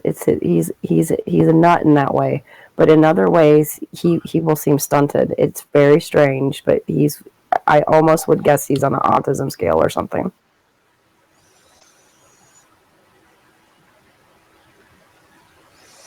Possibly. Have you met him before, Astus? I'm telling you, like I ran into him several months before. See, that's what was happening. Was I was in the hangout, and he was saying a lot of very offensive, very bigoted, violent, and vile things in the side chat about me because we had an interaction about 5 months ago. Right. Again, in which I cleaned his clock. Basically, it was on the race issue. He was not prepared at all for that, and I was at that time. And he was holding it. I don't know if you know, like, do you think that people have multiple intelligences? Like, you can be smart in one way and not so smart in another. You know what I'm saying? I suppose. I don't actually know a great deal about it. like there's a theory that says that you could be mathematically a genius and socially a fool. Yeah. That's ace. Well, that's why I'm against IQ tests in general, is because what you're describing is critical thinking, right? You can have a higher knowledge in one area, but be very weak in another, right? A 5-year-old can be more knowledgeable than a scientist in some area, and a scientist would definitely be more knowledgeable than a 5-year-old in other areas, right? I don't know about a 5-year-old, but there's a paper that I can bring up that explains it. It's basically like, but I'm not talking like skills like mathematics and such things. Like, for example, he would know more about Barbie dolls than he does. Right? That's an example of a critical thinking area because she has more experience in that area than he does. Well, that would be a fault with the design of the test. If you're testing specific knowledge rather than general abilities. Brenda, did you feel that when you encountered Aestus because of who you are and how you identify that he's particularly... Did I what? Did you feel because of who you are and how you identify yourself? Do you feel like you particularly bump heads with him? Or he with you? I'm not saying it's your fault at all. I definitely wouldn't venture to say it's his.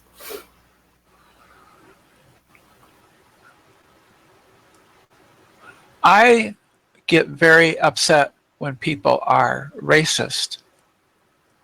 I get less obsessed when people are transphobic towards me. I'm not sure why that is. Do you feel it's because you can handle that sort of oppression? I think that might be part of it. The other part is that I think that it's a lose-lose if I get upset with somebody because they're being bigoted towards me. It's lose-lose if I overreact. But in the case of the other night with this Aestus guy, all I had to do was let him talk. And that was very much to my advantage. He was making a complete fool of himself. So in that case, it's to my advantage to be quiet and to not overreact. However, I was just a few minutes ago over at Tom's Hangout. And you have Nevin and Dio in there spouting their usual racist crap. And I got very, very upset and had some choice words for them. That upsets me more. I'm not really sure why. Do you think it's more upsetting because this is something that we supposedly had dealt with years ago, and it's less cutting edge, and to see it, people go that far backwards? Do you think it might be that? Yeah, I think so. That might be it. It might simply be that it's a outlet for me in that I have permission to get angry. Whereas I don't have permission to get angry if somebody is directly biased towards me. I don't feel like I have permission to get angry. I find some of them have it's like this whole race realism versus racist bullshit, right? Like they try to present it as something real. And it's like flat earth realism. Yeah, sure. but I mean, like when I'm just saying, like when you talk about like Nevin per se, like she seems normal and but she says things that like I'm like, what? And I like they're kind of off base, but like just a little bit off base, just enough that she tries to make herself seem normal, right? And I can't quite Have you noticed that she contradicts herself? Oh, Keep yeah. watching her. And Well, start start to write down her contradictions. I think I'm gonna start to log them real quick. I'm gonna ask about them because I want to know how much is actually her and how much of this is just completely fake. Well, and I find her to be a huge troll, right? Like in the sense that she will change her position depending on the group that's in the room, and And do you see like when she acts like she's not morally offended about something that maybe you think that should, and then all of a sudden she's morally offended about something that suddenly like well, and I Jack think filming, I think Nevin is unfortunately in a way very smart, and it makes it it's just convoluted and confused. I don't ever know what side she's on. I really don't, which is why I don't really care for her that much, because I think she's just a troll. Like she's just there to be on whatever side she wants to be on, and that's it. And she's good at it, but I don't like it. So it's attention-seeking behavior. Maybe, but it's also that's what trolling is. Trolling is people are seeking negative attention. Sure, and that might be it, but because it validates their negative self-worth. Yeah, and if that's what she's trying to do, yes. However, there are also people that just like to argue for the sake of arguing, and she could be that too. And I don't know. I don't know what she is. I don't get it. I don't care enough to really know. I haven't paid enough attention. But yeah, I don't know. It's just interesting. Like if you're ever bored and you see behavior that's just kind of inconsistent and stuff, it's interesting to kind of watch. I don't know. Yeah. I have mixed feelings about this entire community. I have mixed feelings about my own behavior. So you're normal. Like in this community, there's some behavior that I've done that I'm not really proud of. I've taken in. A lot of them. I've had mixed feelings since 2002. I don't know. Most of the men, most of the men are sexist assholes. Yep. And there's not an insignificant amount of racism even among those who profess not to be. Yep. And we could start listing faults, but I don't see the points in that. So I've been trying. But how could you go out in the real world and find a bunch of men that weren't like sexist assholes? Like I'm just saying, like I think it's a fair proportion to the real population. No. Okay. Yes, that's true. Okay, that's true. So there you go. So I've been casting my net wider to try to find other channels that are more to my social and political views. But I haven't really found any quite yet. I found some, but not all. Do you ever think like it's like sort of like sifting for gold? Like that's what I think of. Like I'm sifting for gold, and you'll see my attitude change if like I completely despise someone. Like I don't treat Godless very well, but it's because I see her mistreating other people, and because she's so nasty to people, I'm like, shut the fuck up, I don't care. Show yourself on camera. I'm a complete jerk to her to try to say, you know what, I really just don't want to engage with you. I just don't like it. But that is literally 3/4 of the people I engage on Google Plus / Hangouts / YouTube. Right? Like seriously, like I mean, I try to get along with a lot of people, but there are people I don't like, and I hide it. I pretend I like them, but I don't. Well, see, I can tolerate some people and go, well, there's some differences here, and I can work through this. Yeah. And there's other people where I just want to draw a big line and pour some gasoline and light a match. Yeah, and there's people that I want to do that too, and I also won't do it publicly because I don't want to be shunned from the community. Shar. What do you do, Shar? What do you mean? What do you do for a job? For professionally in your life? So I was a mechanical engineer up until a couple of years ago. Now I just do IT support stuff with a private company. We have a little 3-person company.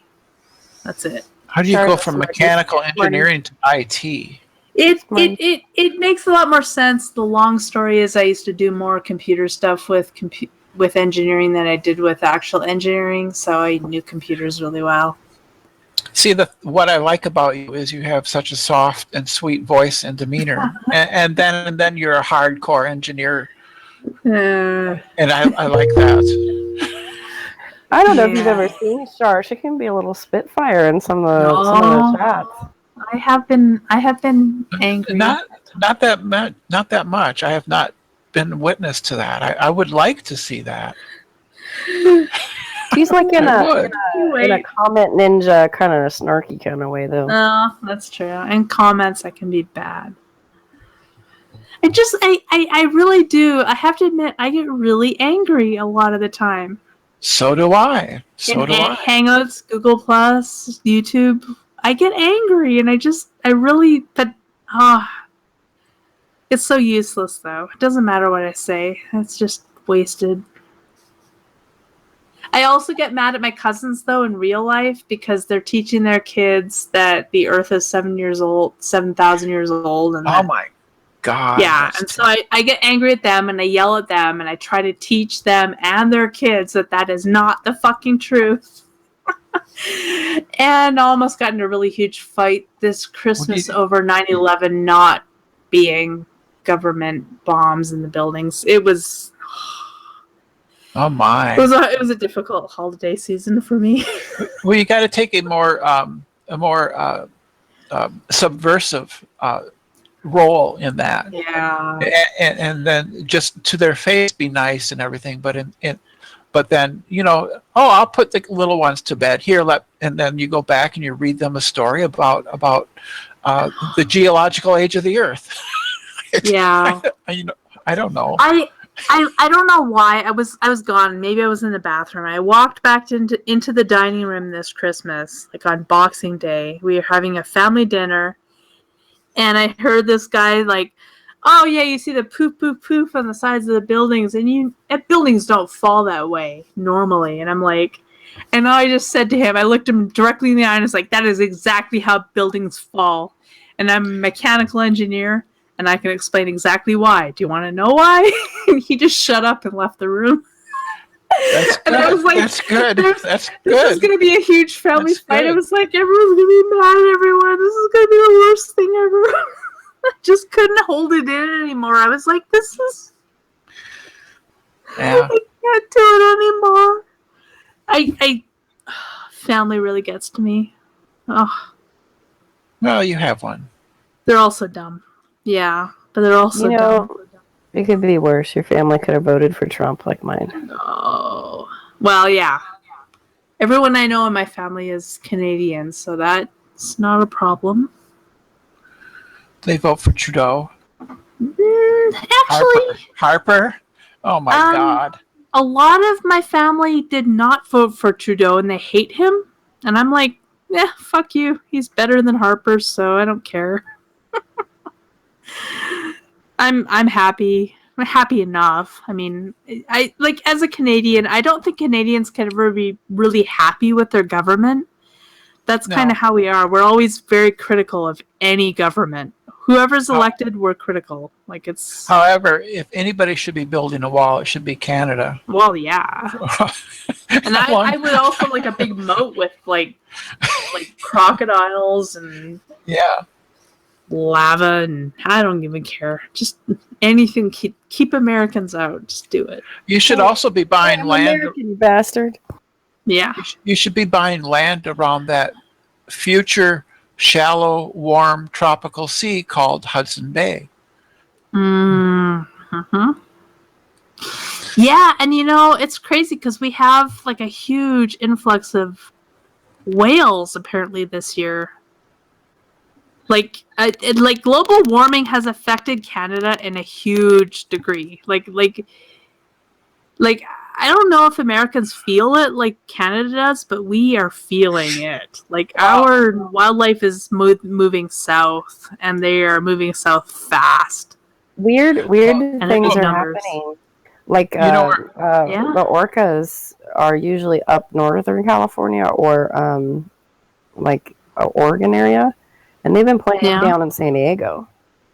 And so we have orca pods cruising through, and so they're trying to scramble and go, well, why are they coming to SoCal now? That's kind of weird because they usually like the colder, waters. Well, and I think the Arctic ice is like literally melting this year. Like it's done for.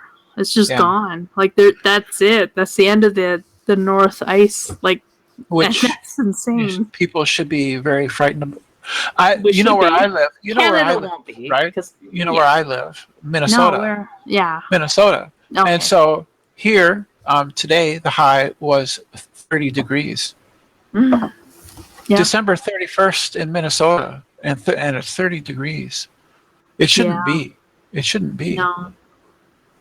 I mean, and it's weird because we've actually had a colder winter in Calgary than normal, but we also live in a really weird climate area, like on just the east side of the mountains. So we get some weird weather, but it hasn't been the same for the last decade at least.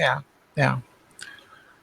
Are there villages on the Shield that are getting, one thing that happens is you get upheaval from the tundra when it thaws. Well, I know upheavals. that we have a lot of tundra that's melting in the sense that like our oil companies can't do what they normally do in the winter. So in the winter, they wait till it freezes and then they go in and they can drill. Right. But it's not freezing, so they can't go in and drill. They can't get the trucks over the tundra. Like the permafrost is not permafrost anymore. It's melting. Yeah. It's been difficult for the companies. It's been difficult for the peoples. Like, I mean, the Aboriginal peoples that live up north can't live the way they used to because there's no ice. No. There's nothing to hunt. There's nothing to eat. Like, it's just changing. It's changing fast. Yeah. Yeah. So, I mean, overall, Canada will do well because I hear that we can now grow soy, which we couldn't do before. So Canada's growing soy now, and so we've got different crops which are better for us economically. And Canada will probably always have enough land to grow whatever crops we can grow. You don't have very much of topsoil though. I mean, it's pretty thin, right? In the Shield? Oh, in the Shield, but we have a lot of other land. The Shield is like Ontario. That's out east. We have a lot of other land. Manitoba, Saskatchewan, Alberta. There's a lot of land. When I've gone up north here in northern Minnesota and in that area, I mean, you basically have maybe 6 inches of soil, and then underneath that is granite. Yeah, where you are, but like Alberta and Saskatchewan, and then if you go further north, we have the oil sands, right? But a lot of that, like, there's so much area in between that's just lakes, but it's pretty fertile land. It's just there's so much water there, right? I have a question. What's up with your environmental issues in Canada? You guys are one of the dirtiest countries now. What do you mean dirtiest? Your oil. Yeah, the way you guys do oil and stuff. So we have oil. We have a lot of it, and America buys it. So why wouldn't we sell it? Right? That's where the money is. The method that you guys are using is supposed to be pretty rough. We have obviously, like out east, we have a lot of hydro electricity, right? And then BC is also pretty environmental. I am not happy with Alberta and Saskatchewan so far because we have so much fucking money coming in from the oil, nobody cares about anything else. Like, literally, Alberta right now makes so much money that they give money to all the other provinces at the end of the year, right? Like, there's, like, the national government says, oh, look, Alberta's making all this money. Here, we'll take some and we'll give it to everyone else. You know why we don't see any alien civilizations out there when we look at the galaxy? This is why. Why? What you just said. Because we have the oil? The money. Yeah. The short term payoff. Yeah. Even knowing what it's going to do. That's one of the theories as to why we can't find any aliens civilizations is called there must be a great filter. And I think the great filter is that as soon as any species becomes technologically advanced enough to where they are able to exploit the carbon on their planet, they use it all up and they choke on it. And that's so you're not wrong. And we're not doing any different. I'm very critical. Like I look at places like California. I look at sort of Europe, like specifically Portugal, Spain, just because I know more about them. Probably France also. But I mean, you look at them and they're able, like Portugal powered their entire country for 2 days on only renewable energy for 2 days in 2016. Wow. Yeah. When we were there, like in May, I think it was. So, I mean, that's amazing, right? It was just a test for them. They were like, let's see if we can do it. They shut off they basically said, okay, wherever the oil's coming in, whatever all that is, we're just shutting it off. Let's try it. 2 days, they did 48 hours, no problems. That's amazing. And you look at a place like Spain where, I don't know, like we were there for a month and I didn't see a single place in the country where you couldn't see at least one wind turbine running, right? Didn't Germany hit 75%? Didn't Germany hit 75% renewables? I'm sure they did. One year? Probably. I mean, Germany has tons of wind turbines. They also have, everywhere along their highways, they have these solar panels just on the side of the highway.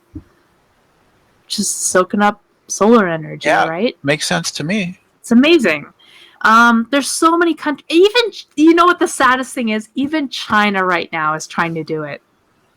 Oh, yeah. China has made enough money as a country that they're ready as a country to invest in this renewable energy, and they're starting to do it.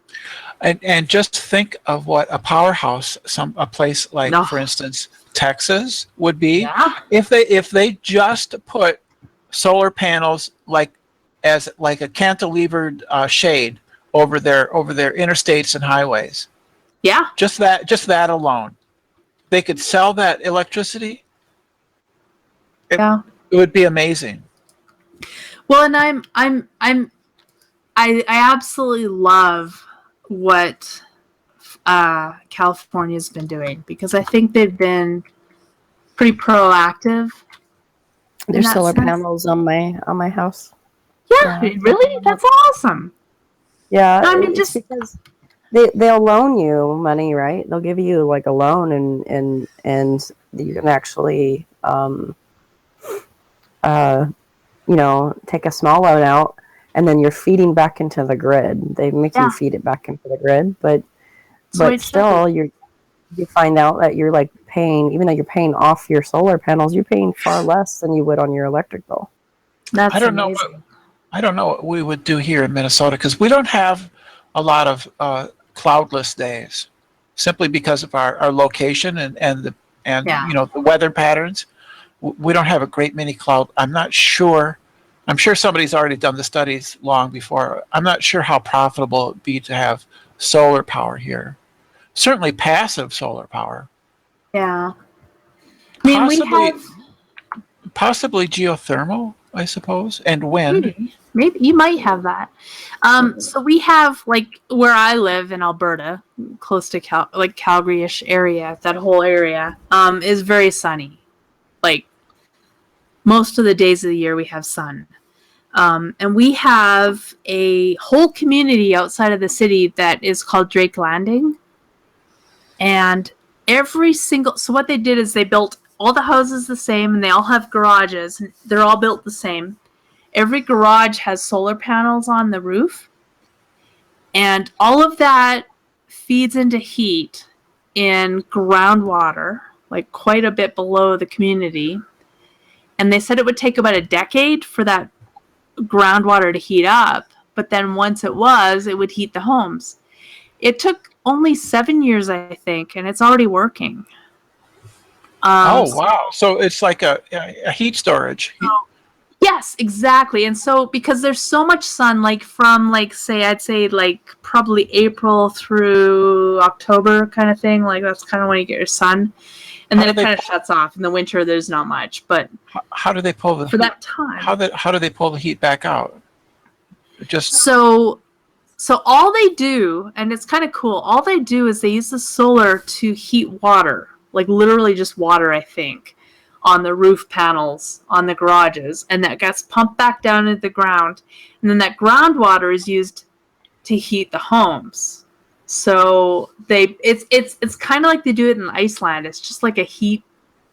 Is there a tank, or is this just groundwater? No, it's groundwater. Like it's literally like just like a reservoir in the ground that was already there, that they're just warming with solar energy. So there is a small reservoir that's there. Yes. Yeah. Well, Canada has a lot of reservoirs like that. Okay. Yes, but yeah, it's just a reservoir under the community, and they're just using solar energy to heat it. How do they do the heat exchange? How do they do that? They just pump. It's literally water. So I think they pump the water through like pipes on the roofs of the garages. I believe it's that simple, because I think that's actually believe that's actually the best, the most economic heat exchange you can get is actually to heat water through certain types of pipes on. Yeah, that makes sense. Like have you ever done snow camping? And I'll teach you, like, if you ever were in a survival situation, if you have one of those Nalgene plastic bottles, yep, you heat them up, and it keeps you warm, man. Like I'm telling you. So it would make sense. Way too much of that to me. Yeah, water is an excellent heat storage. Like it is amazing. You know what I'm talking about with the Nalgene bottles, then? Yes, I have too many Nalgene bottles. You boil some water, throw them in, put them in your sleeping bag at night, keeps you warm for hours. Water is amazing at holding heat. They have I can't remember what it was called now. But I mean, like water is great for storing heat potentially. Would that heat attract bears though? No, bears don't care about heat. No. Okay. Bears are all about smell. The Snickers under your pillow would attract them. Dude, your chapstick can attract them. Oh yeah, chapstick, toothpaste, all that stuff. You can't put that in your tent. But heat, no, they don't care about that so much. Mostly. Okay. Mostly. Also, I don't think I've ever been that warm camping that would ever be a problem. Yeah, where like the bears are like, I'm going with them. If I was ever that warm and comfortable camping in the backcountry, I'd be like, bears are welcome. Because that would be a weird day. Oh, no. I'm a big baby when I go camping because I get so cold. I get really cold. I'm a California girl, right? So, like, when I did go camping and there was snow, I was freaking out. And I had to heat my Nalgene bottle. It was ridiculous. No. I when I go backpacking, like, there's two ways to do it, right? One is travel light and freeze at night, right? Which means small backpack and you're going to be freezing the whole time you're gone. I do travel light, but bring 3 sleeping bags. 3 sleeping bags. A whole lot of shit. And a whole lot of shit to keep me warm at night. That's all I bring. Because I don't care about the rest. You don't need the rest. You just need to be warm at night and sleep good. How in the world are you going to get 3 sleeping bags to work? Are you talking about like a liner or what? Well, so what you do is you start off by putting like foil down under your tent, right? Pointing up. because that reflects your heat back at you. That's good. So you get that, and then you have the liner. Then you have this. Then you have the tent. Then you put a sleeping bag in there, but you need a sleeping bag that's really warm. But I also like to have another sleeping bag under that and over that. Oh my God. Well, sure. Well, no, like you guys don't even know. Like, so when I go camping, like, right, like one time when I woke up, there was so much ice on my tent that I couldn't get out. Like, I had to break the ice to get out of my tent. Like, my whole tent was covered with like a quarter-inch of ice, I would say. How did you break the ice at the zipper? Oh, well, no, so you're in the tent, you just punch it. You punch the tent from the inside until all the ice breaks, and then you can get out. No, I'm serious. You laugh, but I'm serious. We're talking Rocky Mountains camping in August. That's how it works. Dude, you need to go out with Ozzy. You guys are like getting outdoor together. Yeah, I've heard about it. You know, I that's what I do. I like it. I like that backcountry stuff, but I don't like to be cold, so I bring a lot of warm stuff. I also bring the chemical bags that you shake and they make heat. Throw a couple of those in my backpack too. They're nice. And you can heat up the iodine stuff that we have to carry, like, because like all our water's bad, so we have to have the iodine. Well, so we don't have to do that. In Canada, you need a pump, which just filters out, and it's big filter. Like, so I don't remember the number of microns it is, but like you don't have to worry about viruses here at all. So we just have these pumps that filter out bacteria, and you're fine. Dude, with the iodine tablets, I have to I'll get those little they're like little tiny little Kool-Aid pack things, but they're real skinny. I'll get those to pour in there because like I can't get over that bloody taste that it leaves. No, I bring iodine tablets, but it says as an emergency only, and I never use them. Never.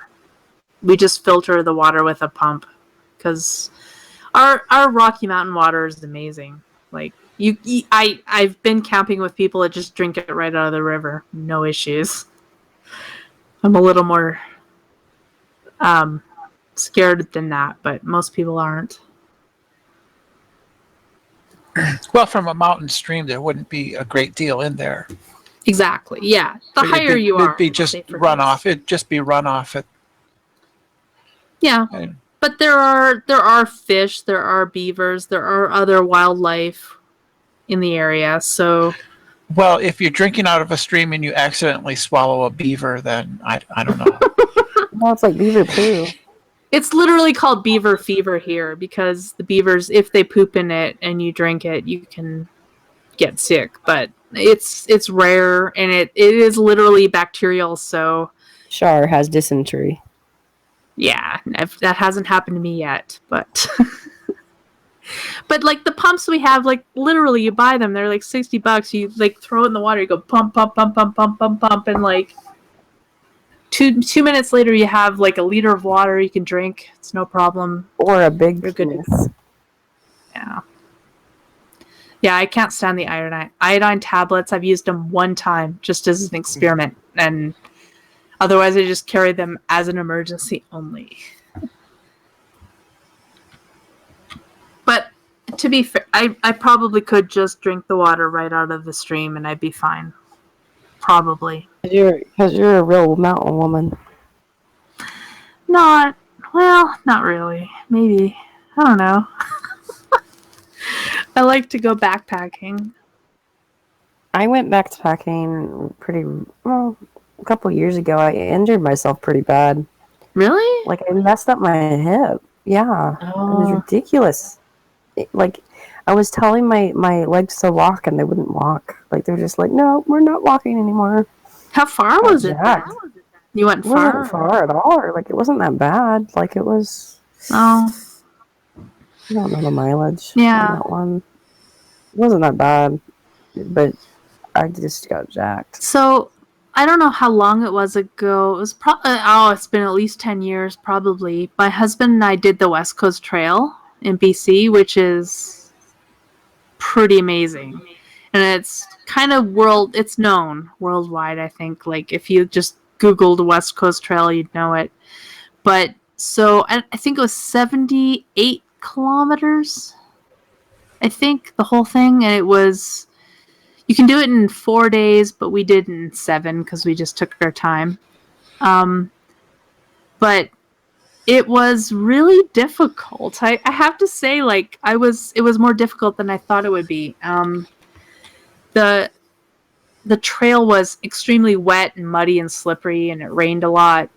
And some of the bridges aren't bridges at all. They're logs with the top shaved off, and they're super slippery and deadly. And then there were a couple of cable cars that got stuck halfway across the river. What do you do then? It was interesting, but it was amazing. But it was, I think, probably one of the most. It was most extreme camping I've done ever, in the sense that just because of the remoteness of it. But the camping itself was actually amazing. It was easy because it wasn't cold, because you're on the coast. You're on the West Coast. So we just brought light sleeping bags, and it was never cold like it is in the Rockies, but it was difficult because it was always so wet. And there was a lot of walking to do in tough conditions. But it was awesome. I think you're more hardcore than I am. Like, I'm a lightcore. My husband really isn't. So, I mean, I've done a lot of camping without him, which is cool. I don't care. He doesn't care. I go by myself sometimes, and I don't mind. It's kind of, in a way, better than dragging him along with me when he's not happy. So we figured that out somewhere along the way. Oh. Okay. Yeah. No. Well, oh my gosh, I missed it, guys. Happy New Year's. 15 minutes late. I don't care. It's not okay. The whole it's not even a big deal. I mean, it's just one day we just so happen to make special. It's no different than any other day. Super arbitrary. It is arbitrary. I mean, it's arbitrary like even the holidays as well. But, you know, at least with holidays, it gives you an excuse to get together with your family. So Prudent. Is Asa smart? What? Is Asa smart? On some things. He's on some things, right? Like he's an intelligent guy. Like there's a lot of things I disagree with him on, but he's absolutely aggravating, right? But he technically would have a high IQ, right? Like a decent standing, when you think. Yeah, he knows what he's. I mean, when it comes to his line of work, I mean, you can't because he does work with programming. I mean, that's you can't really be a dumb guy and work in that field. And math, he's good at math. But when it comes to social things, suddenly it's full retard. Yep, I gotcha. I'm not saying that. I've enjoyed conversations with him. I've noticed that so many of the young Earth creationist crowd are engineers, and I'm just embarrassed. Well, that's the running joke, is whenever a Christian says they're a scientist, and I'm a Christian, by the way, that they happen to be an engineer. That's not a scientist. Good God. I mean, that's not, like an engineer is not a scientist. They do. No, I mean. But they tend to use it as if they're qualified to talk in science. And it's like, no, Right. come on. Yeah, just because you're an engineer doesn't mean that you can do biology necessarily. But I mean, okay. I mean, there is some science in engineering. It's just that a lot of people who are engineers don't use the scientific method in their day-to-day You don't need to. tasks. Yeah, I've worked in engineering. You don't need to know any fucking thing to do it. You just, I know, but that's the whole point. Like, okay, but if engineers aren't, and I'm not saying all of them, but many of them are not using the scientific method in their day-to-day tasks, then it's hard to really call them a scientist. I'm just gonna leave it there. To me, like as an engineer, when people say, "Oh, I'm an engineer, so I have some authority in this field," I'm like, "You don't have any authority. You don't know what you're talking about." Because you're an engineer, and I've been an engineer, and I know how easy it is to be an engineer and not know anything.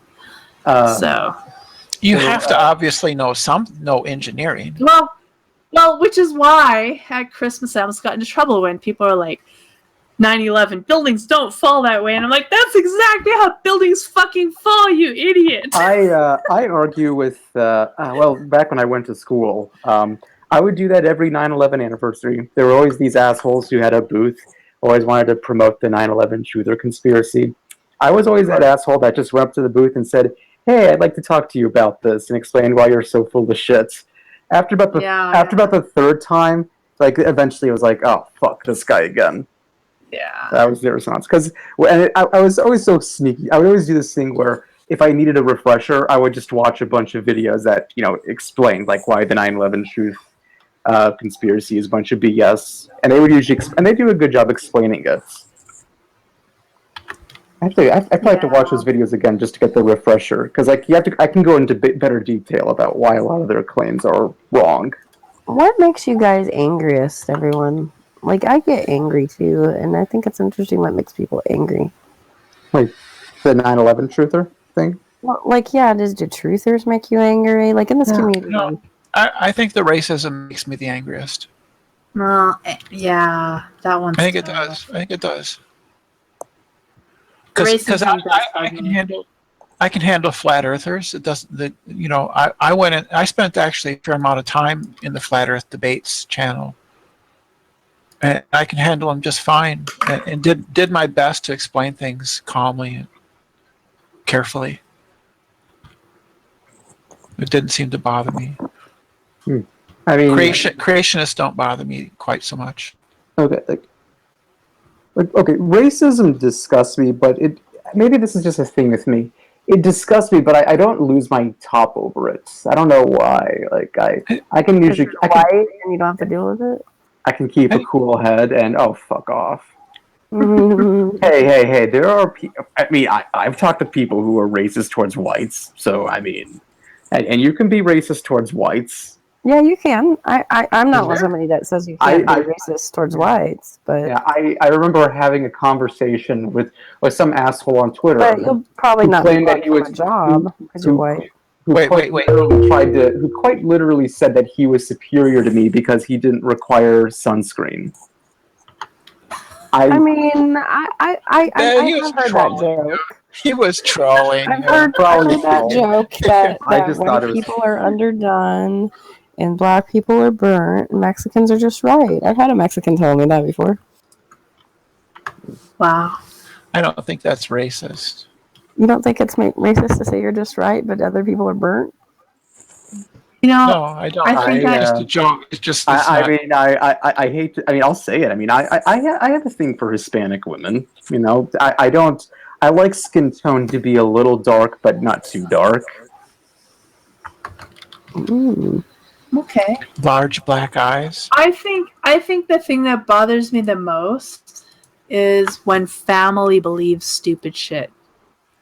Like, because I mean, the internet is the internet, right? Like, it's everyone. There's so many dumb people out there, but when a family member believes that there are ancient pyramids on the Antarctic that no one can see because I just start to lose my mind. I can't because you're related to me and you believe that? Come on.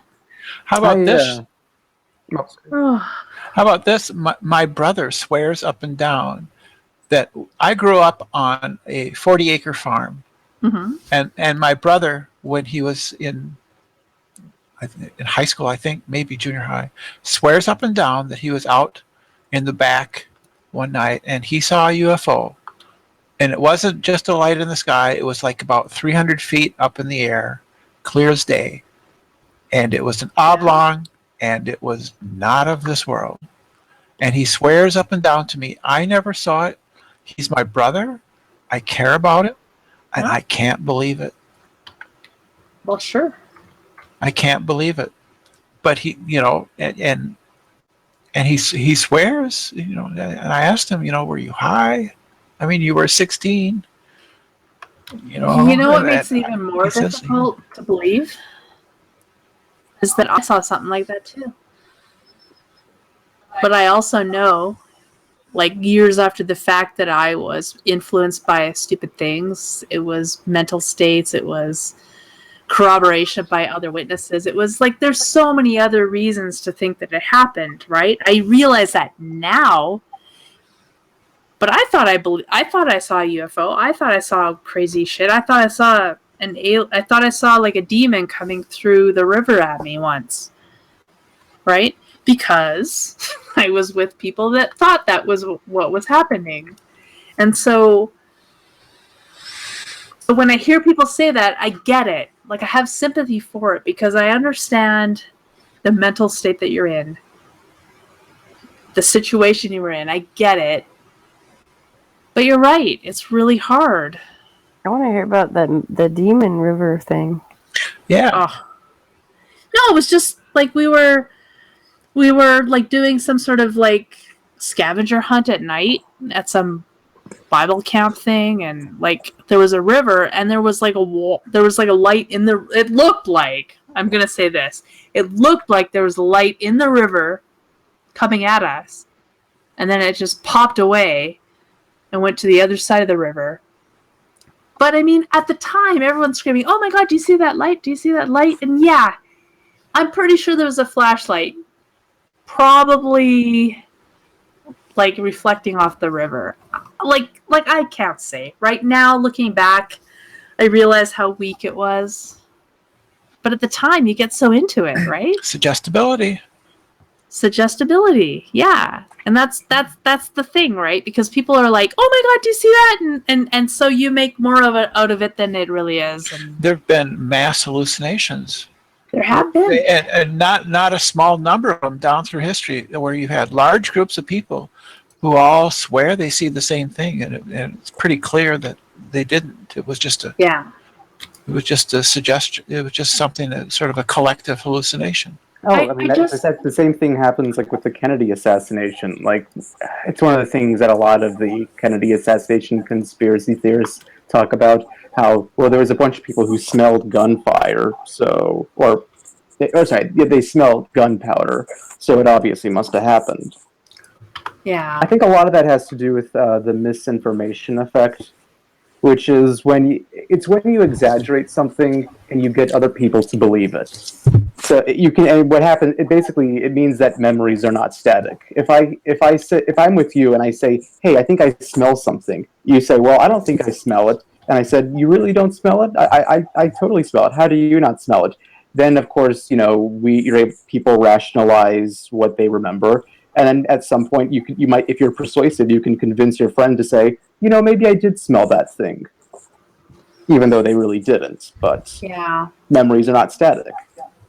So if someone is able to rationalize a memory, well, then it changes their perception of their memory. I just want to say that my best friend's black, and she has this running joke where she calls me Vanilla Girlfriend because of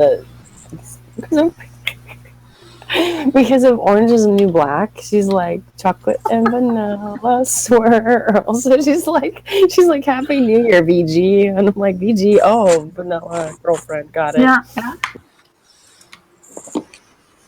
That's cool. I'd be too scared to call a hot black chick chocolate. Chocolate and vanilla.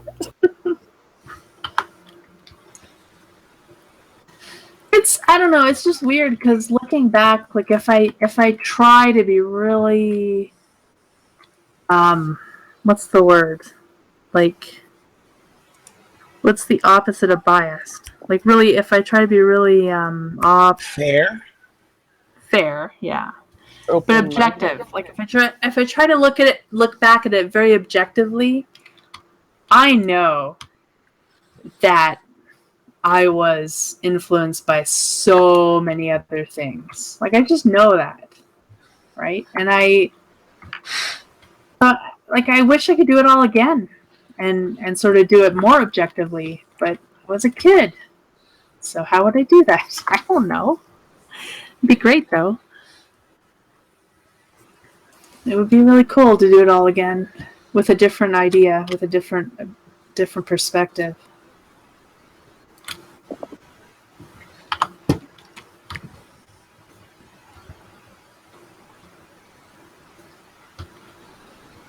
Brenda? What? Are you a lesbian? No.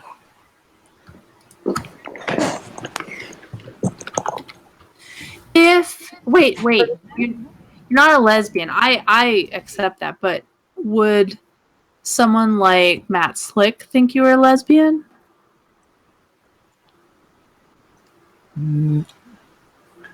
I don't think it would compute for him. Well, he sure. He just thinks I'm a guy. Yeah, but that's what I mean. So it wouldn't fit for him. Yeah. He would think he would say I'm gay because I prefer men. Because you like men. Yeah. But God, I was married and I have 2 children. Yeah. Did you enjoy your marriage? No. No, not at all. Or no, I don't think no. Okay. I think that it was almost entirely. Well, there was 2 factors. One was this is what I was supposed to do. Yeah. And the other factor was my ex was probably about as butch as I am femme. Oh. Gotcha. So it was actually probably filled a need. It was, but that was not possible to stay subterranean. Yeah. It was not possible for it to stay subterranean, or to stay suppressed and unacknowledged. Gotcha. You consider yourself transgendered, right? If I remember right. I would think so. Yeah. Okay. The reason I ask is because I've noticed an influx in transgender, where the transitions male to female, mechanically speaking, I suppose, not mentally, and then they'll be attracted to female anyway, which is kind of a trip to me. Like it's something that, like, it's weird to kind of wrap your head around. That's why I asked, because I've noticed an influx of that lately.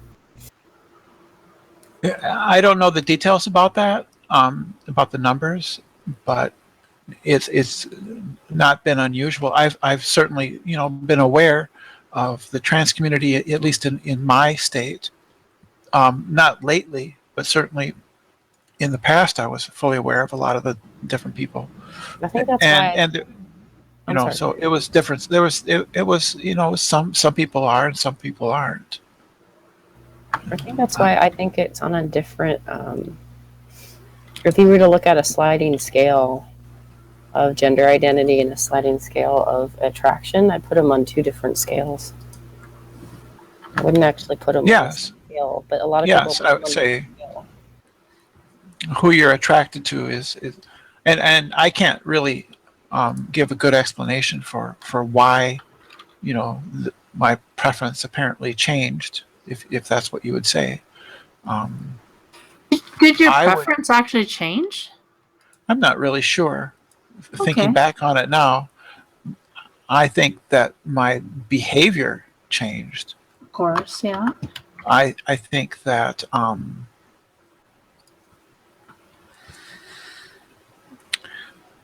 people think that it's just a matter of you deciding that you're going to wear feminine clothes and makeup and act differently, and that's not the way it happened. That's not how I experienced it. That's not it was more of a, to me, from my personal point of view, more like a new persona. Yeah. It was or correct persona, no? And there's a great deal of chaos. Yeah. Because I feel that there was a reordering of my psychic structure. But you wouldn't say like you were picking a new different thing. You were heading towards the correct thing, right? Like the thing that felt right. Right, because younger years were mostly confusion. Yeah. And feeling, and you can't understand something if you don't have words for it. And I didn't have words for it. There was nowhere to go for words for it. So you didn't have any way to conceptualize how you're feeling. Yeah. You know, it was just feeling wrong. It was the feeling that unless I watch myself all the time, I'm going to do something that accidentally that is going to attract the wrong kind of attention. So I have to keep a lid on myself all the time. Right? And so then at a certain point in your life, that stops being possible. And you have to then you have to let that out. But in the process of doing so, it becomes a little bit chaotic, and stuff like that. I don't know how to explain it. Well, to be fair, I mean you've experienced something obviously over and above anything I ever have. I would say. Well, it's not like, but yeah, it's not like just, oh well, I'm just going to go out. I'm just going to call myself this. I'm going to make everybody call myself that.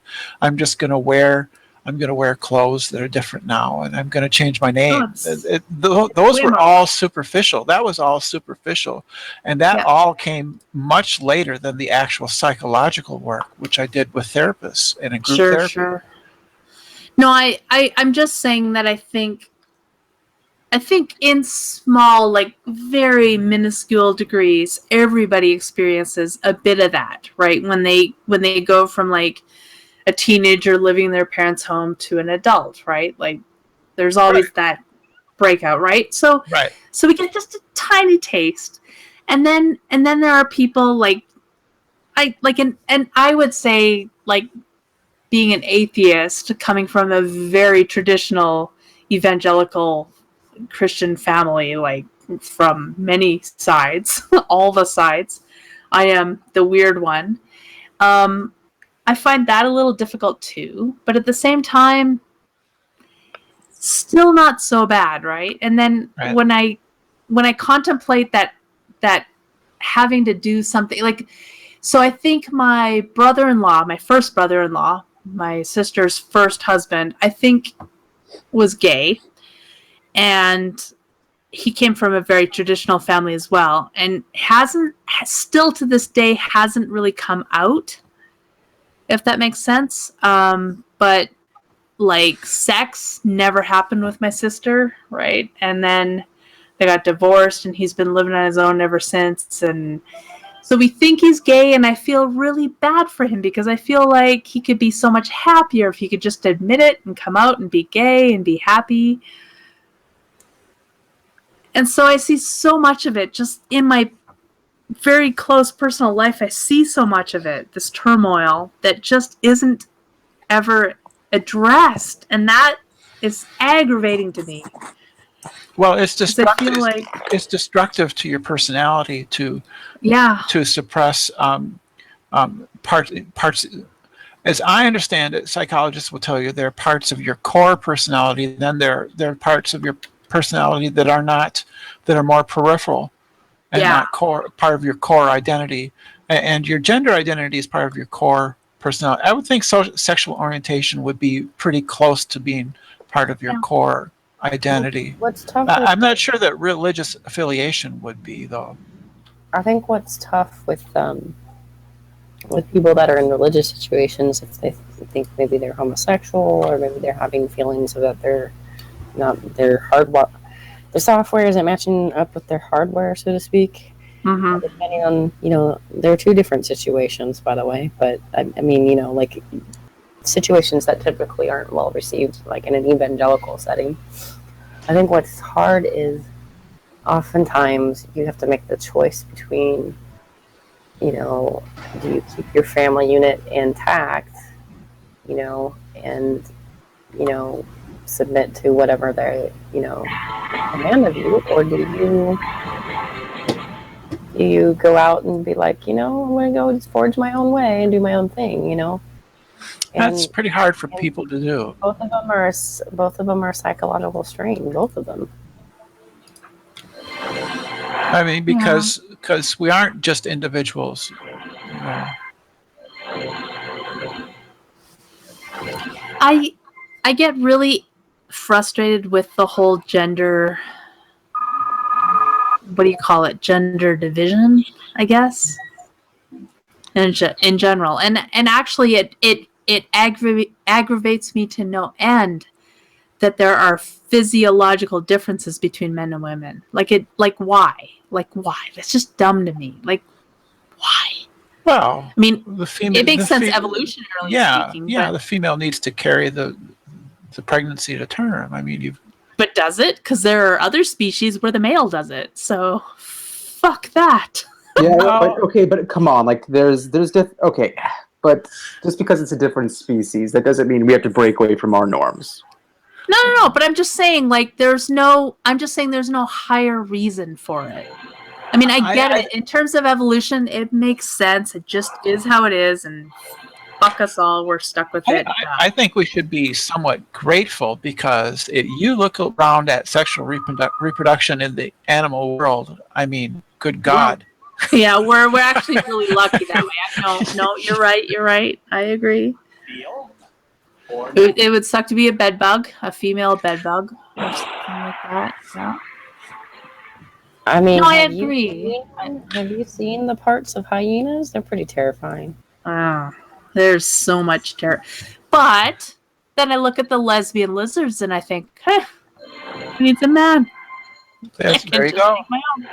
There you go. Just my own offspring. I can just do it whenever I want. I impregnate myself. Good to go. We'll probably do that eventually, won't we? Well, and I don't know. Is it true that women are getting less and less able to give childbirth naturally because of? I wouldn't. We're not like women that can't give birth naturally are not being weeded out of the system because we're able to narrow hips from a biomechanical point of view. Narrow hips are more efficient at upright walking. Yeah, but I'm saying, we're like, kind of selecting for. Yeah, well, as soon as a woman can't give birth naturally, we just cut her open with a C-section and pull the baby out, and that does not select for women that can give birth naturally, right? Well, and so we're messing with that. Select means you die. Yeah, exactly. Exactly. So we don't let women die for something stupid like that. Therefore, genetically speaking, we might have to do more and more C-sections as time go on. Right? Well, eventually you'll just have a portable uterus, an artificial one. Yeah, which would be, and like, honestly, I think everyone would be better off if we could just grow babies in a test tube. Like, the female deposits her eggs, and the male deposits his sperm. Yeah, there's a huge amount of bonding that happens, right, with pregnancy. Well, you say that birth right after, and then like, no, I'm saying, like, chemically speaking, like there's a difference between how bonded a child is with even from a C-section to natural birth, because of the hormones that are created and stuff like that during birth. And then as long as the baby's not whisked away, in an emergency or something like that, you're just not selling me on it, though, because can't we just inject those hormones artificially? I don't know. Can you? I just don't see why not. If you're trying to sell me on natural childbirth, you're just gonna lose, because I can't wrap my mind around that. We just let the state raise them. Yeah, I mean, don't get me wrong. Like, women that do it, oh my god, in a kibbutz. Yeah, power to you if you can do it, but not me. No. Dude, my friend was pregnant, right? And we were like, let's Google some natural childbirth. I'm like, I don't think we want to have kids naturally. And she's like, no, No, like people have been doing this for centuries. And one of the first videos that we Googled happened to be this girl, this lady that's like, I want to give birth in this creek here. And she freaking just gives birth into a creek. We're like, that just happens. Like, is that baby gonna have dysentery now? Like, like I have questions. Yeah. No, and see, the thing is, I think, for the most part, women can give birth naturally, right? But I just think that 10% that can't, right? I think that's where science intervenes. That's where science fixes it and makes it work. Whereas, 1,000 years ago, they just would have died. The kid would have died. The mother would have died. It would have been over, done. And what was it? 2 or 3 out of 5 didn't survive to adulthood. Oh God, even today, like I think it's still worldwide. It's less than 90% of women survive childbirth. Like it's still really not that great. Oh, I was thinking of the children that would survive. Oh, right. But I mean, like, yeah, probably. I'm sure it's that too. Like I'm just saying, like even today, like there are a lot of women that die in childbirth still today in this modern world, and yes, babies will die, and that we can't really avoid because if they have genetic problems, it's just we can't fix that, right? We can't. Well, it's like we can't make a. Yeah, that's one way to die. Yeah. Ruptured uterus. What else? There's a few others. A systematic infection, heart attack. I don't know if you can die per se of pregnant diabetes.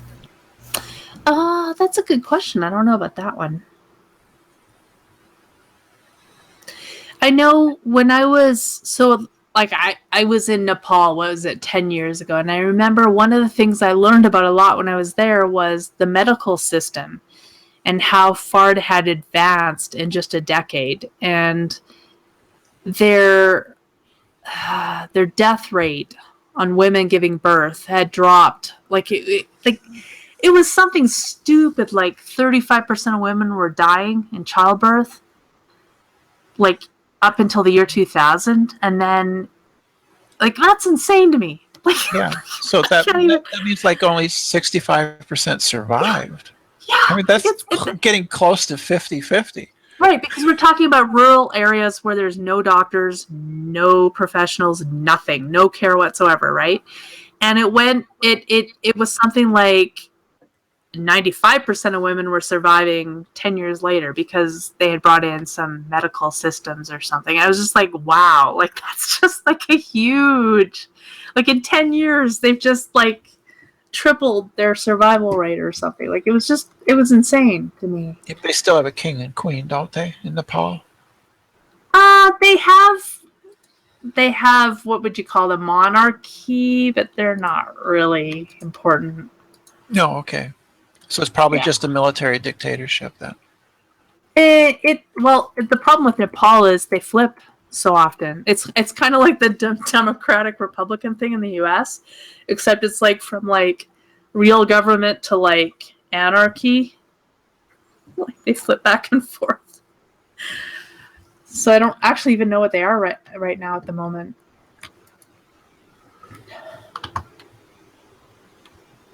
When we were there, it was a good government, but on the verge of collapse. So,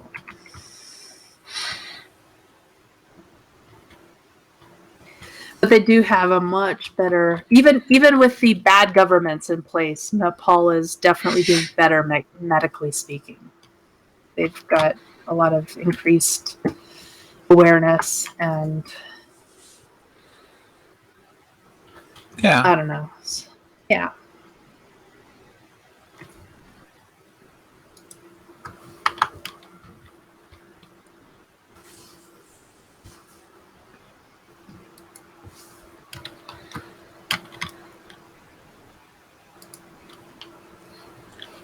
Maybe it's just me. I just get really mad when men talk about childbirth being no big deal.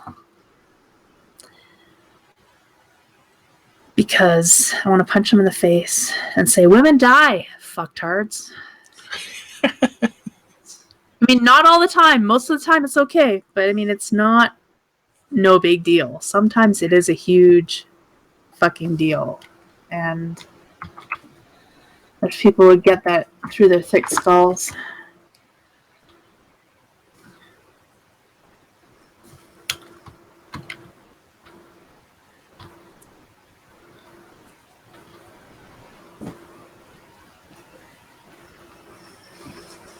While I personally haven't had to deal with much, thankfully, I've had family members that have. Yeah. So yeah, well, I don't know anyone that, anyone that says they haven't just doesn't know their family very well, I think. Probably. Like, I bet anybody probably knows somebody that had either complications during childbirth,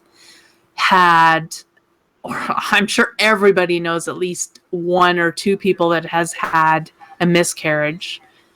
I'm sure that prenatal complications happen pretty often too, right? So I would expect that here in the United States we'll be seeing more of that. Yeah. With the new repressive regime, they're going to very quickly move on abortion issues and reproductive issues and in general healthcare for women, and I'm sure that we'll see an increase in negative outcomes like mortality rates and other things. Oh, I hope not, but yeah, you might be right. I don't see a way around it, right? Like it's because it's about control. It's about control. Yeah.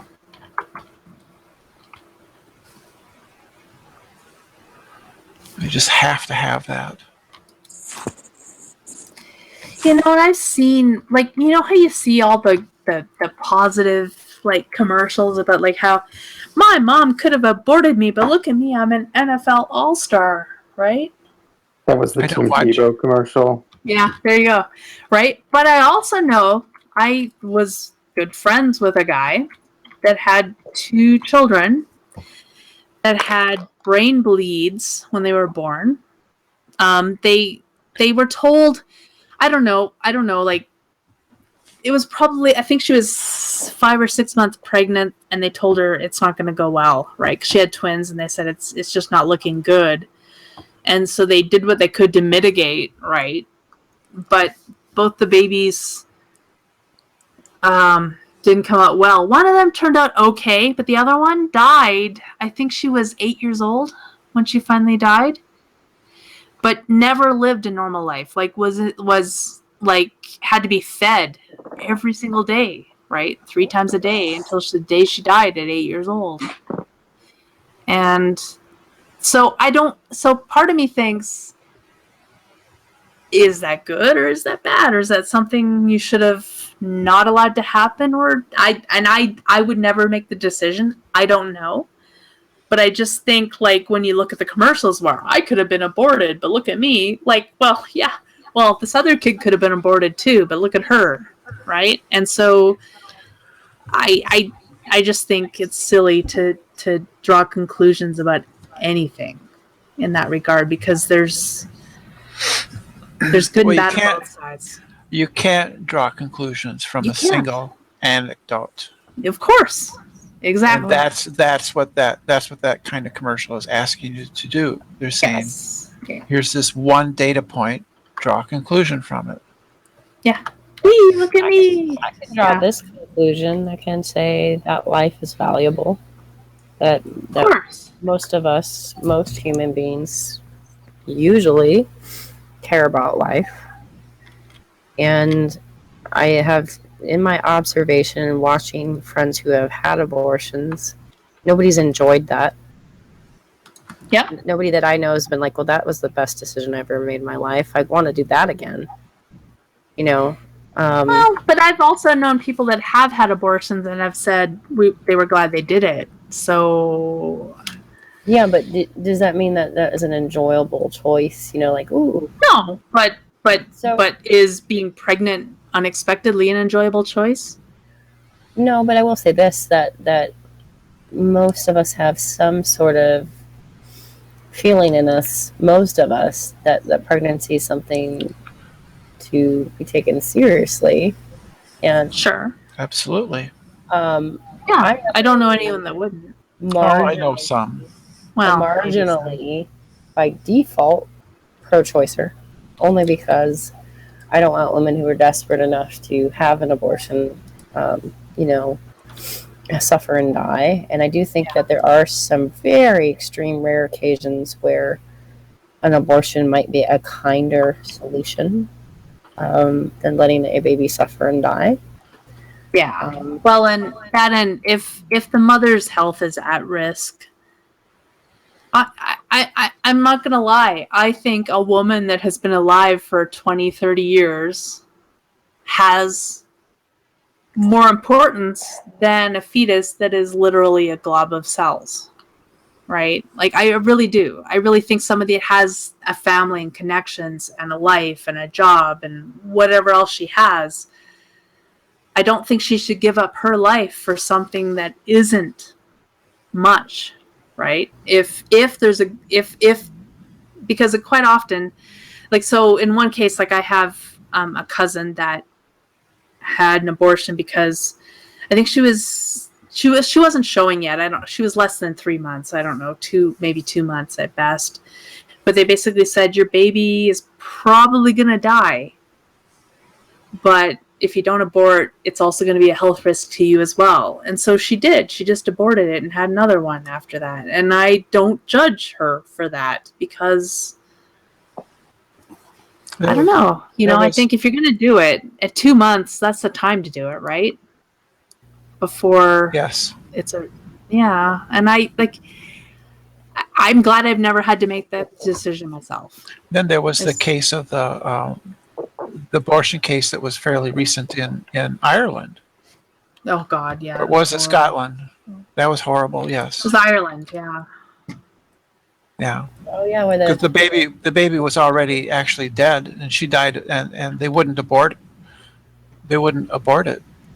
Well, I think baby was not declared dead, if I remember right. It's just that the baby would no way infeasibly live, right? Survive, an ectopic pregnancy or something ridiculous like that, if I remember right. It was ectopic, yeah. I believe it was ectopic, yes. Yeah. But she was already like in sepsis. Yes. I think. Yes, she was. Which is right. Bad. Really. So let's make sure that both parties die for sure, because yeah. But I mean, and again, I'm not the one to make the decision, fortunately. But like, do you choose like the woman or the baby? Like, how do you choose one? If you have to choose between one or the other, how do you choose? Well, in this case, because pregnant women will often opt for the baby if there's an option. Sure, but what if they have other kids that they have to take care of? But in this case, I don't believe there was any chance that the baby would survive anyway. I don't. So it wasn't. So it really wasn't the choice. That particular case was so stupid. It was completely. It was completely showing why pro-life laws overreach, what problems they can cause. It was a great example of why pro-life laws are problematic. Yeah, it really was. I just think and to me, it's I just think leave it between a woman and her doctor. And her spouse. Yeah. Right? Yeah. Or whatever, right? The significant other. I don't care. The government. So how is the government supposed to decide these things? They can't, because they're not fucking doctors, and they're not mothers, and they're not pregnant, and they're not involved. Like, just get the fuck out of it. Well, another thing that we're seeing now is pressure for women to abort. Have you seen that? No. Yeah, like the boyfriend that says you have to abort because I am not paying for that thing. Like, or if you want to be with me, you better have an abortion. And so, well, that's as old as that's. But that's right. It's actually in the Bible. That's actually in the Bible. But well, yeah, that's lashback, right? Because I mean, to be fair, I will say this: if a woman decides I'm pregnant and I'm going to have this baby, and you're going to pay child support, to me, if she has the option to abort and not have the baby, and he doesn't, then I don't feel like he's really on the hook for child support. If that makes sense. I'm just saying to be fair, right? Like, it's not like he shouldn't pay child support, but if the woman doesn't have to have the baby, then why should he have to have the baby? Maybe everybody needs to sign a thing saying, like, well, yes. And then if someone fails on that, they're like, just kidding, I was just kidding, ha ha. Yeah, maybe. I don't know, man. Like, I don't know how to... Wouldn't it just be better if we had better birth control, maybe?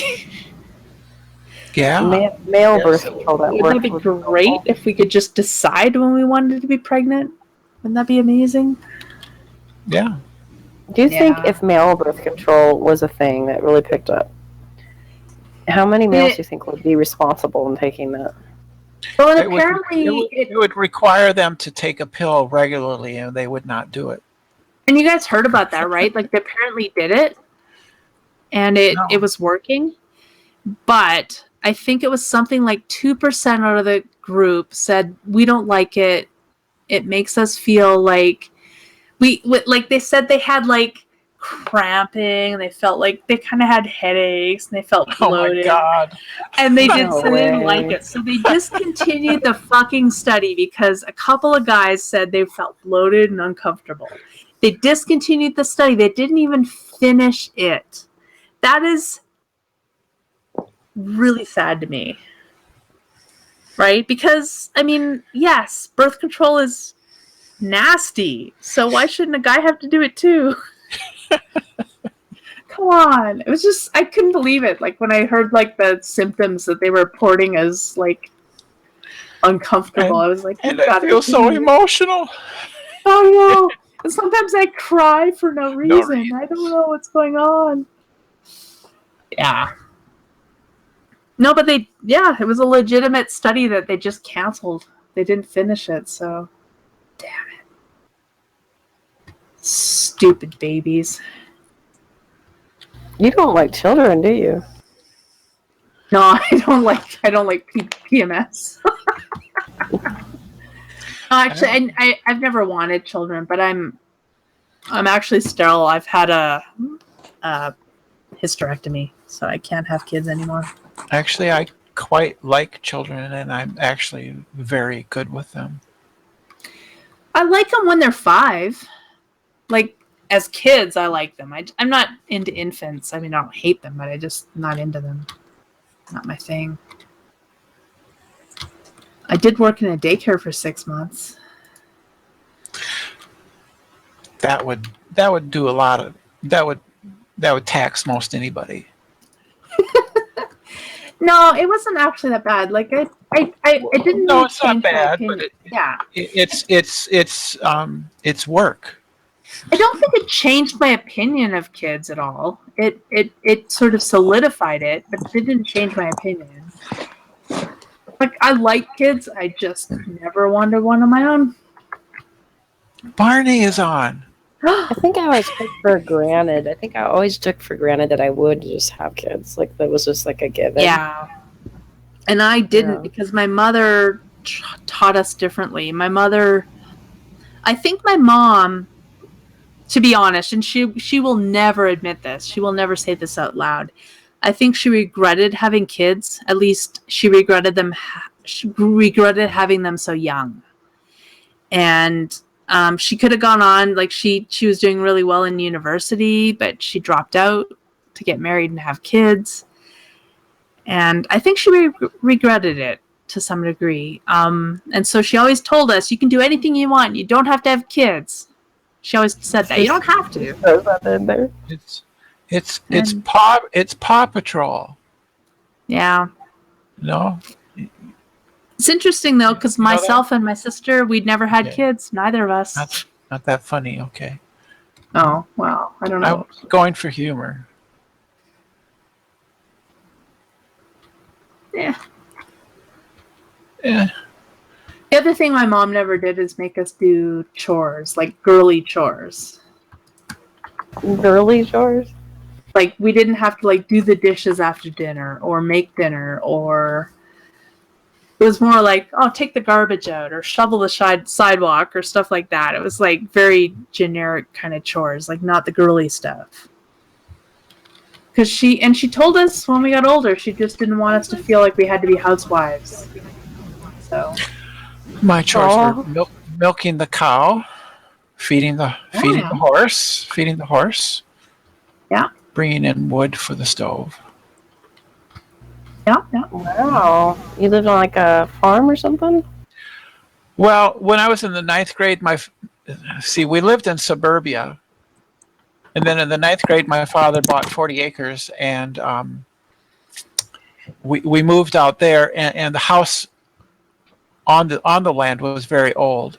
So we moved in there, and it was very cramped. And so it took about 18 months for us to build. We built a modern home, but it took about 18 months. So that's what I remember. I remember a lot of vividly living in that very small home. And it was heated by a wood stove and had a cistern that you pumped water to. And we had animals. We had chickens and geese and stuff like that because I don't know. That's what we had chosen to do. Not me, but yeah. But so we had those chores to do, which would be to feed the animals, do various duties around and stuff like that. Yeah. So it was. I mean, it was somewhat of a throwback but it was not that bad actually either though. I think it's good for kids to do chores. My mother just tried not to make them the female, like housewife chores, I guess. I remember having to do the random shit. They always give me the random shit to do. Deidre, we all took turns. Thing apart and tear out this wall. I'm like, what? No, seriously. I spent a summer where I had to completely, they decided they wanted to redo. We actually have a basement, which is really weird. In what I like to call the family compound. Which is unusual to have a basement in California, and there was this huge, ridiculous built-in, heavy duty, insanely crazy thick wood of a workbench / shelf / wall, all built in together, and it was built in the 40s or something. So it was this ridiculous solid wood, and I was given some tools, and they said, we need you to take that apart and drag it out. And I was like, oh, okay. And I'm trying to figure out how to do this. And I was the skinniest little thing. I was tiny. People always thought I was anorexic when I was a kid. And I was handed a sledgehammer this thing apart. And I go and I whack it as hard as I can, and it was literally the cartoons with bong, you hit the petrified tree, and it's you're just shaking, and it's oh my gosh, I just broke my arm. Oh, you should have saved that wood if it was that old. That thing would have been solid made. And that's what I told my mom. I said, why did we do that? That thing, it was ridiculous. It would have never gone anywhere. Man, people get weird ideas in their heads. Oh gosh. So whenever my mom had this project idea, she'd make one of us, make it happen. And it was just sort of a bidding. You had to do it. And so I spent a whole summer redoing the basement. And then just weird stuff like that. Or I get the job to mow the lawn, and we had this ridiculously big lawn.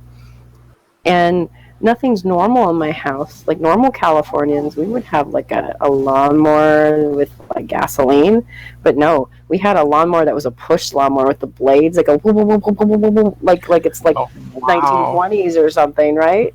Wow. And so I'm like, and our yard had like this hill, so I'm like, whoa, and of course everything's overgrown, so like everything's just getting locked up in the blades, and like it's this ordeal. I come back in the house, I'm having this massive allergic reaction to the grass. Like my nose is like triple the size, and my eyes are watering. My mom's like, "What's wrong with your face?" Like, well, maybe you mow the whole lawn with those weird things. Oh my god. Yeah, actually, and I'm really super allergic to, I don't know why, but cut grass. Oh, it's just I don't know if it's pollen or what it is. I just can't do it. Right. It made my nose swell up like from the bridge down, like all cray. I would stop breathing. I would be wheezing. I'd be like, like my mom would be like, "Oh, you're just being silly," and I'm like, "I can't breathe. I can't breathe." Wow. Yeah. I think I might also be developing a very late in life intolerance to lactose. Is that something that can happen? That can happen? I don't know. I can't. It's weird because ever since I can remember, I've never been able to eat ricotta cheese. Ricotta cheese has always made me ill. And now I can't eat a lot of cheese. So I'm starting to wonder if... Could be just your metabolism or just... I don't know.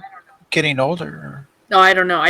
What about active yogurt? Can you eat active yogurt? Oh, yeah. Yogurt doesn't bother me. It's just like cheeses. Like I get like terrible heartburn to the point where I just want to die and I don't even want to eat cheese ever again. Like, and I think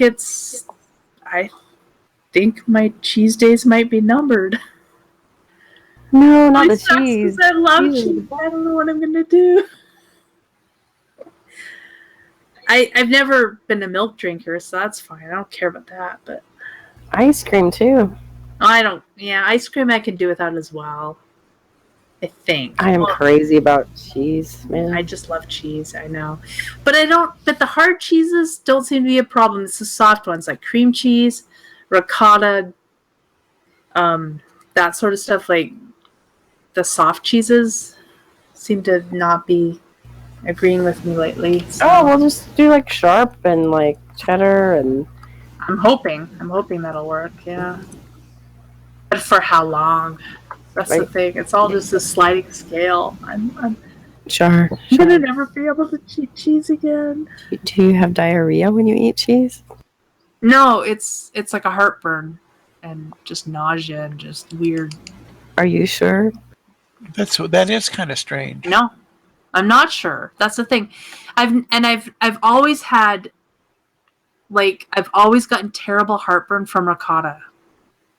Ricotta cheese has always. I've never been able to eat that. Does that have a lot of rennet in it?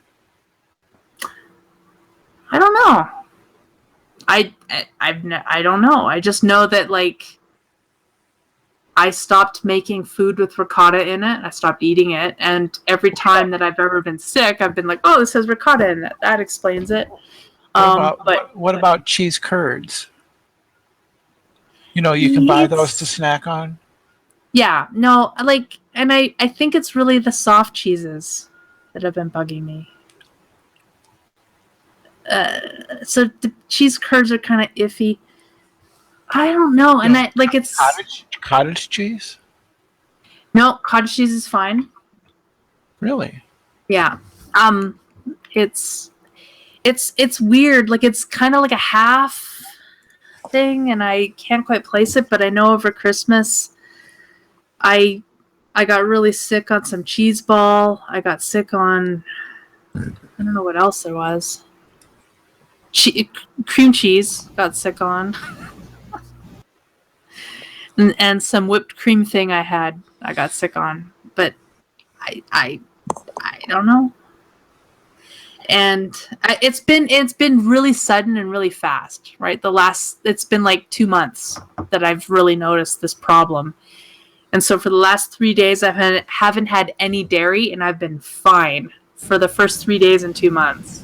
Well, what if when you do have dairy, what if you take like a acid reflux thing? Like, it helps. Totally helps. Yes, because I have those. And I did take one, it helps, but they don't last. Like, I get maybe 4 or 5 hours out of it, and you're supposed to get 12. So I don't know. But I don't know what it is. Like, maybe it's a stomach allergy. Maybe it's an allergy. It really seems to be like sort of a heartburn kind of indigestion thing. I don't get diarrhea or anything like that. So I don't know.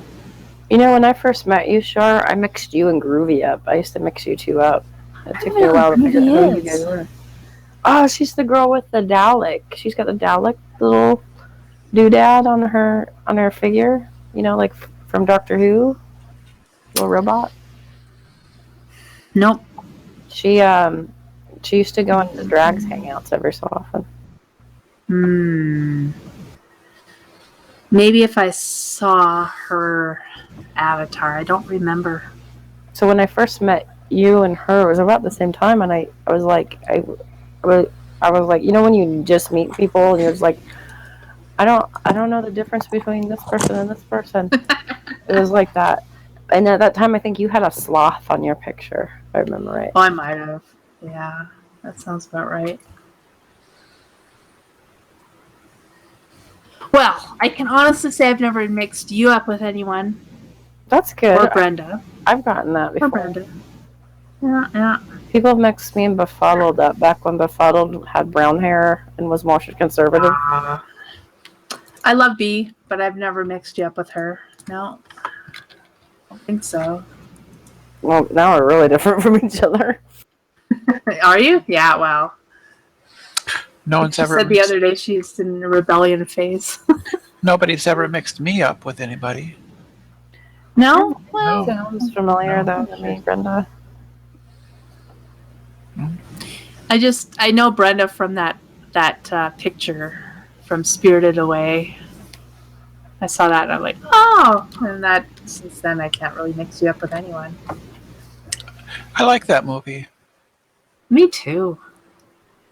He's making one more. I can't wait. Yes, he is. Yes, I've heard about that. Yeah. Howl's Moving Castle's my favorite, though. That was quite good. Mm-hmm. Did you see the one with the cats in it? What was that called? Pick up. No, it was by Studio Ghibli. I know, but I'm trying to think of the name, and I thought that was. I just keep thinking this word that starts with a P. It's not that. Did you see The Grave of the Fireflies? I stopped it and didn't finish it because I could see where it was going, and I was not ready for that. It was probably, I would say, one of the saddest movies I've ever seen in my life. What movie? It was tragic. So good. I mean, it's amazing, great movie, but tragic. Just hard to watch. What movie? Grave of the Fireflies. Oh. It's a Studio Ghibli. I've seen 2 animes not connected with Miyazaki or Studio Ghibli that I like fairly recently. One of them was called The Girl Who Leapt Through Time, and the other one was called Your Name. Yeah. And they're both very good. I'd recommend them if people enjoy that kind of movie. The Girl Who Leapt Through Time was about a girl who leaps through time, and then in order to fix, she discovers it, and then she goes back in time to fix various things in her life, and then it sort of spins out of control, and she comes to it has an interesting ending. And then Your Name is one of those body switch movies with a very different twist. A lot of the body twist movies, at least in the West, are focused on sex and a lot of lowbrow humor about, you know, a man being in a woman's body, woman being a man's body. But in this one, there's almost no focus on the actual body switching at all. You hardly ever see them actually happening. What you see is the person the next day and then coping with what the other person did, and then one of the characters decides that they want to find, they don't know who this is something that happens randomly between these two individuals. It's a sort of random thing, but recurrent. And so then one of the characters wants to figure out, well, who is this other person I seem to be switching lives with every now and then? And they start leaving notes to each other to try to figure out who they are. And eventually they do figure out who they are, and it's a very interesting twist. I'd recommend that. That's crazy. What's it called? Your Name. Your Name. Okay. Yeah. Cool. Yeah. I'll write it on my board. Because that's basic. So it's about a young male living in Tokyo and a young female living in a rural town, and it's I'm not going to reveal too much about it, but it's a romance actually. Okay. Yeah. And then the girl, that sounds cool. The girl who leapt through time is also, well, it's also romantic, but it's just a different twist. It's a different twist on the time travel angle. Yeah. Yeah. But they're all sort of similar in the genre of, I guess, of anime to Studio Ghibli. Yeah. Did you ever see? Well, and Did you ever see The Wind? Did you ever see The Wind Also Rises? Oh, The Wind Also Rises? Oh, The Wind Rises. That's The Wind new. Rises. Yes. Yeah. No, I haven't seen it, but I know it exists. What do you think about those? Oh, that's a Hayao Miyazaki too, isn't it? Yeah, it is. Yeah, and not a Studio Ghibli necessarily. I guess I don't know. I'm not as. Yeah, I haven't seen it. I haven't seen that one. Like, so the cat one. Is that called like The Cat Returns? Yes, that's it. The Cat Returns. Okay. Yes. Yeah. No, I haven't It's seen pretty good. It's pretty lighthearted. It's fully in the Miyazaki, but it's an early one. Yeah. No, like I've seen quite a few. Like Grave of the Fireflies was one of the first ones. Oh, it's such a good movie. It's just so sad. And then there's like Porco. What was the other one? The Porco Rosso. Rosso. Yes, that one's interesting. That one's actually pretty fun. It's very lighthearted. Yeah. Princess Mononoke is good. Mononoke, yes. Spirited Away is amazing. Howl's Moving Castle, I think, is my favorite, though. Yeah, it's really good. It really is. Yeah. But that has a little bit of, well, it's not time travel, but it's not body switching, but it's a body issue. It's a kind of a identity issue, sort of, isn't it? It's kind of a weird mix of things almost, like depending what you're looking at, right? Like the castle is like in many places at once. Yes. And then you've got that like Howl has several identities, and then you've got your main character, which has this is a young girl, obviously, which has an old, it's a weird identity. Yeah. And then you've got the fire, which I absolutely loved. What's his face? Calcifer. Yeah, who's the guy that did that? Billy, no. What was his name? Oh, Jesus. The guy that did that. Yes, I know who you're thinking of too. I know. He was so good as the fire, as Calcifer. Who? Sorry, I didn't hear you. I don't know these movies, so I was like, I just heard Billy Bob, and I was like, Billy Bob Thornton. You should. Oh, it's Billy Crystal. Yes, plays the fire. He does a good job too.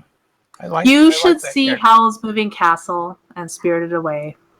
You should just do it. You're gonna love them. They're good movies. I think I watched Spirited Away years ago and I didn't like it, but I think, I mean, I could try it again and see if Try Howl's Moving Castle. Maybe it's not for you. I mean, it's a maybe he might not love them. You know what's funny is like Emily Mortimer. She did the voice of young Sophie, and I can't remember God, it was funny because I was just watching. I didn't even know who she was, and I was watching a movie the other day, and I'm like, oh, she's Sophie from Howl's Moving Castle. I just knew her from the voice because I'd seen that movie so many times. Yeah.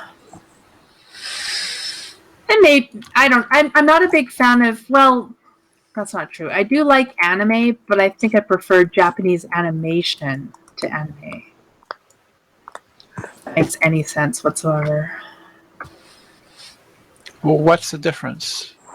I don't like the Studio Ghibli stuff is not considered anime. Oh, really? Yeah, it's considered Japanese animation. Oh. Anime I don't know these things. It's more of a I don't either. It's more of a genre thing though, and I've seen some anime that I like Ghost in the Shell and like Ghost in the Shell. Yeah, Ghost in the Shell. Like stuff like that is more anime, but it's more of a genre. Like whereas the animation is not the genre itself. Like there's a whole other. I don't know, but I love it.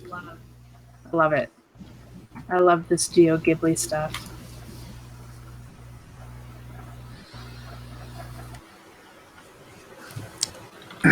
I think the two that I was talking about, Your Name and The Girl Who Leapt Through Time, would be more in the Japanese animation category. They didn't seem to me to have, because Japanese anime has a number of stylistic sort of. There's typical things that they do. Yes, and Your Name just. And I don't. Yeah, I don't. Yeah, I think you're right. What was the other one? Your Name and The Girl Who Leapt Through Time. That girl. Oh my God! Google knows exactly what I'm looking for. I typed the G and it knew. It filled out the rest. Google knows you. It knows you. It knows me too well. It's gonna be. Yeah, it's considered a Japanese animation. Yeah, not necessarily anime. So it's cool. I'm gonna totally check those. What about like Paprika? Have you ever seen Paprika? Maybe. Let me look it up. Now, you should be able to get the trailer for that from the YouTube. Yeah, I think I saw that one. That one's really bizarre. Really. Yeah, if I remember correctly. That one looks. Yeah, I think I've seen that, but maybe I'll watch it again. The one that I saw actually that I liked fairly recently was it was on Netflix and I can't remember the name. What was it called?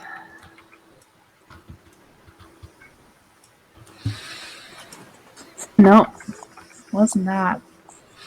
Oh. Not sure I can find that one too quick, but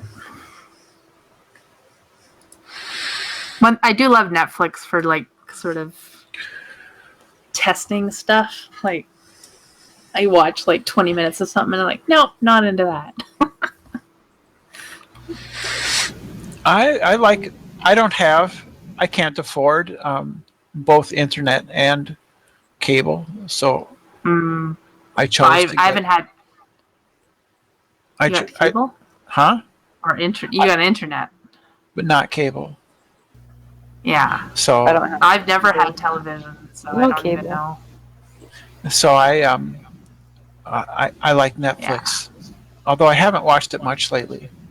I like Netflix. I've never had television. I've never paid for television, and I haven't had a landline in more than 10 years. 12 years, I guess.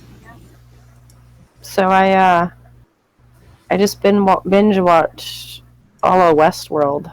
Oh, is it good? I haven't seen it on yet. HBO Now. Do you guys have HBO Now in Canada? Nope. No. Well, Oh. I think I could get it maybe with a VPN. I could try.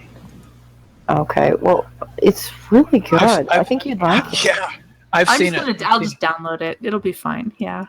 Yeah, there's ways to find it. Yeah, I've seen it. It's I've heard absolutely about it. It's absolutely amazing. It really is quite an interesting twist too, isn't it? Really? So, but it. there's going to be more seasons of it, right? Oh, I think so. It's not over. What So, show? like, part of me is not like I'm not in a rush to see it because I like binge watching stuff when it's over.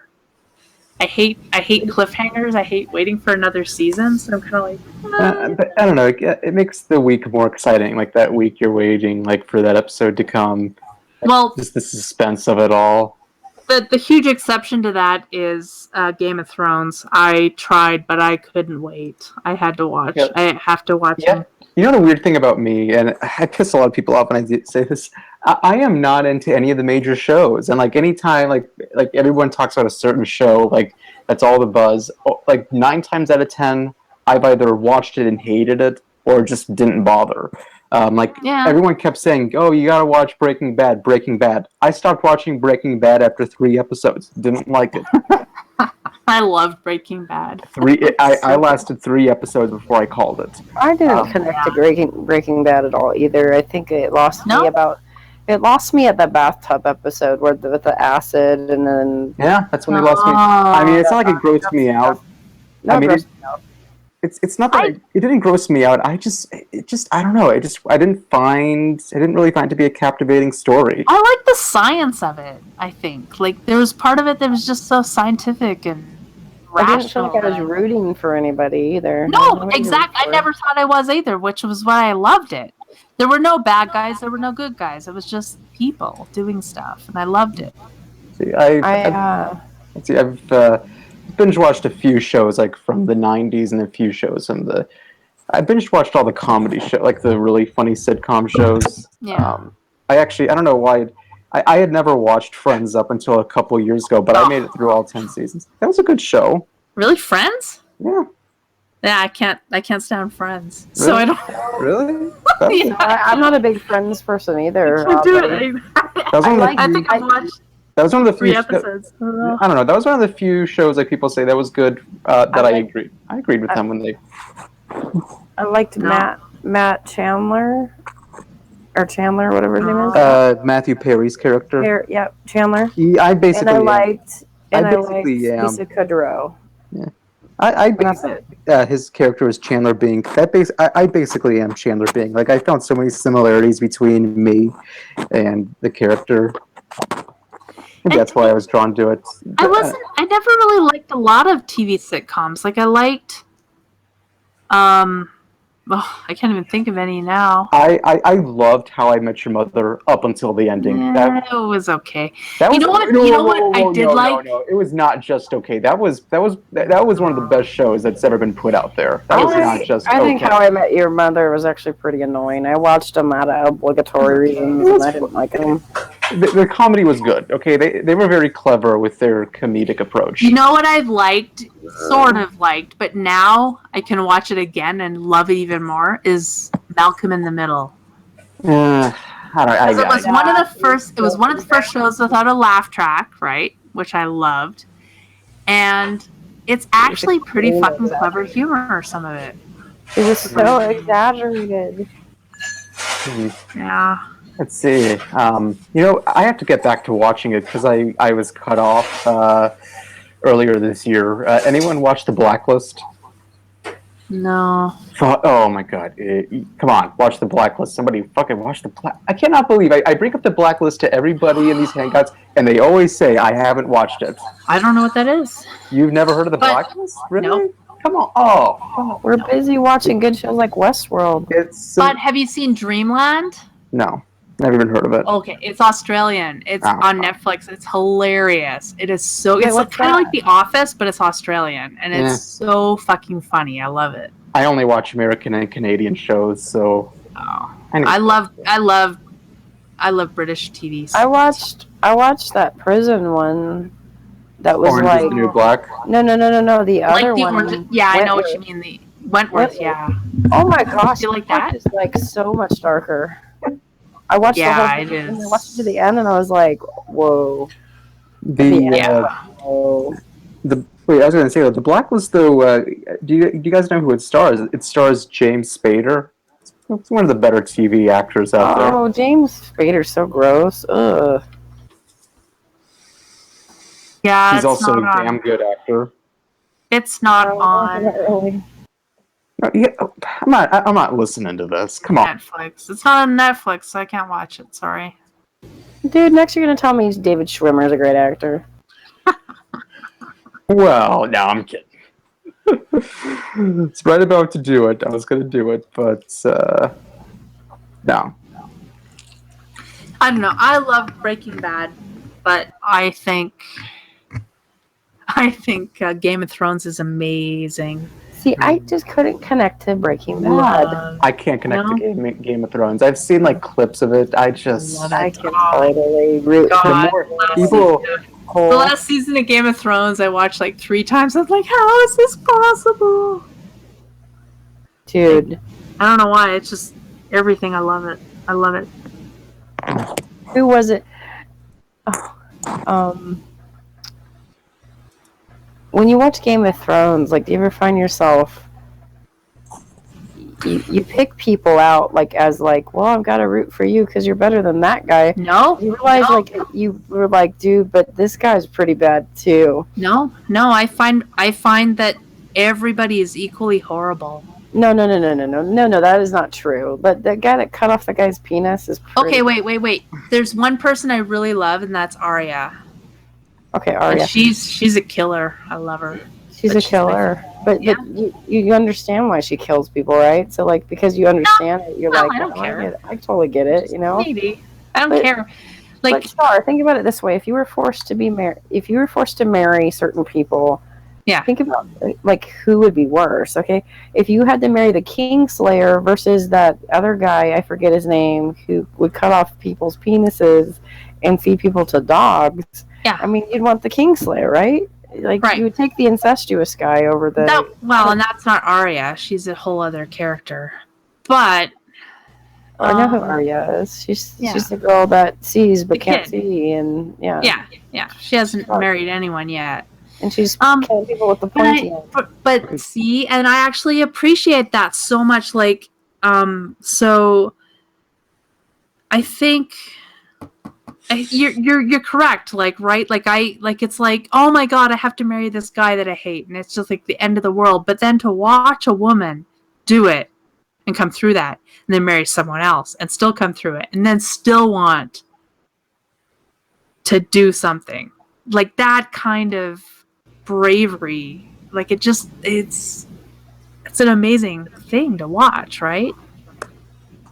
Don't you think? Dude. I think the political stuff is very interesting. Like Cersei's a villain. I mean, like straight up. Sure. But she's a villain I love to watch. Yeah. And if you watch like her reasoning, how oh my gosh, what a selfish mother she is, and now how her kids are dead and shit, you know. But like. The psychological stuff in it, I think, is what's kind of interesting for me. And I think it's the same reason why I was hooked onto Lost. Not because Lost was a political, you know, blood frenzy, but just sort of the mind games and stuff like that. I think that's pretty fascinating. Littlefinger's fascinating. Like, he's real creepy to me. Yeah, but he's smart. He's such a fucking smart guy, right? Like but that's the thing. Like he's creepy, but he knows what he's doing. He's got this plan. You might not know what it is, but he's always on track to doing something that he wants accomplished. And he's creep. Oh, go ahead. Oh, sorry. There you go. No, well, he's creepy, but it's kind of hard to say he's any morally worse than anybody else in that show. Yeah, exactly. I mean, come on. Yeah. Oh yeah, so many people are horrendous in so many different ways. No, that's what I love about it. I love that show because there aren't good guys and bad guys, right? It's just this big clusterfuck, and even the quote better guys, like let's say Khaleesi. There's some bad side. Khaleesi's got some bad sides to her. Like, oh, she's fucked up a few times, and she's also been really harsh, right? Or she like, or occasionally not harsh enough. Yeah. Mm-hmm. Yeah. I have a feeling with Khaleesi, it's going to be, she means well. She wants to free the slaves. She wants to liberate people, right? Yeah. She does. She has good motives, I think, but I have a feeling it's going to end really badly for her. Yeah, it wouldn't be Game of Thrones if things worked out the way I want them to with it. That's true. Well, everybody dies. It wouldn't be Game of Thrones if good motives guaranteed a good outcome. Yeah, maybe though. Maybe. I'm just I think it's shut up. I'm crossing my fingers, damn it. I was just gonna shift it. We keep talking about TV. I was gonna shift to movies. Anyone else seen the Rogue One yet? Yeah, I did. it. Loved it. Yeah, I loved it too, and it was. I think it was just the emotional aspect of it. Just the what was it? Oh crap! The fact that there were so many of those people who were willing to sacrifice themselves for the greater good. Like you saw it ending. It's like just about everybody dies, and then of course even at the end, like all those rebel fighters died too, as they were slashed up by Vader. Alert! Spoiler alert! Sorry. Jar Jar is Jabba's dad, and he's actually and he actually later becomes the hero of the movie. Yeah, Jar Jar. Jar Jar saves everybody at the end. I think what I liked about it, kind of similar to you, is that it didn't have a stereotypical happy ending at all. No. Yeah. And I liked that. No spin-off? No part 2? Yeah. Well, no. And then there was, and then of course, just at the end, maybe it was again. I don't know why I got a little emotional towards the end, but when I saw I saw it on the 27th. That was the earlier that day. Carrie Fisher had died, and of course, so seeing Princess Leia at the very end receive the rebel plans, there was just something poetic about that. Maybe it was strange, but it felt like there was just something right about it. It was kind of a good way to say goodbye to Carrie. Yeah, it was pretty good. I was glad I saw it that day. I mean, I'm sad we lost Carrie Fisher, but if there was any day to see that movie, I was really glad that was the way it was done. I had two only very minor criticisms of the movie, and one of them was they did too many film shots with blurry shit in the foreground. Right? Because we saw it in 3D, and that blurry foreground stuff with the focus and it kind of got to me. Like, it was just too much video. Like, what was it? Like, too much fancy cameraing. Like, just too much. But that was minor. But the other thing let me guess. Hold on. Let me guess what it is. Is it the part with the guy who was like, I am one with the Force. The Force is with me. And then he hits the lever. Is that it? No. That was my main criticism. All right. What is it? No. The other thing I didn't like is it's really sad. But, like, and it's not just Star Wars, it's Disney too. But this whole, like, I don't know, my father and mother are gone and I'm this lost child, and then I reunited with a family member, and then I'm suddenly reunited to this new cause, and then here's my new cause. Like, that whole thing just gets to me. Like, it's so tiring, right? Like, it's like what's that movie, like Lion King, and like it's like every fucking Disney movie we've ever seen. Every Disney movie, and every single Star Wars movie we've ever seen, right? Like, it just kind of gets old. Like, I'm just like, who cares? I just the whole family connection just gets tiring to me. I guess it's minor though. Like, it didn't really. My two major criticisms was the one I brought up. I mean, come on, the guy who hit the lever. It's like, give me a break. Like, you mean the most fit rebel fighters are shot immediately when they make a dash for the lever, but this guy, yeah, this guy's able to get it even with stormtroopers like shooting at him at every angle. Well, he was with the Force, and the Force was with Oh, him. shut up. I'm one with the Force, and the Force was one with him. Yeah, the blind dude was a little much. He was pretty cool until the lever thing. I agree. And then, the second thing was the droid, like the reprogrammed Imperial droid. That was just don't let anybody tell you that wasn't their attempt of emulating 3PO. It totally. But he was way better than 3PO. Yeah, I just felt like it was. He was sarcastic and like.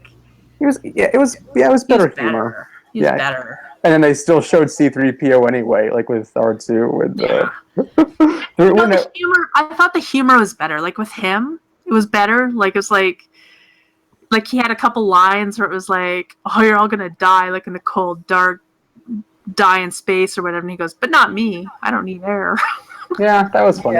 You know, like there were a couple jokes like that, or God, what was the blind guy? It was the other one. They put the hood on his head. He goes, "Are you serious? I'm blind, right? Are you kidding me? Are you kidding me?"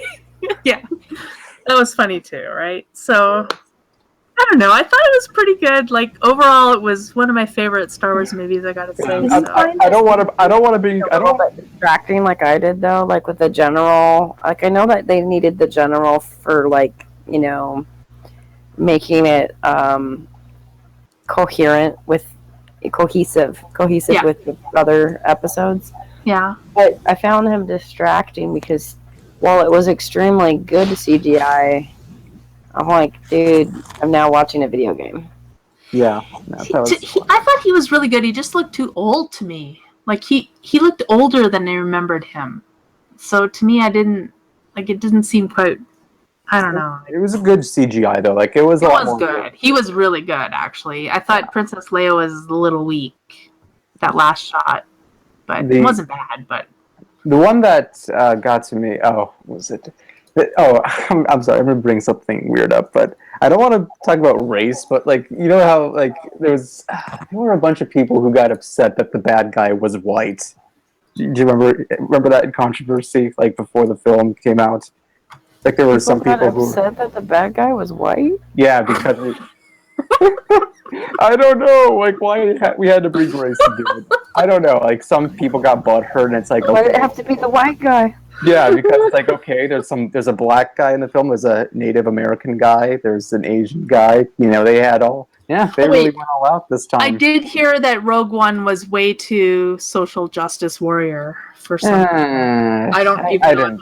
Why? I didn't really feel that. I mean, and I'm someone like who complains about social justice warriorism. I didn't feel that. It didn't really bug me. Neither did I. I love the fact that the main character, she was female, but they didn't make a deal out of the fact that she was. Yeah, but like the white male is the bad guy. Like that.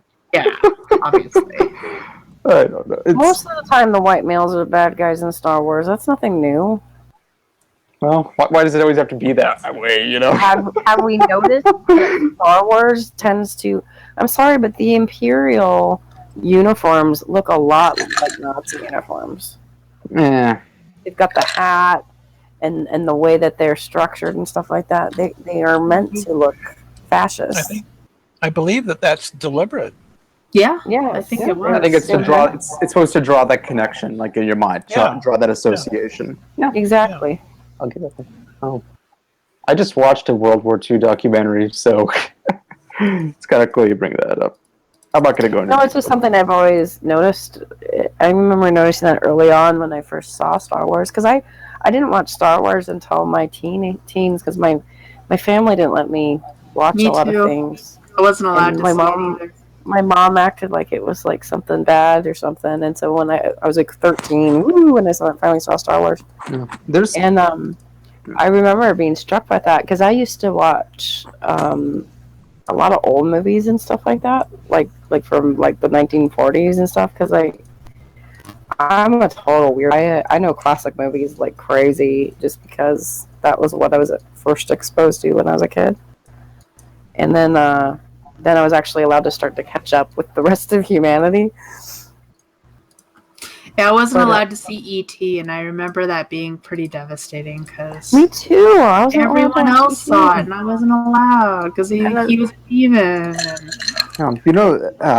The one thing I hope that comes out, because I don't know if Disney's going to do this, but one thing that many diehard Star Wars fans hope for, at least ones of the classical pictures, a lot of them want the original the original screenings from 77, 1980, and 1983 to be put on Blu-ray. Because, like, you know what happened? They made all the edits. Because they made all these stupid edits with the... Yeah, because Han shot first. Han shot first, motherfucker. I know. I'm so pissed off about that. Because it ruins the storyline. Like, when you see Han take the shot first, that was the most badass introduction to any character in cinematic history. Because you knew who you were dealing with at that point. You were dealing with the shoot first, ask questions later space cowboy. It couldn't have been a better introduction, and they took that away, fuckers. That's right. He's sort of an anti-hero, and so that. Well, I blame Lucas. Lucas makes a lot of stupid choices. Yeah, actually, I can't say that I have any complaints so far with what Disney's done compared to what Lucas did. So. Lucas has some great ideas, but he definitely has to be reeled in. Yeah. I bet when they... oh, there's so many funny jokes people make about Lucas. Like, what crazy ideas is he going to come up with later? You ever notice, like, in the third one... Is it the third one? The Empire Strikes Back. I'm not Empire... Oh, I'm sorry, the... Jedi. Return of the... Oh, I was going to say... When they're on the barge for Jabba the Hutt, you know, and they're traveling, and you're looking at all the little aliens, and there's like they added the alien band more so in there.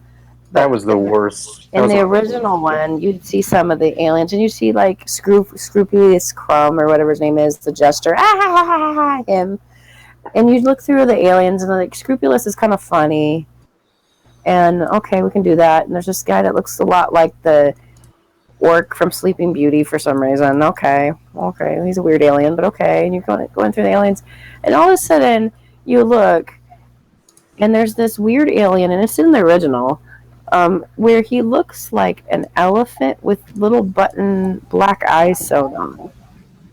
Yeah, and he's totally a puppet, and he's just kind of bopping his head around to the music. Yeah, and I've always particularly hated that alien out of all of them. What the hell is this thing? And like, why does it look like a washcloth with eyeballs sewn on it, like that are like little buttons? Like I don't understand how they thought that would be a good alien. I don't know. Sounds like that one elephant from the children's stories.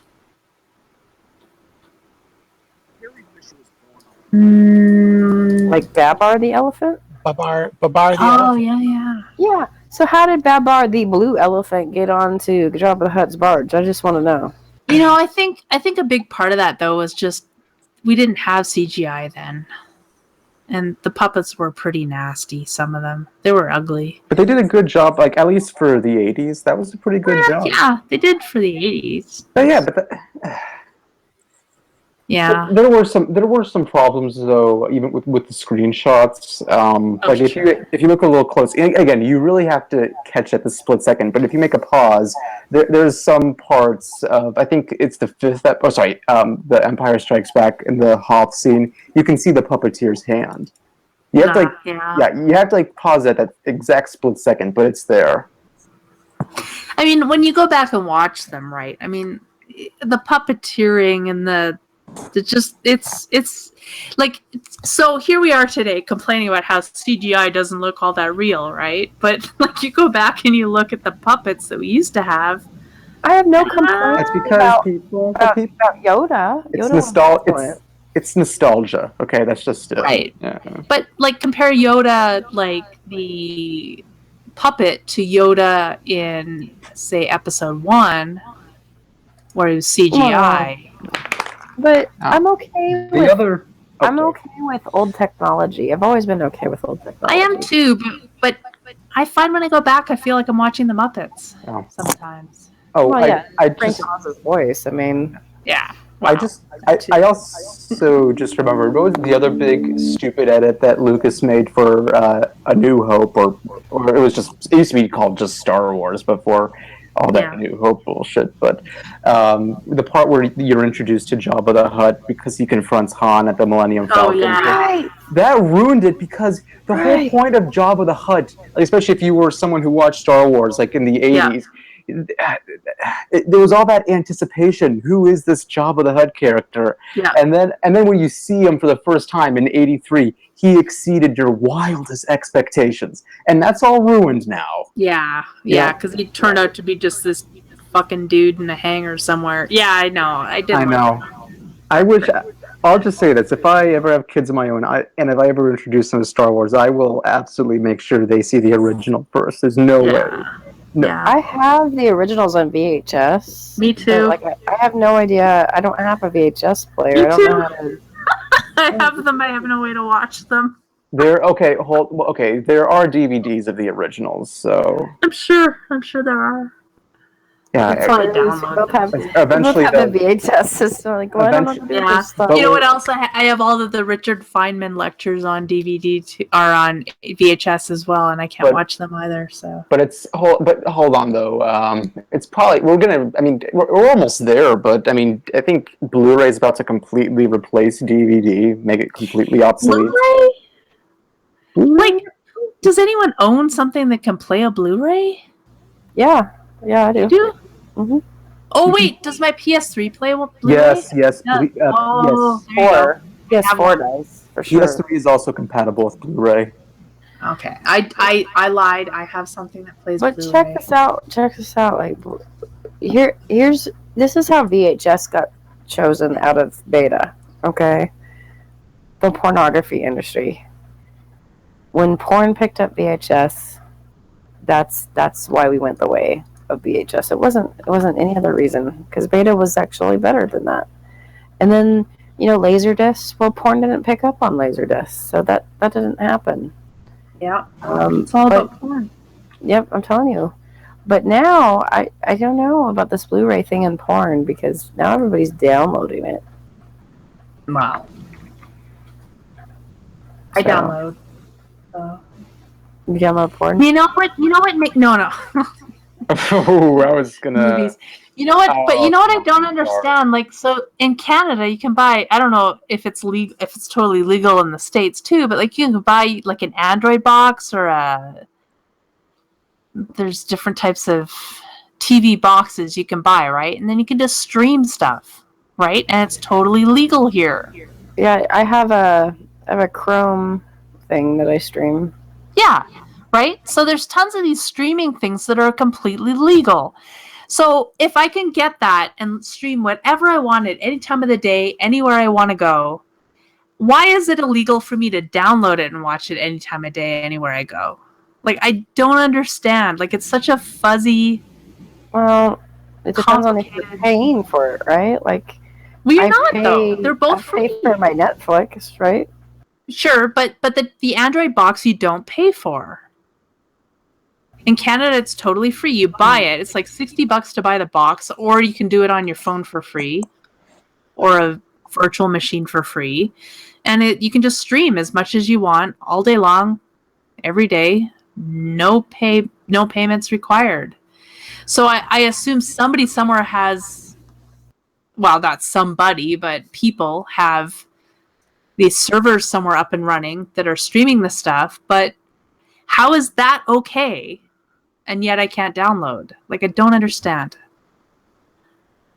I don't know, but I'm looking at my movie collection right now, and I have a lot of movies that are like either on Blu-ray or DVD. And I'm thinking about it.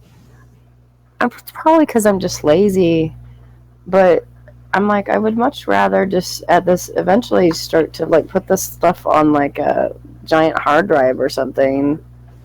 And I do. You know what I mean? Well, and I haven't backed this up yet. Like, I'm just looking at it right now going, how many hours is it going to take me to and then what software am I going to get to override the stupid shit they put on this stuff, even though I own it? Yeah.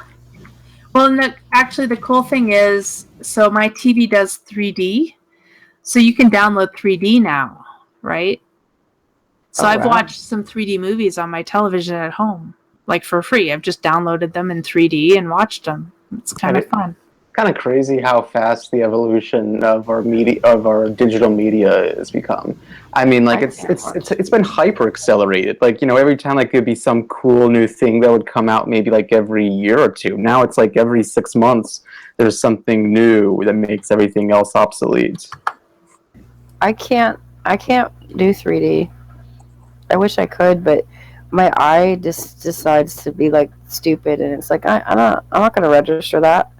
Yeah, and, not everyone can watch it, and it just doesn't do anything for me. So I'm like, I don't want to pay like $3 or $4 more a ticket just to see 3D because it wasn't work for me. Do you still need the glasses if you watch it in 3D? Right. So like if on my good eye, if I don't put the glasses on, then it's like weird looking and fuzzy sort of. So like I have to put it on, but then like I don't have the same effects that other people are getting because my right eye is, what is the word that, amblyopia. I have amblyopia. That's what it is. Yeah, but you know, to be fair, like as much as 3D is this little gimmick, I don't love it. Honestly, it's complicated. I find too, like you can't turn your head side to side because that fucks up all the what do you call it? I can't remember what the word is. It's too late in the day. So perception? No. Light? It starts with a P. What's the word? Polarization. So it screws up the polarization, right? Because your glasses can only do vertically, or so if you turn your head, then your glasses can't see it anymore, and I just find like my neck gets stiff because I'm sitting in one position for too long, and I don't know. I don't think it even makes the movie any better, really. And actually, one thing I did see in Rogue One in 3D was a couple of the cruisers in a couple of the scenes were duplicated because they were polarized, but they weren't, like it was just a problem with the 3D, and I actually saw glitches, a couple of them. So, it's showing its flaws.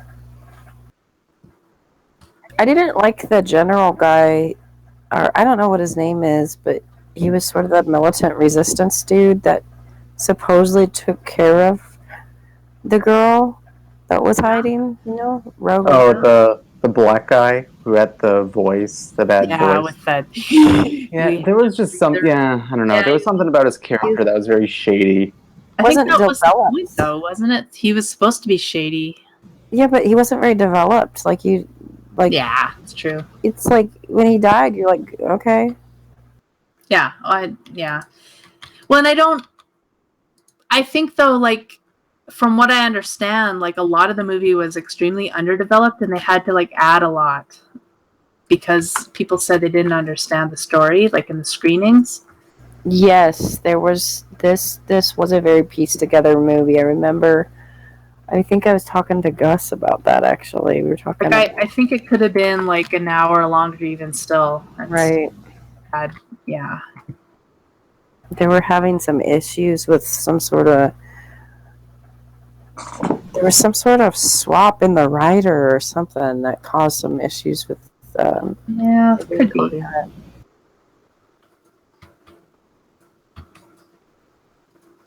On another note, if we're talking about geek movies, I am not the biggest Star Trek fan, and if you were to press me between choosing Star Trek and Star Wars, I would choose Star Wars, which is kind of unpopular, I think. Me too, though. Yeah. However, as somebody that lightly likes the original Star Trek show, like I'm like, oh, in passing and nostalgia, I like it, but I find Captain Kirk largely annoying and Spock pretty awesome. And kind of, yeah. And I, when I got into Star Trek, it was Next Generation that got me into it, and I still have a fondness for Next Generation. with Riker climbing over the chair, all funny and everything else, you know. but these new movies, I know that a lot of my Star Trek fan friends are a little up in arms about these new movies. I love them. I think they're good. I think they're good too. I really like them. I find them a little shallow. Like I think the last one I just couldn't get into because it was kind of like, whatever. It's just an act. It's just another. It's like all the other superhero action movies. There's like very little content and just a lot of stuff. And it's fine. I don't hate it, but I don't know. I do like them though. They're not bad. Oh. Especially if you like lens flares. Oh, so 2017 has already started, and there's already been a big terrorist attack in Istanbul. 39 people dead at a nightclub shooting. I thought that happened actually a few hours ago.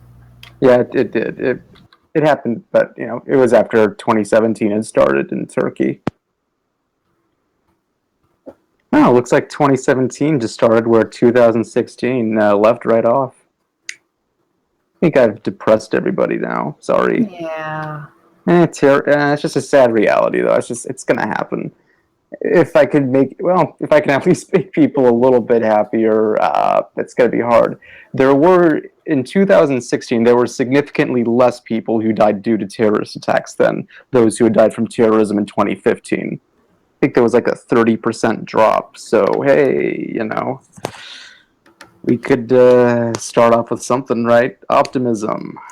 Maybe. I think we should just like put every single person, just to be safe, in a straitjacket, and just leave them that way. Yeah. Nobody I spent a lot of time like in 2016, like looking up terrorist statistics, listening like to experts on terrorism, listening to a bunch of podcasts, reading a bunch of articles.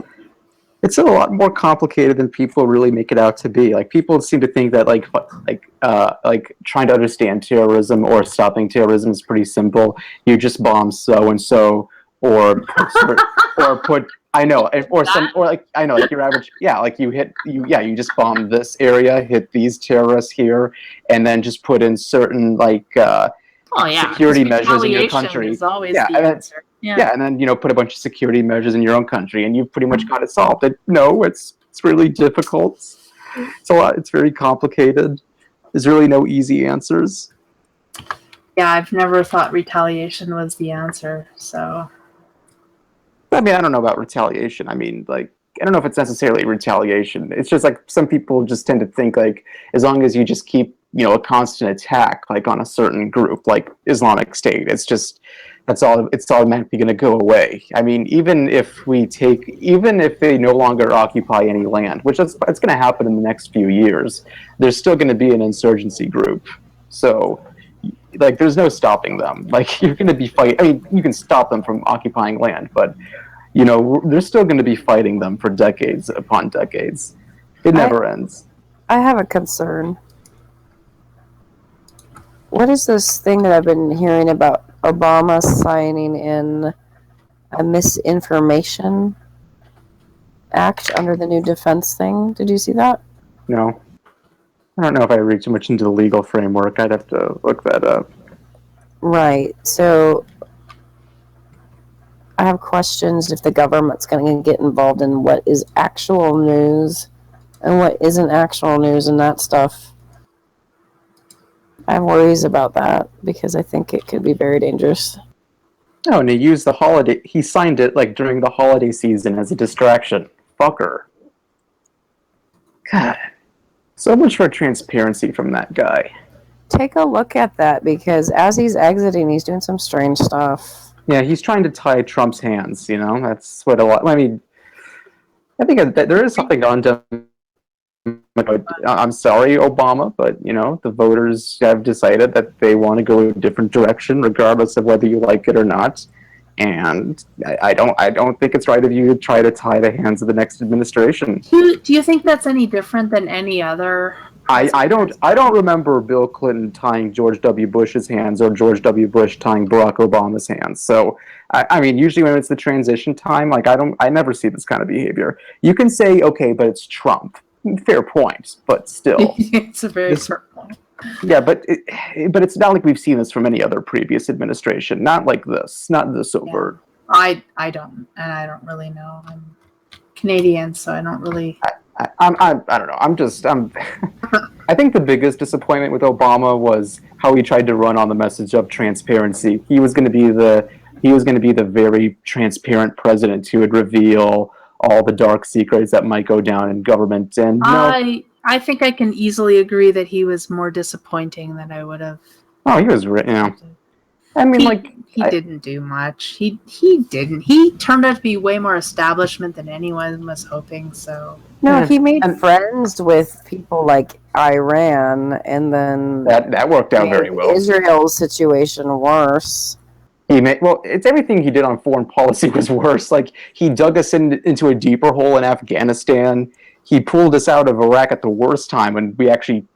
I mean, I don't think it was the right idea to go in to begin with, but I don't. At the same time, they still had to be there to establish at least some security apparatus. We pulled them out, and who filled in the vacuum? Oh yeah, Islamic State, at least in the Anbar region. He didn't do any. He ignored the crisis in Ukraine. That hasn't worked out so well. He ignored the crisis in Syria. That really turned out horrible. This has been. I mean. Well, the Russians took over now. We have to be all cool with that now. Yeah, and that's it's amazing. Like that's the new framework now. Now we actually have to ask Russia's permission to do shit. Like there is something frightening about that. Like this is on foreign policy. I mean, it's been a complete failure. I mean, maybe not as much of a failure as his predecessor, but this is horrendous. And then he did his little dance with Russia, for a long time, knowing the stuff that Russia does. And now all of a sudden they're like, "Oh, well, you rigged your election," which, by the way, that's a bullshit claim. But don't get me wrong. Like Russia should be punished for what they do in Ukraine and what they do in Syria. But this is a bad But we're using a shitty pretext to do it. Well, and then are we gonna? I don't know if it's a good time to make an enemy out of Russia right now. I mean, I don't mean like declare a war on them, but I mean I think we should keep the sanctions on them. Keep hard sanctions. We do need sanctions on them. I think are they work. I mean, they work. If there's a reason why they're not pushing further into Ukraine, and it's because if they push further into Ukraine, they get more sanctions that would actually target their economic sector, which would cripple them financially. Yeah, I've read a lot of this stuff, so I kind of. And meanwhile, we have freaking North Korea. How in the world did North Korea get a nuclear weapon? They have an ICB. They're testing. They've made significant. They did a lot of tests in the year 2016. Like they made significant increase in the number of tests that they usually do in a year. I think I just shared an article about this. Like they already are testing out ICBMs, which are the major ballistic. I forgot it's International Continental Ballistic Missile. I don't remember the full acronym. So they're now testing their ballistic missiles. They're doing it very openly, and it doesn't seem like the international community gives a damn, which also scares me. If I could vote certain countries off of the face of the world, and this North Korea. This is going to sound really horrible, but America, North Korea would be one voted off the face of the world. Sorry, Saudi Arabia. Saudi Arabia, thank you. There's another one.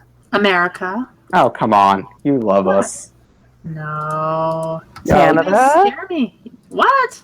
Just kidding. Hey. We're the one keeping everything together, okay? Like if you get rid of America. You used to be. Hey, I don't know we control. Hey, we pretty much control most of what goes on in the global economy. So if you take us. We only do that because Britain was like, when you say no. Okay, I'm just saying. This is where you're wrong. You say we control.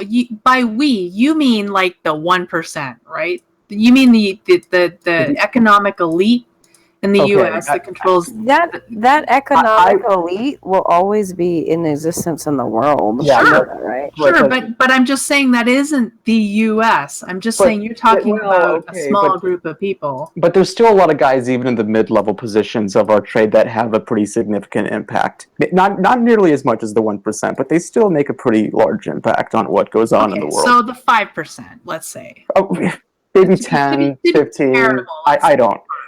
Fine. I'm just saying that American businesses, American trade influences a lot of what goes on in the global economy. So for now, yeah. I'm just saying. So I'm just. So does China, though. So I'm just saying, if you were to take down America, if you were to vote us off the face of the earth, have fun picking the pieces back, building up the pieces that are going to crumble down.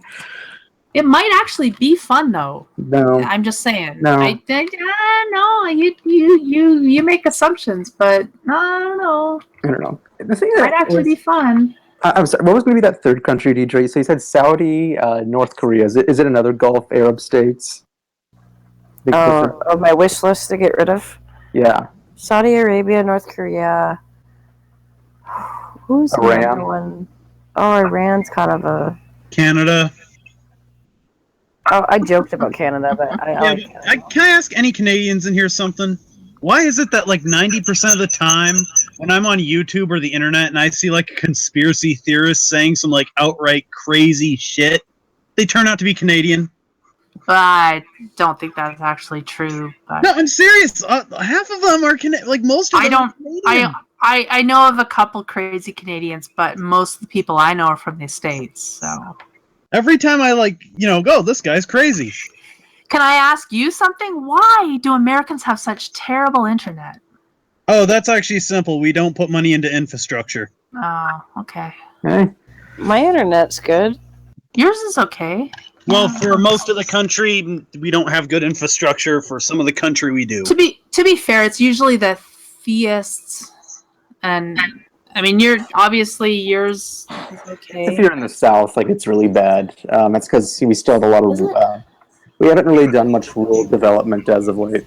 Which is why on all those polls where they'll say, like, what do you want the government to do? Like, the overwhelming majority of people will be like, infrastructure, come on. Yeah. Yeah, we haven't really been, well, I hear Trump has a pretty big plan of what he's going to do. It's just a matter of He's gonna make it great again. We're gonna be the best. I mean, from what I've heard, and the best around. The best. From what I've heard, like they're saying that if he gets that infrastructure plan through, his approval ratings might actually go up a bit. We're gonna make the best infrastructure with no taxes. Yeah, I don't think Trump has ever used the word infrastructure.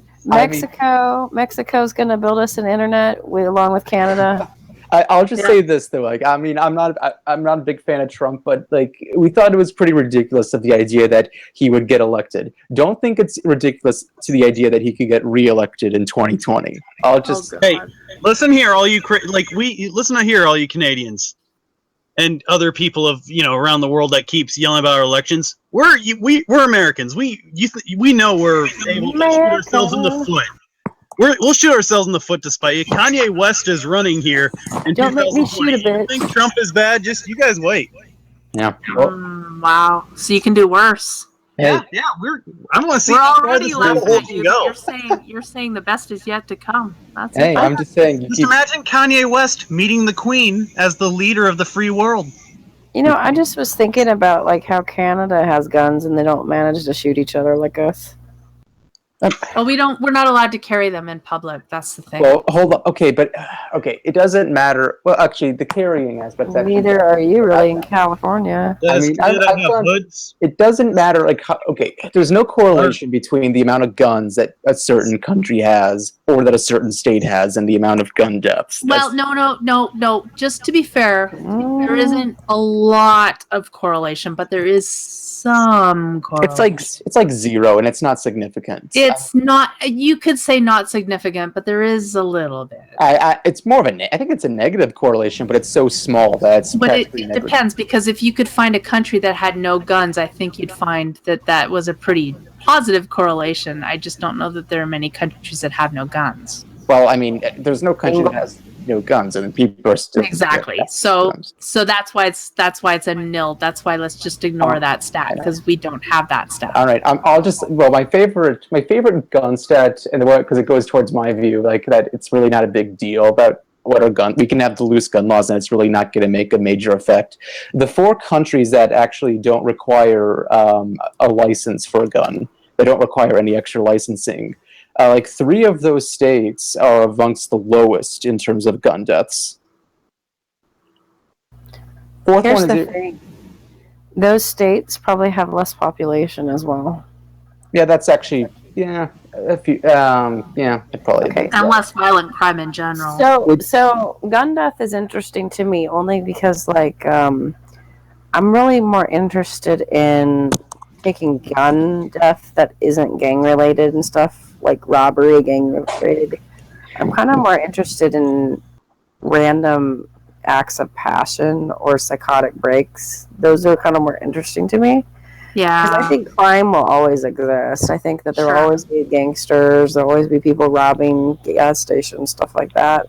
But the people that shoot their wives or the kids that shoot up a school, this is kind of stuff that's kind of interesting to me. Like, will it make a difference? I find that interesting too. I also find it interesting when somebody accidentally shoots a family member because whatever, right? I played WoW with a guy that shot his own brother by accident. Yeah, he lived though. There was a guy that shot his niece because she was dressed as a panda in the backyard at Halloween, and he thought it was a skunk and shot her. Right? And fortunately, she was okay. It was a shotgun. I think she lived. But I mean, like, that kind of thing, like, just the fact that Americans would grab a gun and just that their first instinct is, oh, let's shoot it. It's like, that doesn't happen in Canada. Listen, I can tell you this for a fact. There's idiots out there. A lot of idiots. A lot of them. And a lot of them think guns are cool. Then there's people, like if I go to the shooting range, right? I guarantee you, it'll be filled with, like, let's say there's 20 people there. There'll be, like, 18 people that know what they're doing, know how to properly handle firearms. Then at least 2 guys who are like, I like guns. Guns cool. Look, I Terminator. Yeah. So the vast majority of gun owners are responsible. Well, I would agree that they're responsible, but I think there needs to be as much requirement to operate guns as it is to drive. I think that in order to operate a firearm, you should just, have to take a test. I think that you should have to take at least 3 days of, gun safety course, get a mental evaluation, then here's your gun license. Renew it every year. Well, not just that too, but like, I think there's certain guns that if you know how like there's different classes of a license that you can get. Yeah, you should have different classes for guns too. That's what I'm talking. But every time we bring up any kind of nominal thing like that, where it's like, hey, here's something that actually makes sense to do, everyone's going to go like, no, gun control. No, I'm not talking about controlling it. I'm talking about putting it in, at least making sure the people who own it know how to handle them safely. I mean, for fuck's sakes, last time I was at the shooting range, there was a guy who didn't even know how to clean his gun. No, there was somebody that I was at a shooting range and somebody had turned the gun sideways, like onto the other range member, just kind of swung it over sideways, and it's like, what are you doing? Yeah, I do like how Ohio interprets gun laws though, because like we had that OSU attack with stabbing.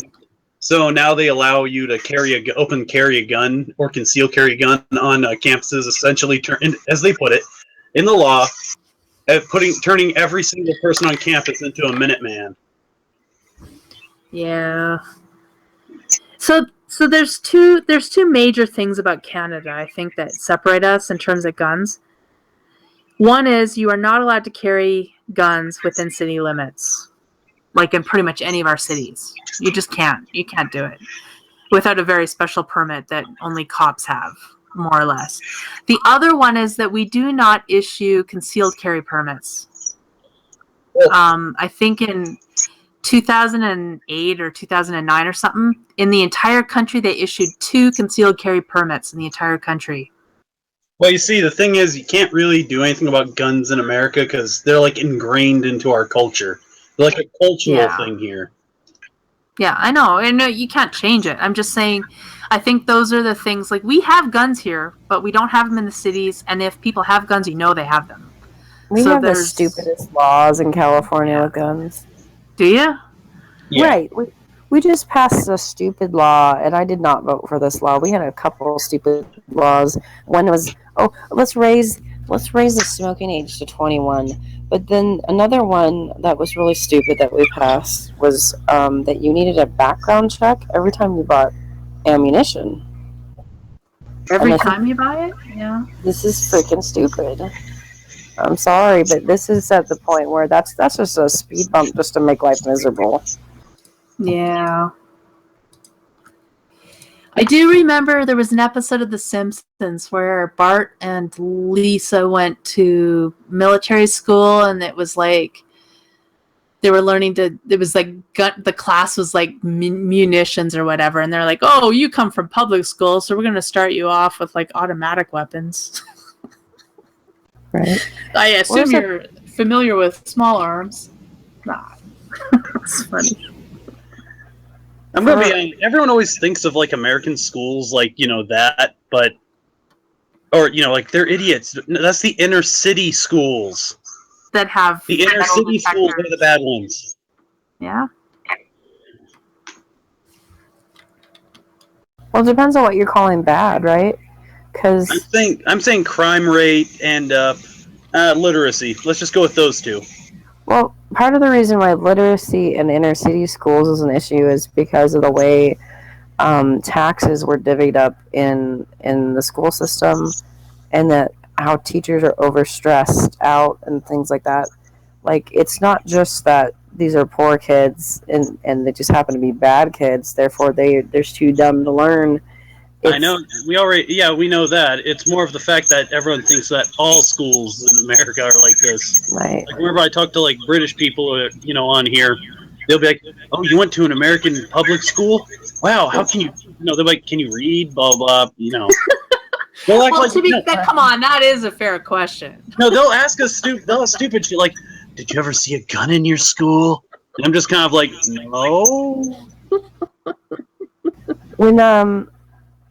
When I was in high school, there was open campuses. You could leave your campus and come back.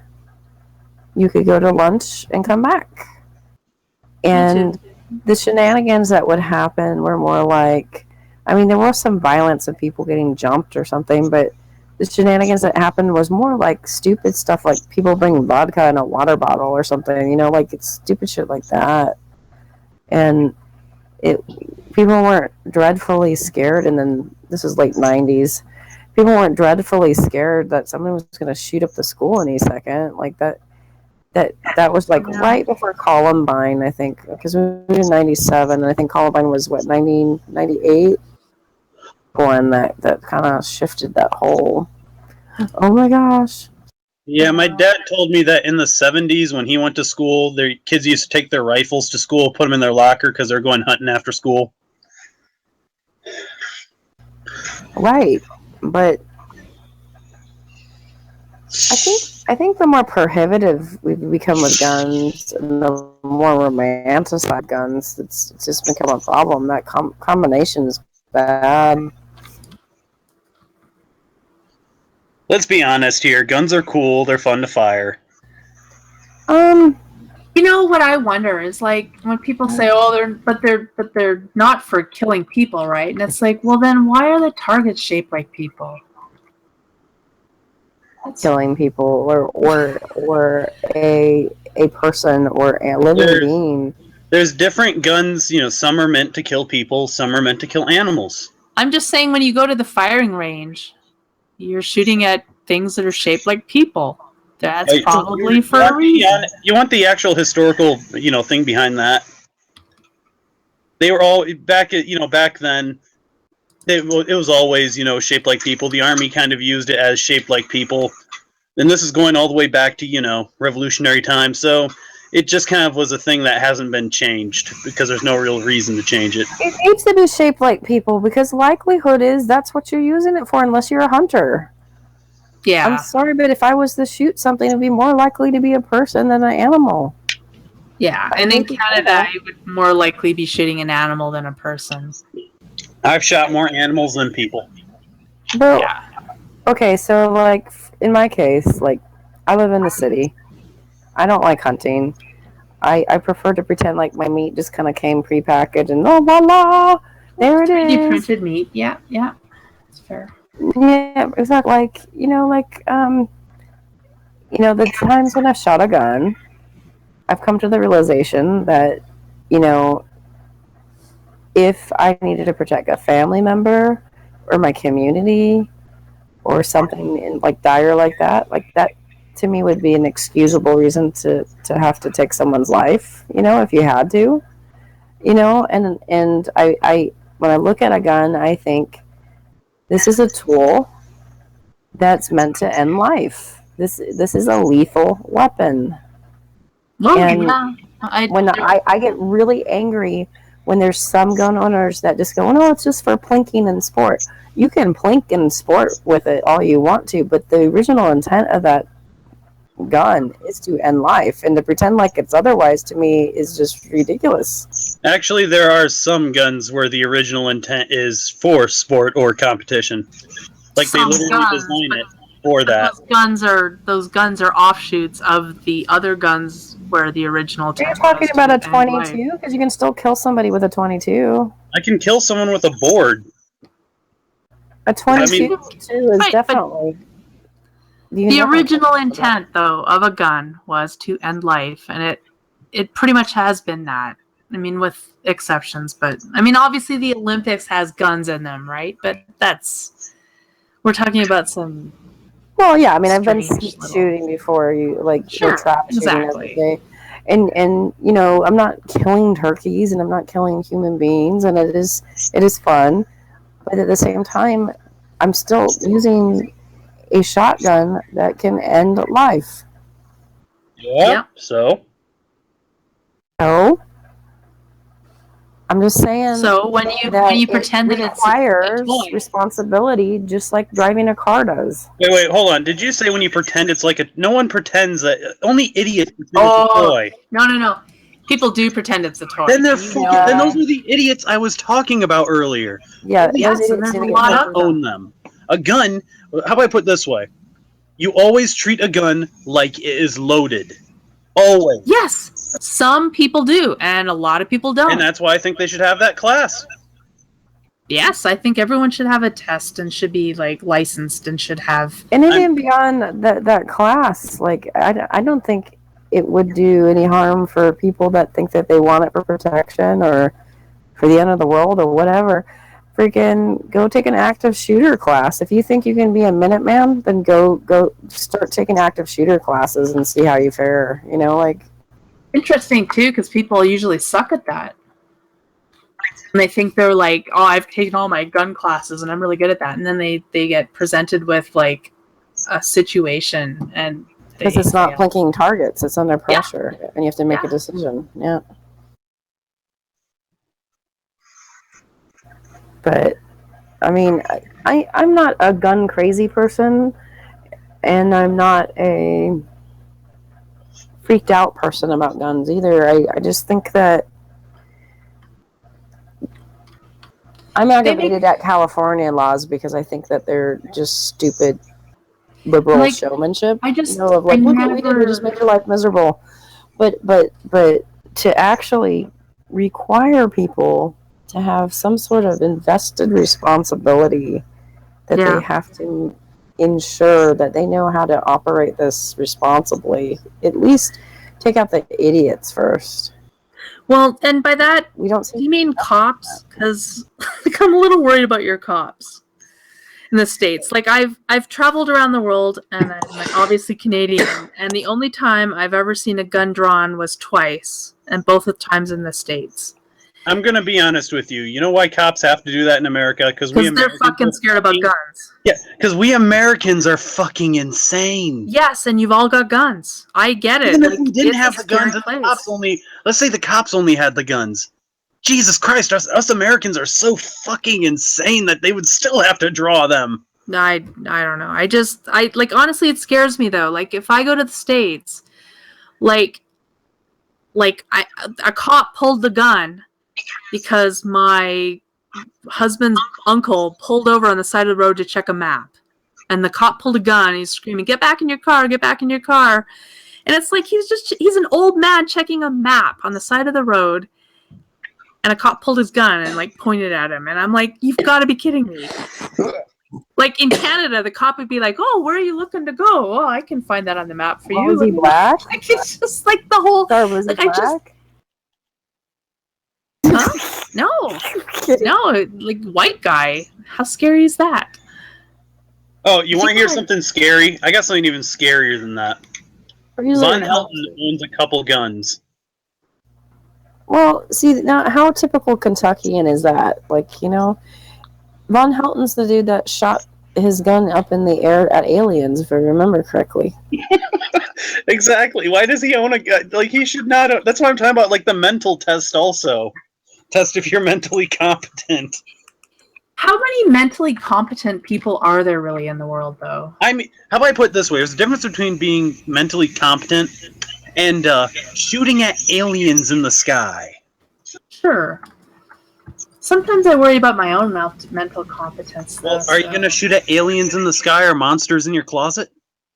Well, if I thought there were monsters in my closet, I probably would pull out my gun and shoot Would them. you shoot at demons in the river?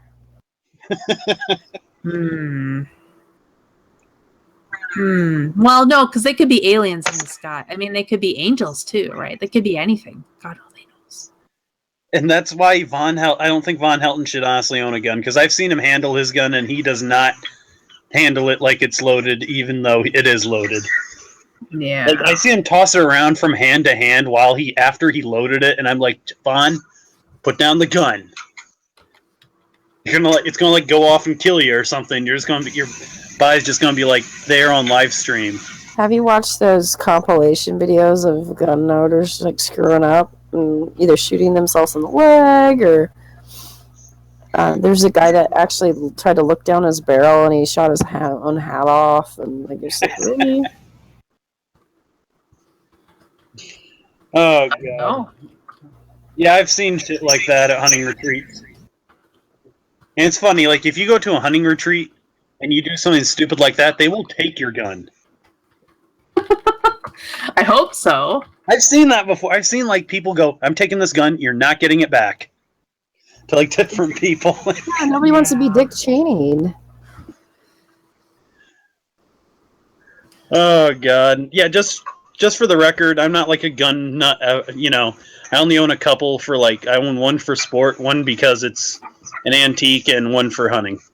Yeah, I don't have a gun, but I would if I was a hunter, but I don't have one. I got a fully intact 1940s red letter Winchester from a preacher.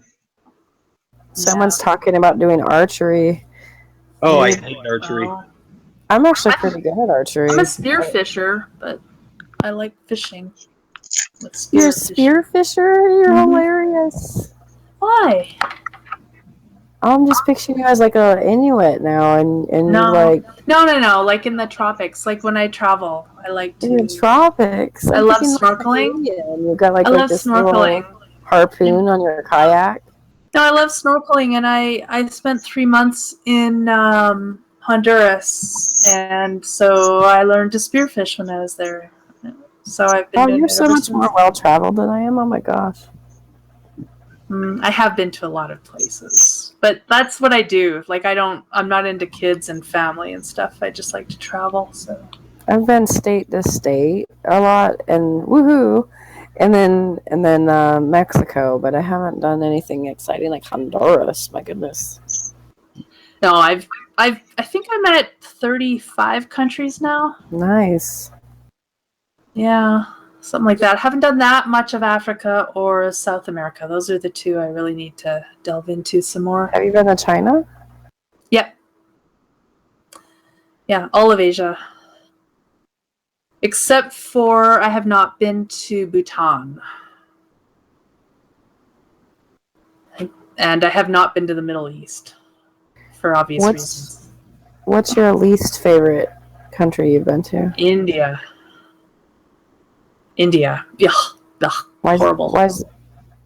Poor. Just horrible, poor, nasty. They treat their cows with no respect, considering their cows are gods. It's dirty. Well, it depends. Well, only the Hindus. India is a multi-ethnic state. Of course. So, And so, to be fair, I've only been to parts of India. I haven't seen the whole thing. I wouldn't say... You ever been to Pakistan? No. Yeah, I'll take that. I can understand that. See, exactly. And I haven't been to the Middle East, right? So I'm sure there are countries that are worse. But in contrast, my favorite country is Nepal, which is similar to India in so many ways. Right? Are they mostly Hindu? No, it's kind of like a mix of Buddhist, Hindu right? and Buddhist. Yeah, it's kind of half and half. Damn. Because I know a little bit. A lot of Tibetans. There's a lot of Tibetans in Nepal. India, though, is going through. They are going through a period of economic reform because they have a lot of red tape that that puts a lot of barriers with it on their trading system. Like for instance, like if you're a trucker in India and you have to move products from the south part of the state to the north part of the state, it literally takes you about 10 days to get there because you have to go through all these checkpoints, and then because it's a very populous city, it takes a long time just for the to go through the process at those checkpoints. You're going to be there for a couple of days as they inspect all your stuff. So it's not just the inspection. Have you seen the roads that they have to go through? And yeah, the infrastructure is almost non-existent. The food was bad. There's so much poverty. Well, that's changing. Well, that's kind of changing now because they're making all the economic reforms. They're opening up trade, which is good. Yeah. I don't know. You know, what about China? Ever been to China? Oh yeah, China's okay. China's actually okay. I didn't mind it. You probably would not have said that if you went to China in the early 80s. I looked this up. Well, maybe. Yeah. You want to know something about China? This is interesting. Early 80s, literally 99% of the Chinese population was living on $3 a day. That's how bad it was. That's how bad it was. Well, that's because at that time they were still going off of the failure of communism. I know. I mean, and they switched to capitalism, and now they're building up. They still call themselves a communist state, but they're really very capitalist, though. They're very capitalist, though. But they still. No, and I totally can see that India will follow in the same foot. Like, I mean, India obviously has done a lot in terms of. I mean, like, all you have to do is call some computer help desk, and you're talking to someone in India. Hooray! Yeah. I mean, they're doing a lot. I know that. It's just. Hello, what is problem with your computer? You know what I didn't... Hello, what is problem with your computer? Yeah.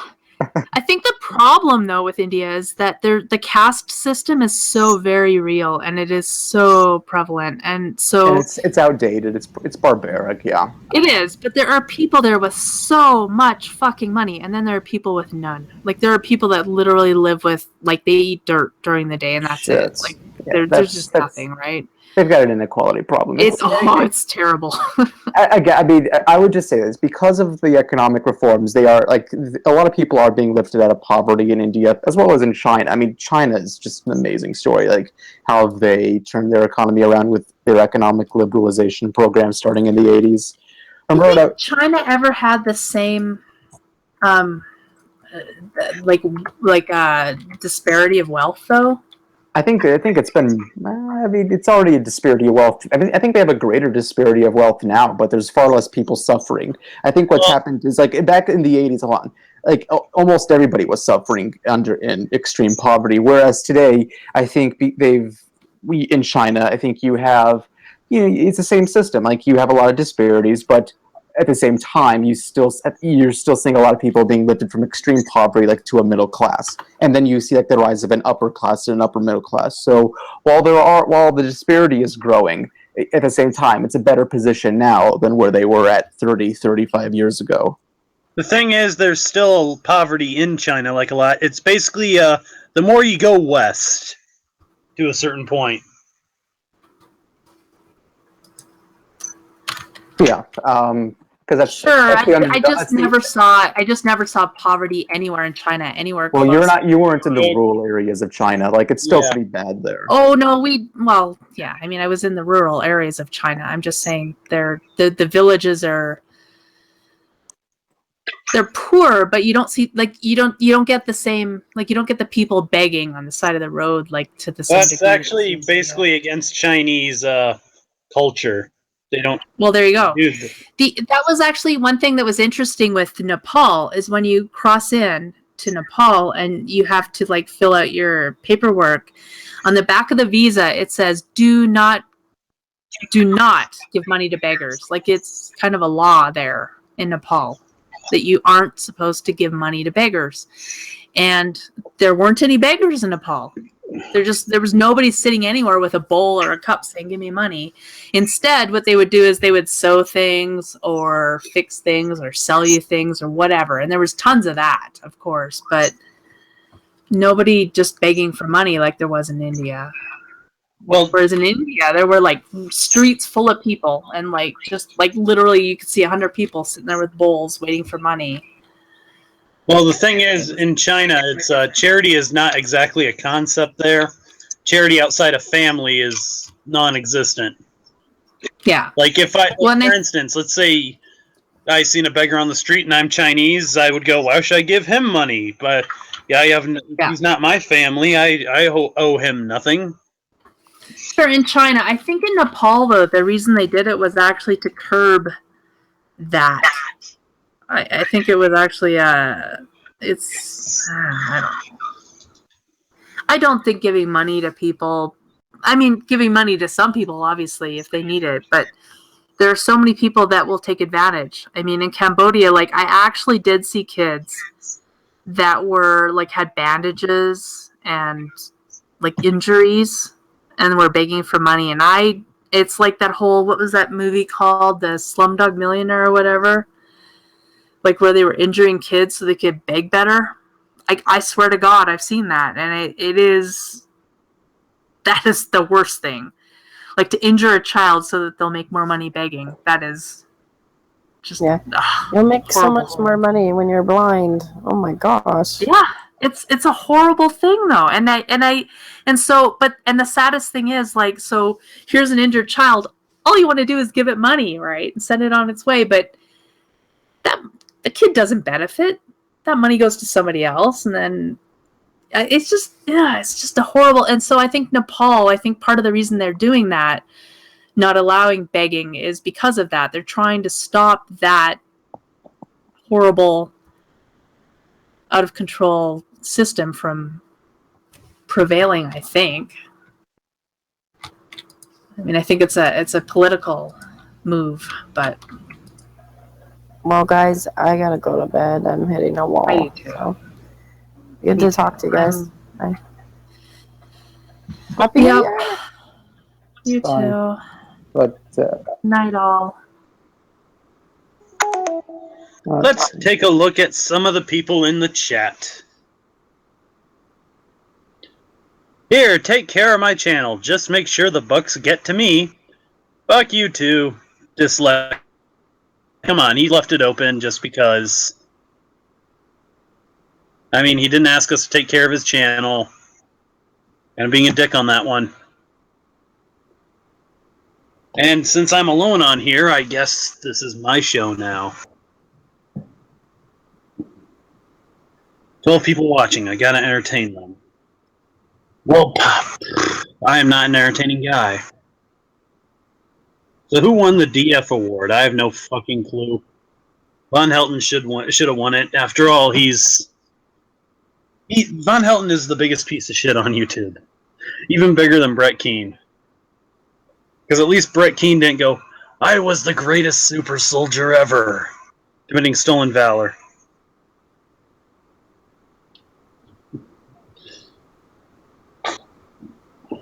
Not only that, he treats his kids like shit. Like, at least Brett Keane treats his kids, like people. So 13 people. I'm going to be honest. I can't prove anyone on here. I'm not a moderator. So I'm not going to stick around much and just talk to absolutely no one because, going to be honest, I'm not exactly an entertaining guy.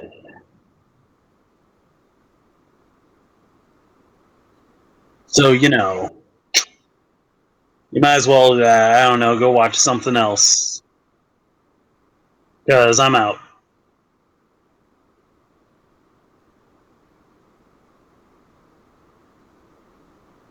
No, someone just joined. Now we 12. Come on. Stop joining. There's no one here. Steve is asleep, possibly have a coma. What the fuck happened to Steve?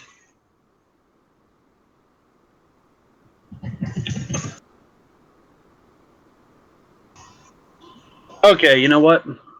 I guess I'll tell a story. The story of the worst date I've ever been on. This is always a good one. Okay, so I was dating this girl. Let's call her D. Well, anyways, we broke up and everything, so I fancied her cousin. You know, it was kind of like a get back at her type thing.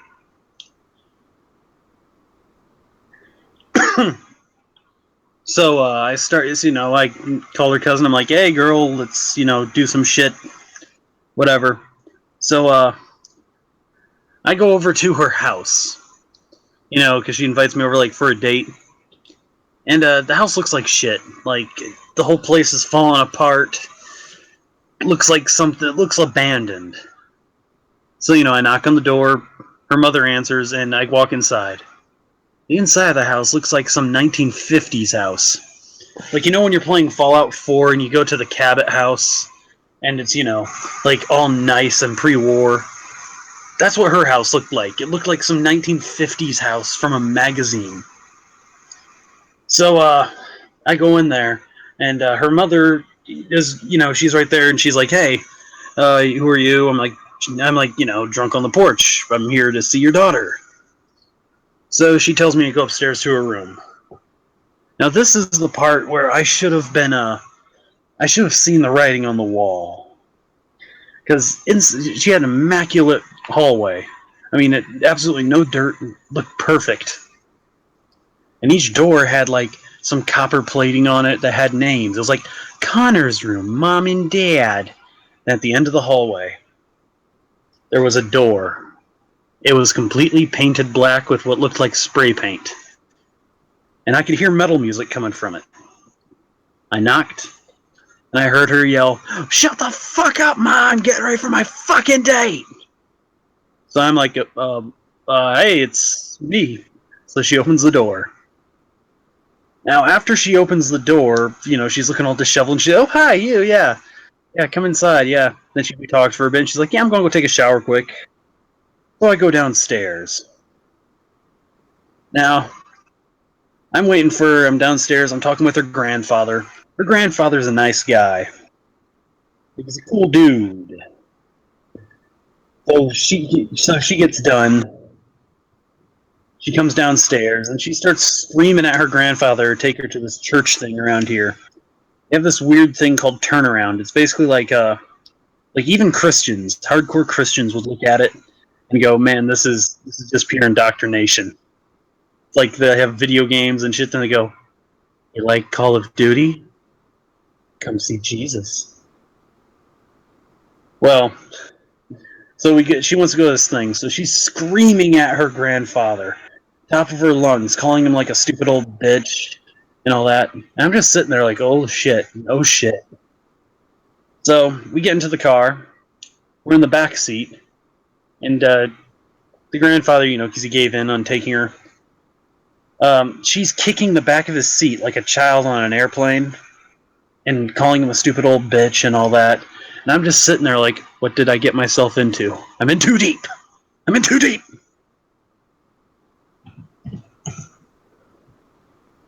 So we drive to that place. And as I'm getting out, I look back at him. And I've never had that look with another human being. A look of 100% pure understanding. He knew looking into my eyes that I was thinking, I'm in too deep. And I knew looking into his eyes that he was about to say to me, the crazy's not all out yet. That's just a little taste, buddy. Good luck. And like a soldier, I waved him goodbye. It was like in MASH when Alan Alda is saying goodbye, gets on the chopper.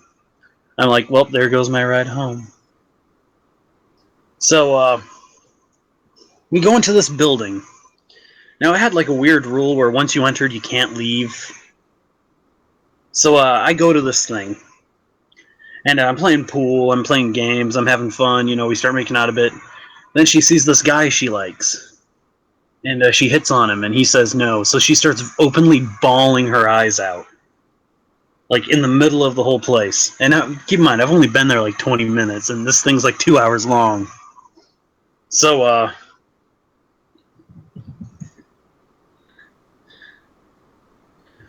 I end up just going to get food. She's still bawling when I get back. And I have to spend the entire 2 hours listening to her whine to the point where she's having snot come out of her nose and shit about some other guy. I then, when she's like, you need a ride home? I'm like, no.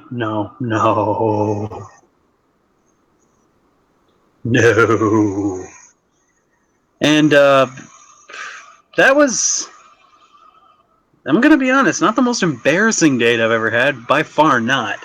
But that was the worst date I've ever had with a despicable human being.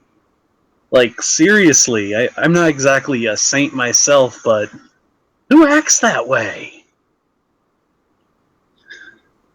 And I mean, she was acting like a full-on child, screaming, "Fuck you!" to like her grandfather, who, she spent like 10 minutes before yelling at because she wanted to go to this shitty church thing. On a side note, turns out my buddy was also there, and it was the first time he ever got drunk. He ended up getting blackout drunk and attempted to steal an Xbox. He then got kicked out and started trying to fight people until a whole bunch of people grabbed him and threw him into a car. I heard the commotion. G-Man acts that way. Yeah. You see, G-Man doesn't like me because I've hit on him. Like when he was doing his whole. When he's doing his whole, define this, define that, I'd be like, your eyes are dreamy. Yeah, G-Man. My eyes dreamy? Kinda like you, G-Man. And I just kept on like that. Took him an hour to crack, and he left. So whenever I'm in a room with him now, he just leaves. He refuses to deal with me. I'm the one person that can shut him up. Just strictly because I sexually harass him. Then there's Von Helton, who hates me because like how everyone will attack him logically. They'll be like, what about this? Then he'll just talk over him. I'll talk over him, and then it'll just be nothing but pure insults. He gets so angry. Last time he about had a stroke.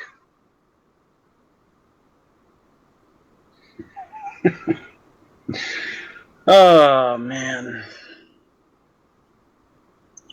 So, 2017.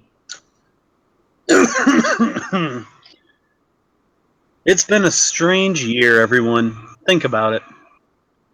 We have Donald Trump as president. In 2020, we'll have Dwayne "The Rock" Johnson running, Kanye West running, and Charlie Sheen running for president. So many fucking celebrities died this year. I mean, it's almost, Jesus Christ, it was almost as if, every freaking day it was like, hey, this celebrity from your childhood, you fucking died, man. You fucking kicked the bucket. I mean, just today, like a few minutes before the ball fucking dropped, Father Mulcahy died from MASH. I forget his name.